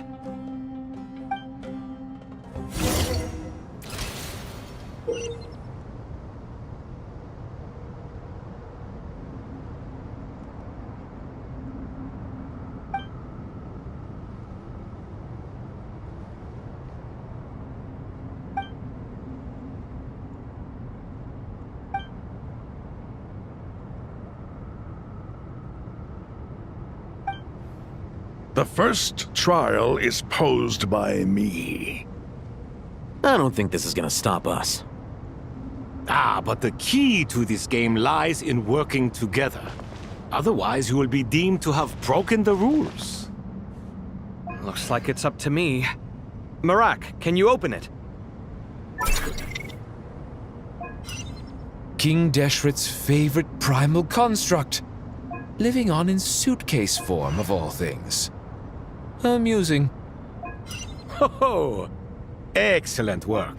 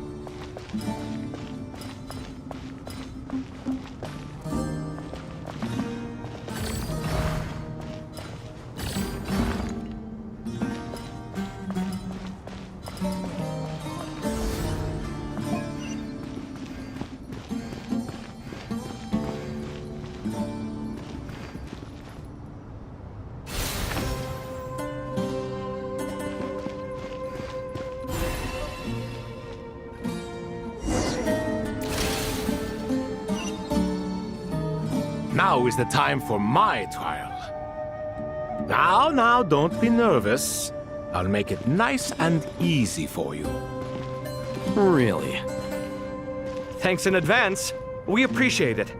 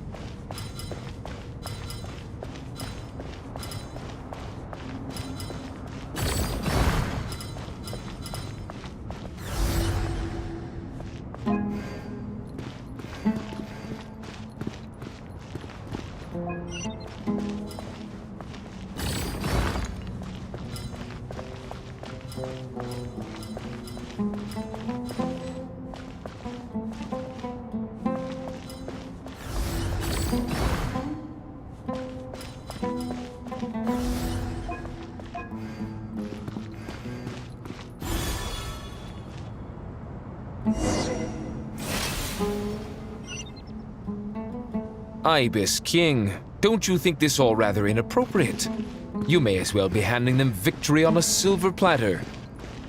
Do not expect me to follow your lead. Ha! Suit yourself.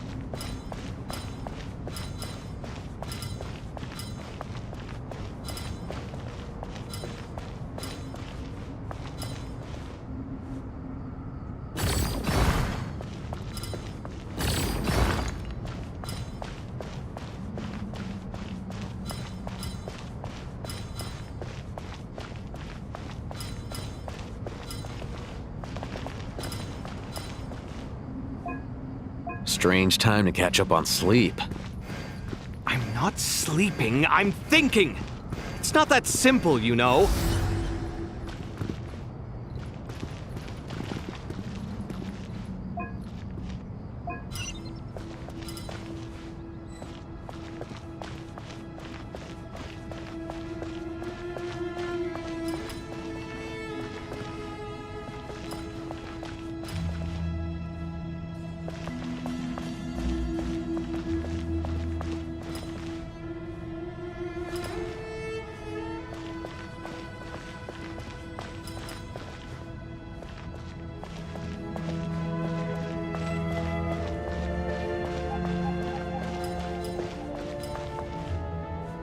Strange time to catch up on sleep.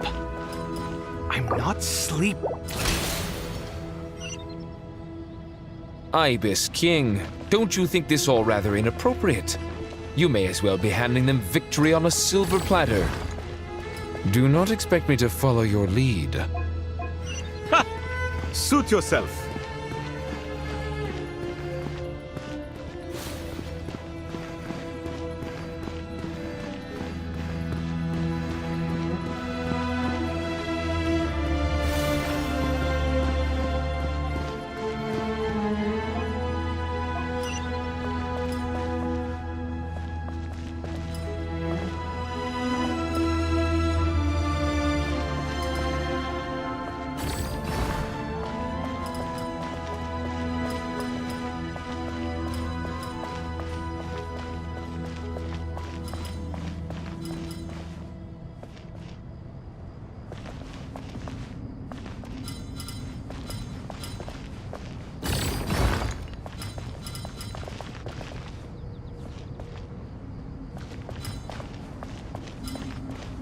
Strange time to catch up on sleep.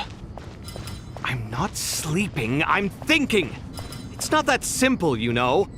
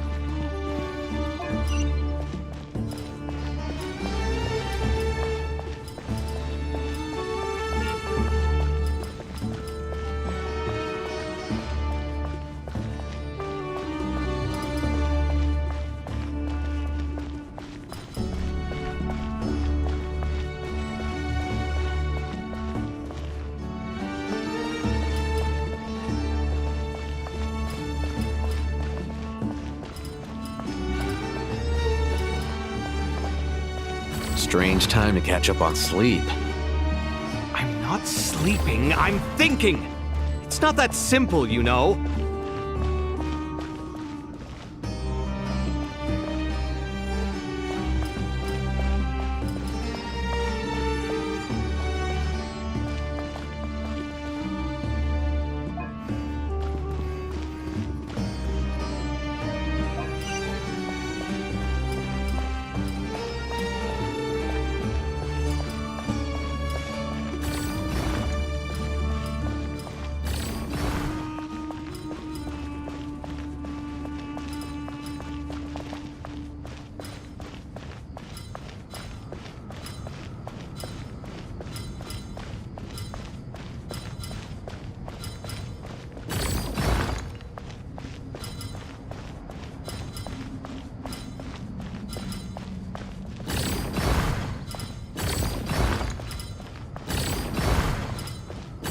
Strange time to catch up on sleep.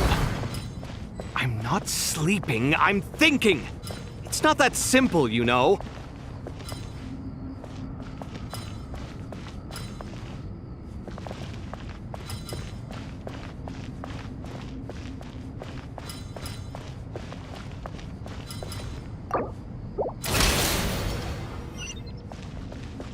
Ibis King, don't you think this all rather inappropriate?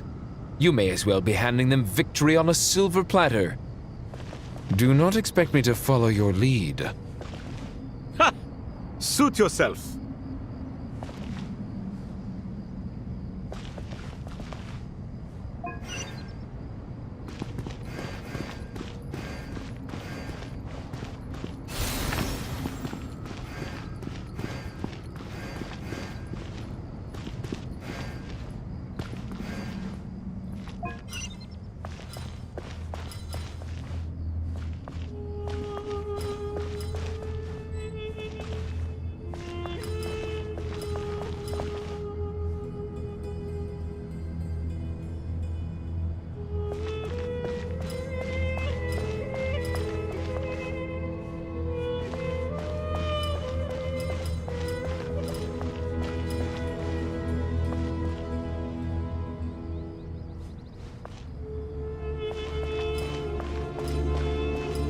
Strange time to catch up on sleep.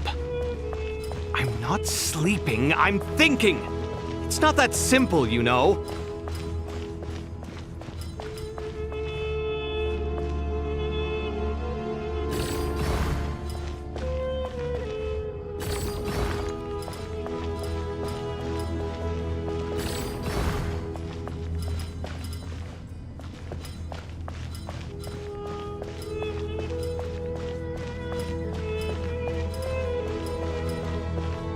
Strange time to catch up on sleep.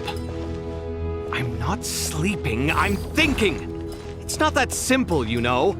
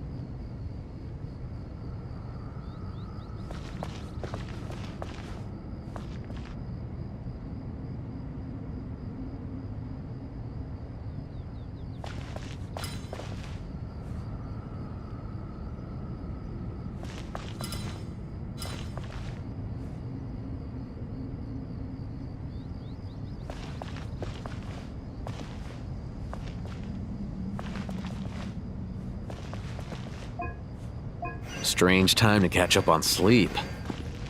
I'm not sleeping, I'm thinking! It's not that simple, you know.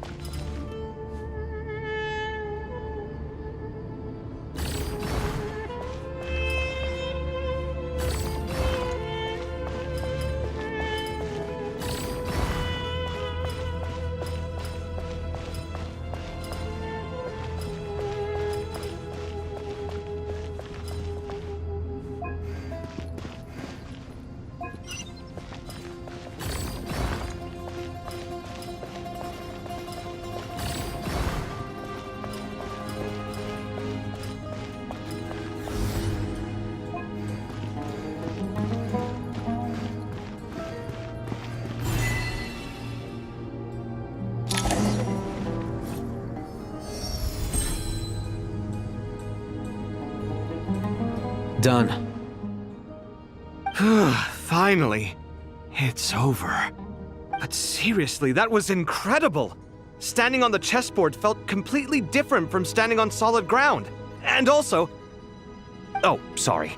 I'll save my thoughts for later. Thanks to the three of you for helping us out with this. Is it just me, or were you giving us quite a lot of guidance along the way? We made but a humble contribution. You lived up to our expectations. Bravo! Our aid was not given for naught. In addition to the existing functions, I'd like to ask you for another favor. Since Aru's interference shield can cover the entirety of the mausoleum, it should be possible to extend its range even further. Perhaps you can find a way. So, building upon the existing functions to... Ah! I'm with you! Imagine for a moment. What would the ideal outcome look like if this function were compatible with the devices? I agree. This is the best solution possible.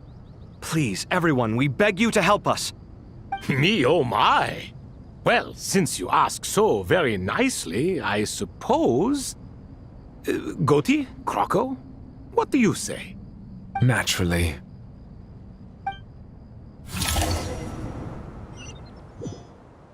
Time to go! Let's go find Nahida!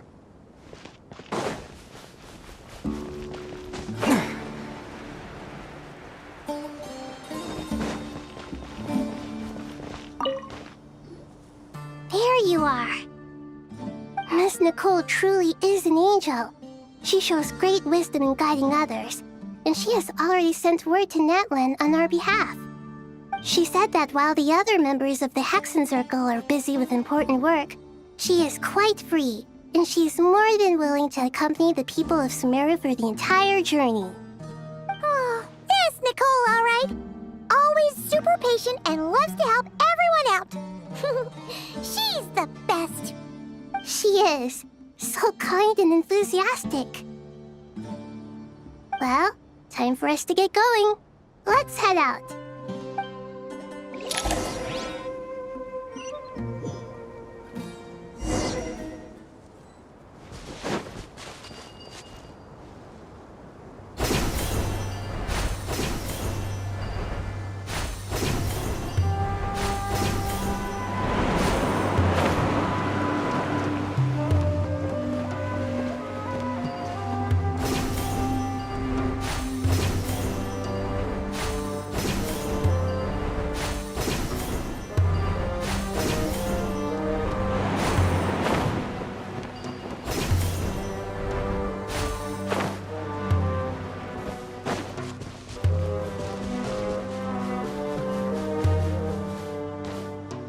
Specifically, and if I'm not mistaken, Irminsul was polluted once before, wasn't it?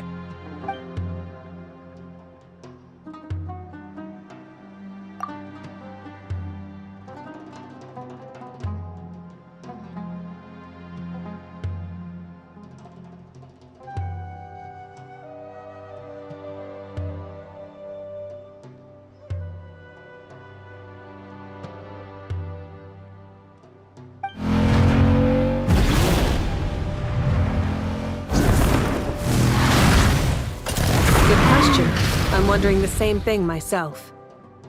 That voice. Mawika! You got here pretty quickly. Hello, traveler. It's been a while. Hello there. Hello, Dendro Archon. Malika, I apologize for asking you to meet at the border on such short notice. I also apologize for not being able to greet you in person. The form in which you see me now is one carried by the Traveler. The real me is inside the mausoleum of King Deshret, and I am reaching out to you with my mind from here. Irminsul has been infiltrated by the Doctor. We must be on our guard, as he can spy on information in the world from within the tree. Fortunately, there is no record of the Traveler in Irminsul, and you are still within Natlan's borders. My records will be preserved in the Night Kingdom, rather than the ley lines. As long as the Night Kingdom remains disconnected from the ley line cycle, the Doctor has no way of knowing my movements. Exactly. So by meeting each other in this way, the meeting essentially never happened. No wonder Paimon didn't come. You were concerned that her activity would be recorded by Irminsul. The Natlanese have heard about the situation in Sumeru. With the borders sealed off, merchants have been forced to stop their shipments. It's pretty serious. And you're the ones bearing the brunt of it. I'd like to address the question you raised at the beginning. I can offer a brief explanation, although it will sound rather cruel. I don't reach this conclusion gladly, but Irminsul predates the heavenly principles. It existed long ago, when the dragons of Natlan were at the height of their power. So even when the people of Sumeru became ill because of pollution, it was not a critical issue from the perspective of Irminsul itself. As long as it continues to function normally, the barrier will not be activated. But this time, the Doctor's invasion has directly affected the tree. That is what caused the barrier to deploy. The heavenly principles established a rule that when Irminsul is plunged into grave danger, a portion of power will be reserved to isolate Sumeru. That way, even if Sumeru is destroyed, the outside world at least has some time to catch its breath. We'd certainly need it. The heavenly principles created almost everything that exists in Teyvat today. To them, preserving the existence of the world and its inhabitants takes priority over protecting Sumeru. Meaning, protecting Sumeru now falls to you. Yes. My own power may be limited, especially compared to yours. But that doesn't mean that we're just gonna sit around and wait for the end. If necessary, I will utilize any and every means at my disposal. Nicole of the Hexen Circle didn't say exactly what this meeting was about, but after hearing everything you've said so far, I think I can guess where this is going. That's right. Nahida and I discussed it at length. We both know how presumptuous this is, but... You need the Pyronosis, don't you? Yes, you guessed correctly. Originally, I only intended to borrow it, but the situation is far graver than I foresaw. So instead, what I ask of you is to please give the Pyronosis to Sumeru. Why do you sound so nervous? There's no need to be shy. Surely a gnosis is pretty important to a god. I guess, but it's not as if losing it would suddenly render us powerless. But I'm sure you don't need me to tell you that. With all the nations you've traveled to, and all the gods you've met, you must have realized that by now. As far as I'm concerned, a gnosis is basically an elemental energy enhancer. But I don't usually use it. You know me. I like to think I'm pretty strong without it. Yeah, not about to dispute that. So you see, you don't need to sweat it. Here, take the Pyronosis. Huh? Just like that? Uh-huh, just like that. To tell the truth, I've always toyed with the idea of giving it to someone who needs it more than I do. I know you accompanied Nahida here to try and increase the chance of success. It's a good thing you did, because your involvement is one of the main reasons you've managed to persuade me. Are you sure about this? Handing over your gnosis just because of me? I won't try to quantify it, but trust me, handing over the gnosis to Tumaini is far from the craziest idea I could think of. Besides, even if you hadn't come here personally, I think I still would have agreed to Nahida's request. Irminsul doesn't just affect Sumeru. It impacts all of Teyvat. I know all too well how difficult it can be to protect the things you care about. So logically, morally, or however you want to cut it, helping you is the right thing to do. You don't need to tell me the specifics of your plan. Where the Gnosis is involved, the tighter the secrecy, the higher your chances of success. Malika, my heartfelt thanks go to you and the people of Naplan. Don't mention it. But now for the hard part. How do I actually give it to you? The Irminsul barrier is right in the way. I have an idea.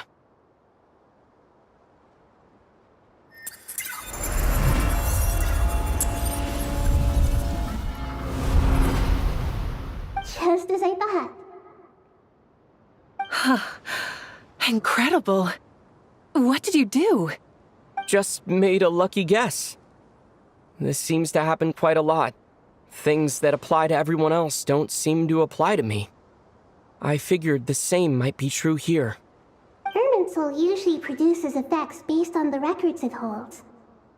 Since the Traveler is a Descender, Irminsul contains no records of him, and thus has no way to impede him. Is that right?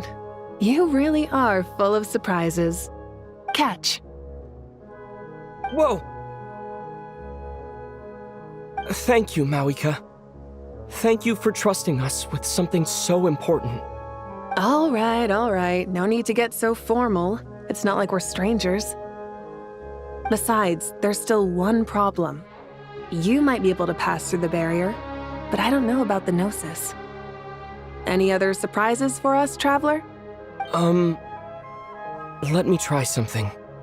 I have the Pyronosis in my hand. It feels strangely ordinary. Not particularly heavy, and yet, this tiny thing symbolizes the mighty authority of a god. I need to think hard about my memories of Pyro. My memories of journeying through Natlan. All those important experiences I've had. The gnosis disappeared. Traveler, are you alright? I'm fine. The pyronosis disappeared into my body. Just like phlogiston. Maybe it resonates with you because you've mastered the power of phlogiston. You might not be recorded in the ley lines, but you're still our Tumaini. Whew.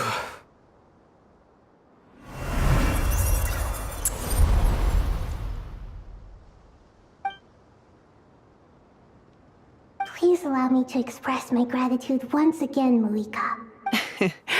Pleasure. Well, I've given you all the help I can. The rest is up to you. Good luck. We won't let you down. Yeah. We aren't about to lose.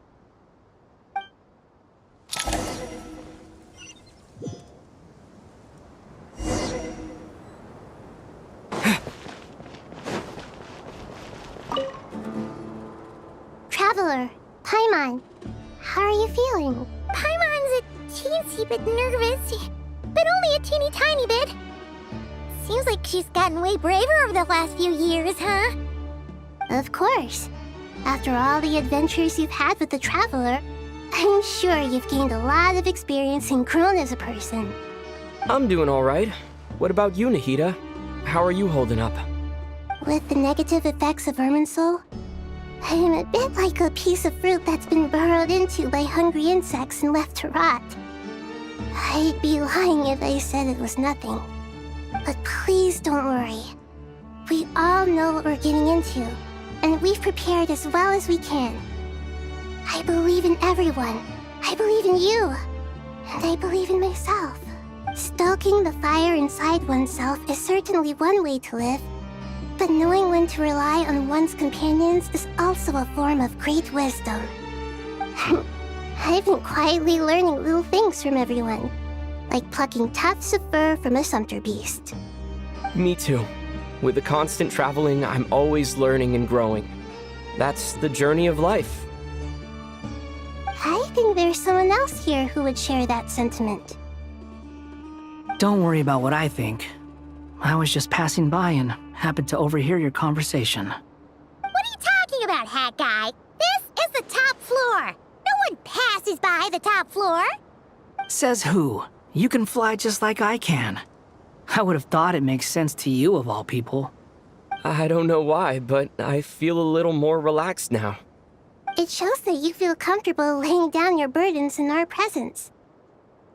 It means that Sumeru is a place you can trust, where you know we have your back. And we feel exactly the same way around you. That's what it means to be friends.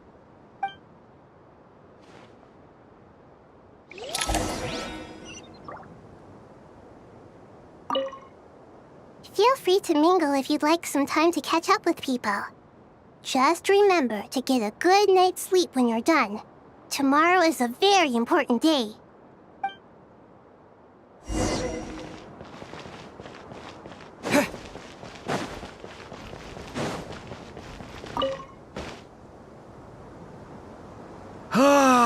It's finally done. Ugh, but I have a nagging feeling that there's something I've forgotten. Oh, there you are. Everything wrapped up on your end?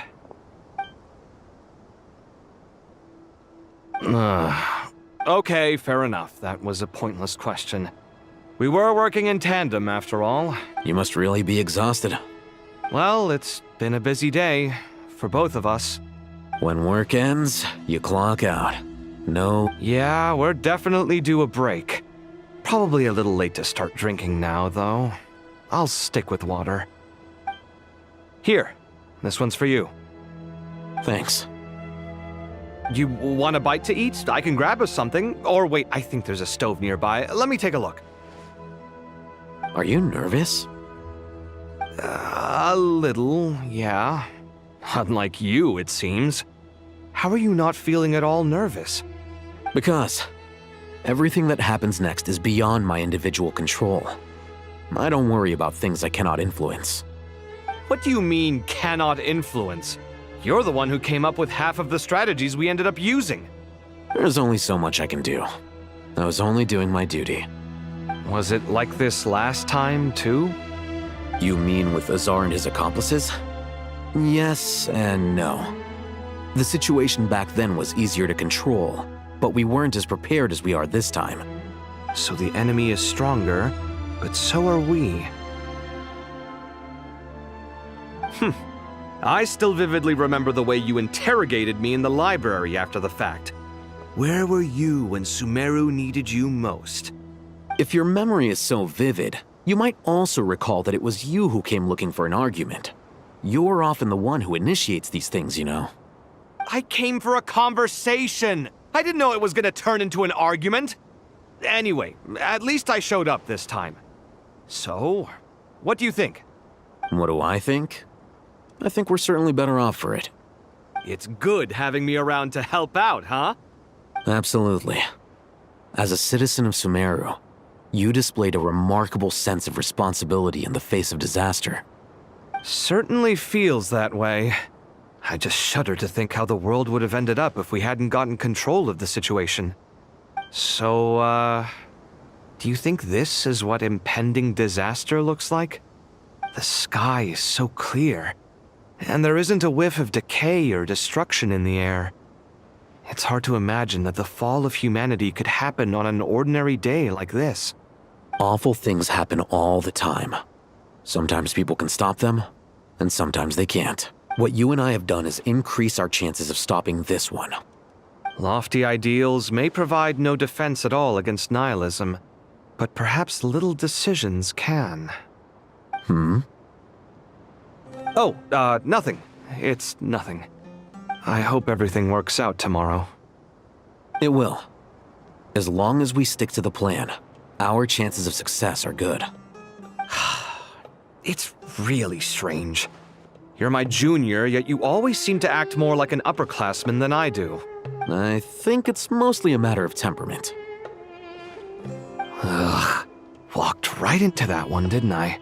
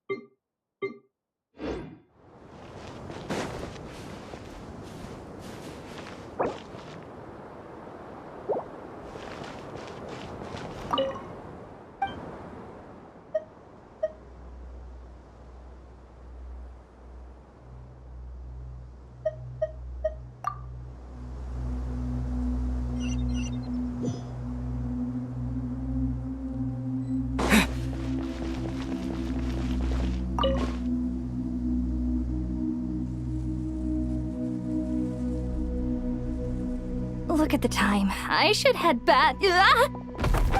I'm so sorry. I was in a hurry and didn't look where I was going. Are you all right? I'm fine. Wait, you're... Have we met? Not exactly. I think we may have crossed paths by the house of Dana before. Oh. You're Hat Guy! From Vahumana, right? You recognize me? The clue's in the name, Mr. Hat Guy. Fair point. It's getting pretty late. What's keeping you up? I could ask you the same question. If I'm not mistaken, all the workload for the Ratawa Hisdarshan wrapped up a good while ago. Well, I have something of a background in Satyavada life, so I was helping the Dendro Archon make some preparations. But I must have lost track of time. Did you find the experience enlightening at all? Honestly, it was tedious and uneventful at first. But eventually, I think I did sense some profound truths. But they also brought a lot of suffering with them. I was told that I even shed tears while I was meditating, though I have no idea why. Sorry. I hope I'm not scaring you. Not at all. It just proves you're very accomplished in your research. Good night. I wish you all the best for tomorrow. Thank you, sir. You too.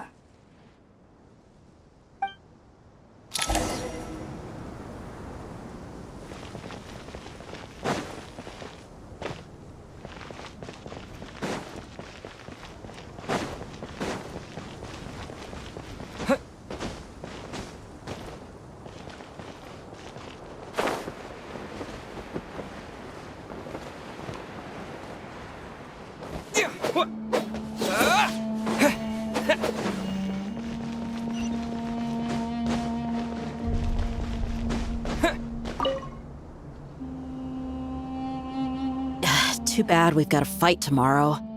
I could really do with a stiff drink. Let us pray instead. Prayer. How nostalgic. Lord Sangama Bay.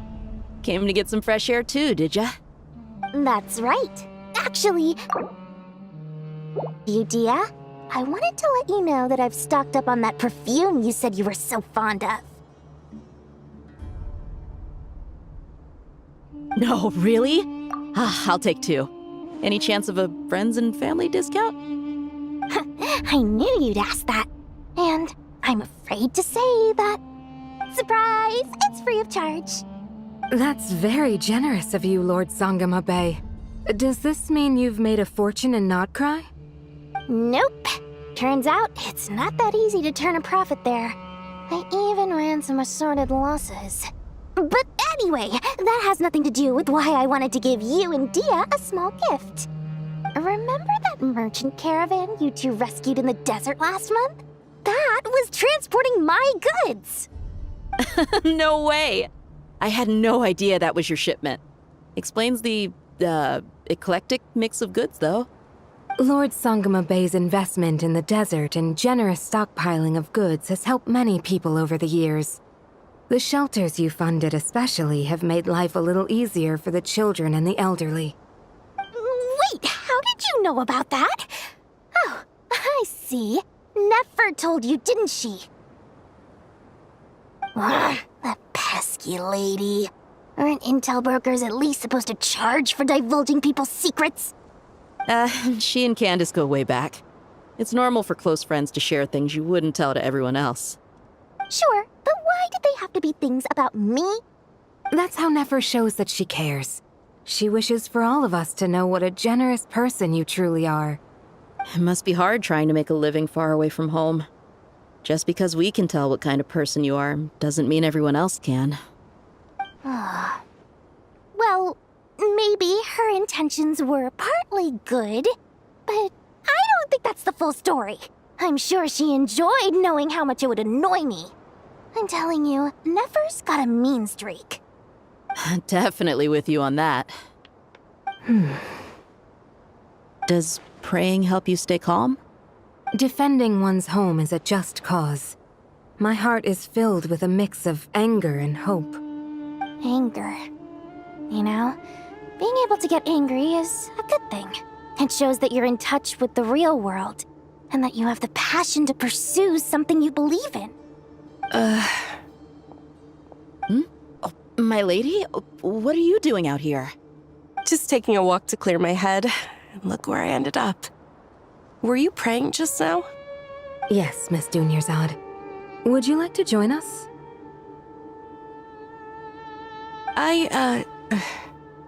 Come on, it's fine. She won't mind who you pray to. Oh, then sure.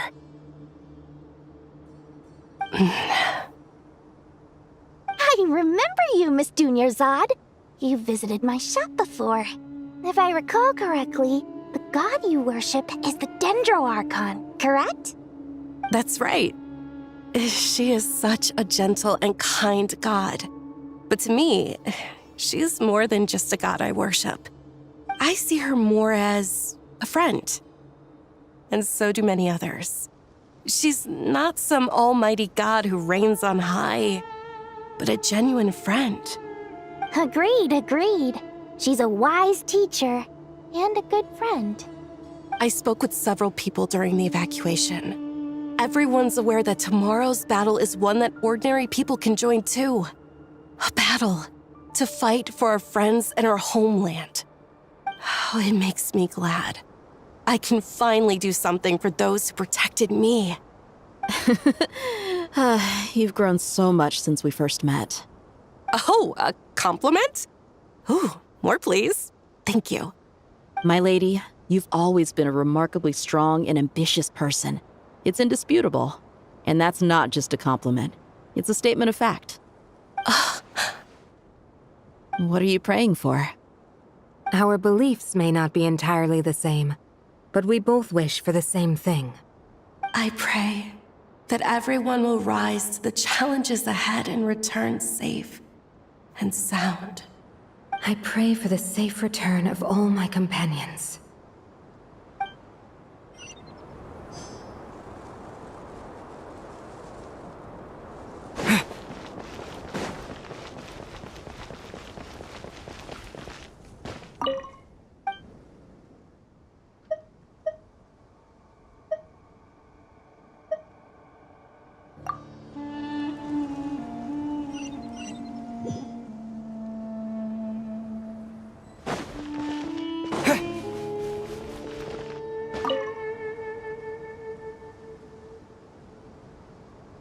Something on your mind, Miss Nefer?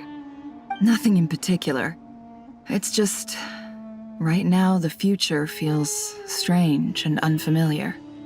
But the future has not yet arrived. How can you say how it feels? Some people know that there's an impending disaster. Others remain blissfully unaware.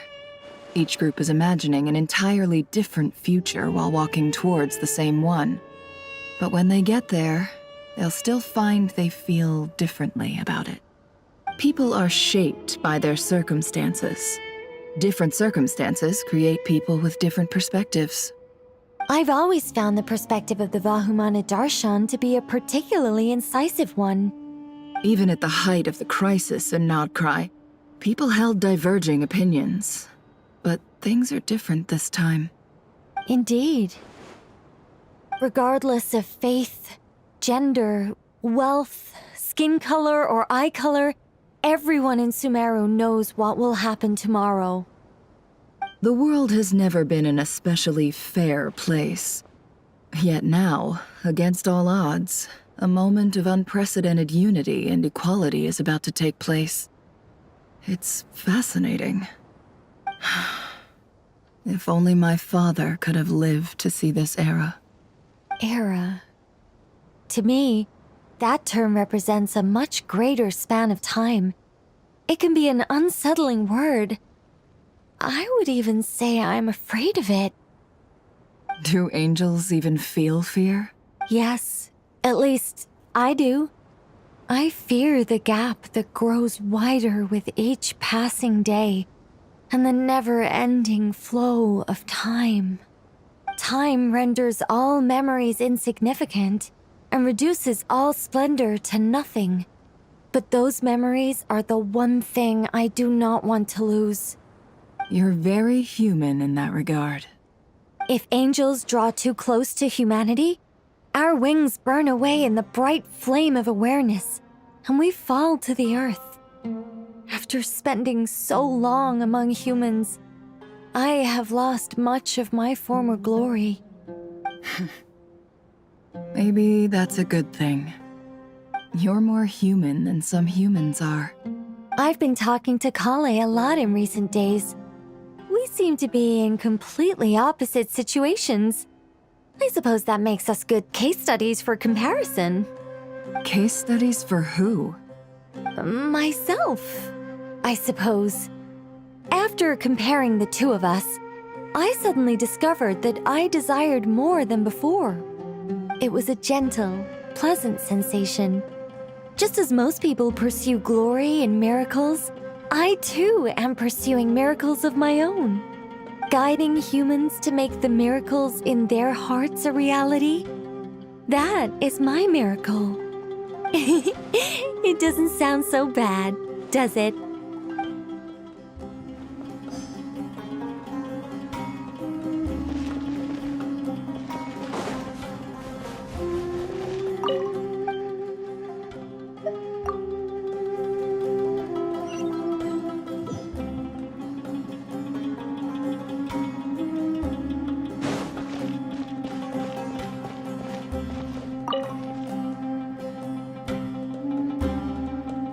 We'll make our move after sunrise tomorrow. Good. Is everything ready? As much as possible. That'll be enough. Don't let the pressure get to you. We'll take things one step at a time. That's how we've always done it. Master Tainari! Mr. Saito! So this is where you were. I brought some juice and some water. Would you like some? I know how easily you get dehydrated in the desert, so you should definitely have some water. In which case, I'll have the juice. I gotta ask, though. Who's on juice-making duty at a time like this? Madame Farazan said she was feeling a little nervous, so I told her about the automatic juicer my friend invented. She took it right off me and started making carton after carton of juice. A juicer? Did Sucrose send that to you? Yeah, I hadn't had the chance to try it out before this incident occurred, but I couldn't bear to leave it behind in Gandharvaville. The juice is very sweet. I think so too. Kale, how are you feeling? Physically, I'm okay, but it just still feels strange to me. Why would a great power like this come to someone like me? I know the feeling well. That same question ran through my mind every day as a kid. At least now, you have someone who can relate to you. All the more reason that you should apply for Spontamod. Tainari fiercely opposes the idea, though. Those two things are completely unrelated. What are we all chatting about, Would anyone like any juice? Oh, you have some already. I had some earlier, ma'am. Maybe give the extra to someone else? Very well, very well. I shall be off then. There's this enormous power, and then there's little old you. You feel like there's no connection between the two. And that sense of dissonance is difficult to get used to. Yeah. But after all this time, I can't believe this stuff still gets to me sometimes. Makes me feel a little childish. Kale, just because we normally keep the conversation light doesn't mean we can't discuss deeper issues. I don't think it's childish at all. You were the victim of a terrible crime. It's normal to struggle with the fallout from it. You have absolutely nothing to be ashamed of. My professor once told me that no incident can be considered truly resolved until the victim says it's over. Your rage and your pain are completely justified. Thanks. Miss Nicole said that the same god remains which were once used to inflict so much pain upon me have now become a weapon with which I can protect everyone. It's like my own personal kind of evolution. Every innocent person who's been hurt needs time to realize that it wasn't their fault. I was the same. But it's all about to be over. Tomorrow, it ends for good. I don't know if you've noticed, but you rarely stumble over your words anymore, and your outlook has become much more positive. It's a big change from how you used to be. And since this isn't over, you can settle the matter on your own terms. It's time you seized back control. I believe in you. Yeah. Sumero is my home. And it's so important to me. I have to protect it. No. I will protect it. And once you're done, how about you come back and apply for Spontamod? Stop it with the sales pitch, would you? Hey, excuse me. There are still 3 unclaimed cups of juice here. Why don't you take one each? Ugh, my arms are getting sore from carrying them around everywhere. Madame Farazan, why are you... Here, let me take them off your hands. Thank you, Madame Farazan. Drink up and enjoy my handiwork. I think I'm going to make something else now instead. Please, try to relax, Madame Farazan. Your nerves are starting to get the better of you. I know, I know.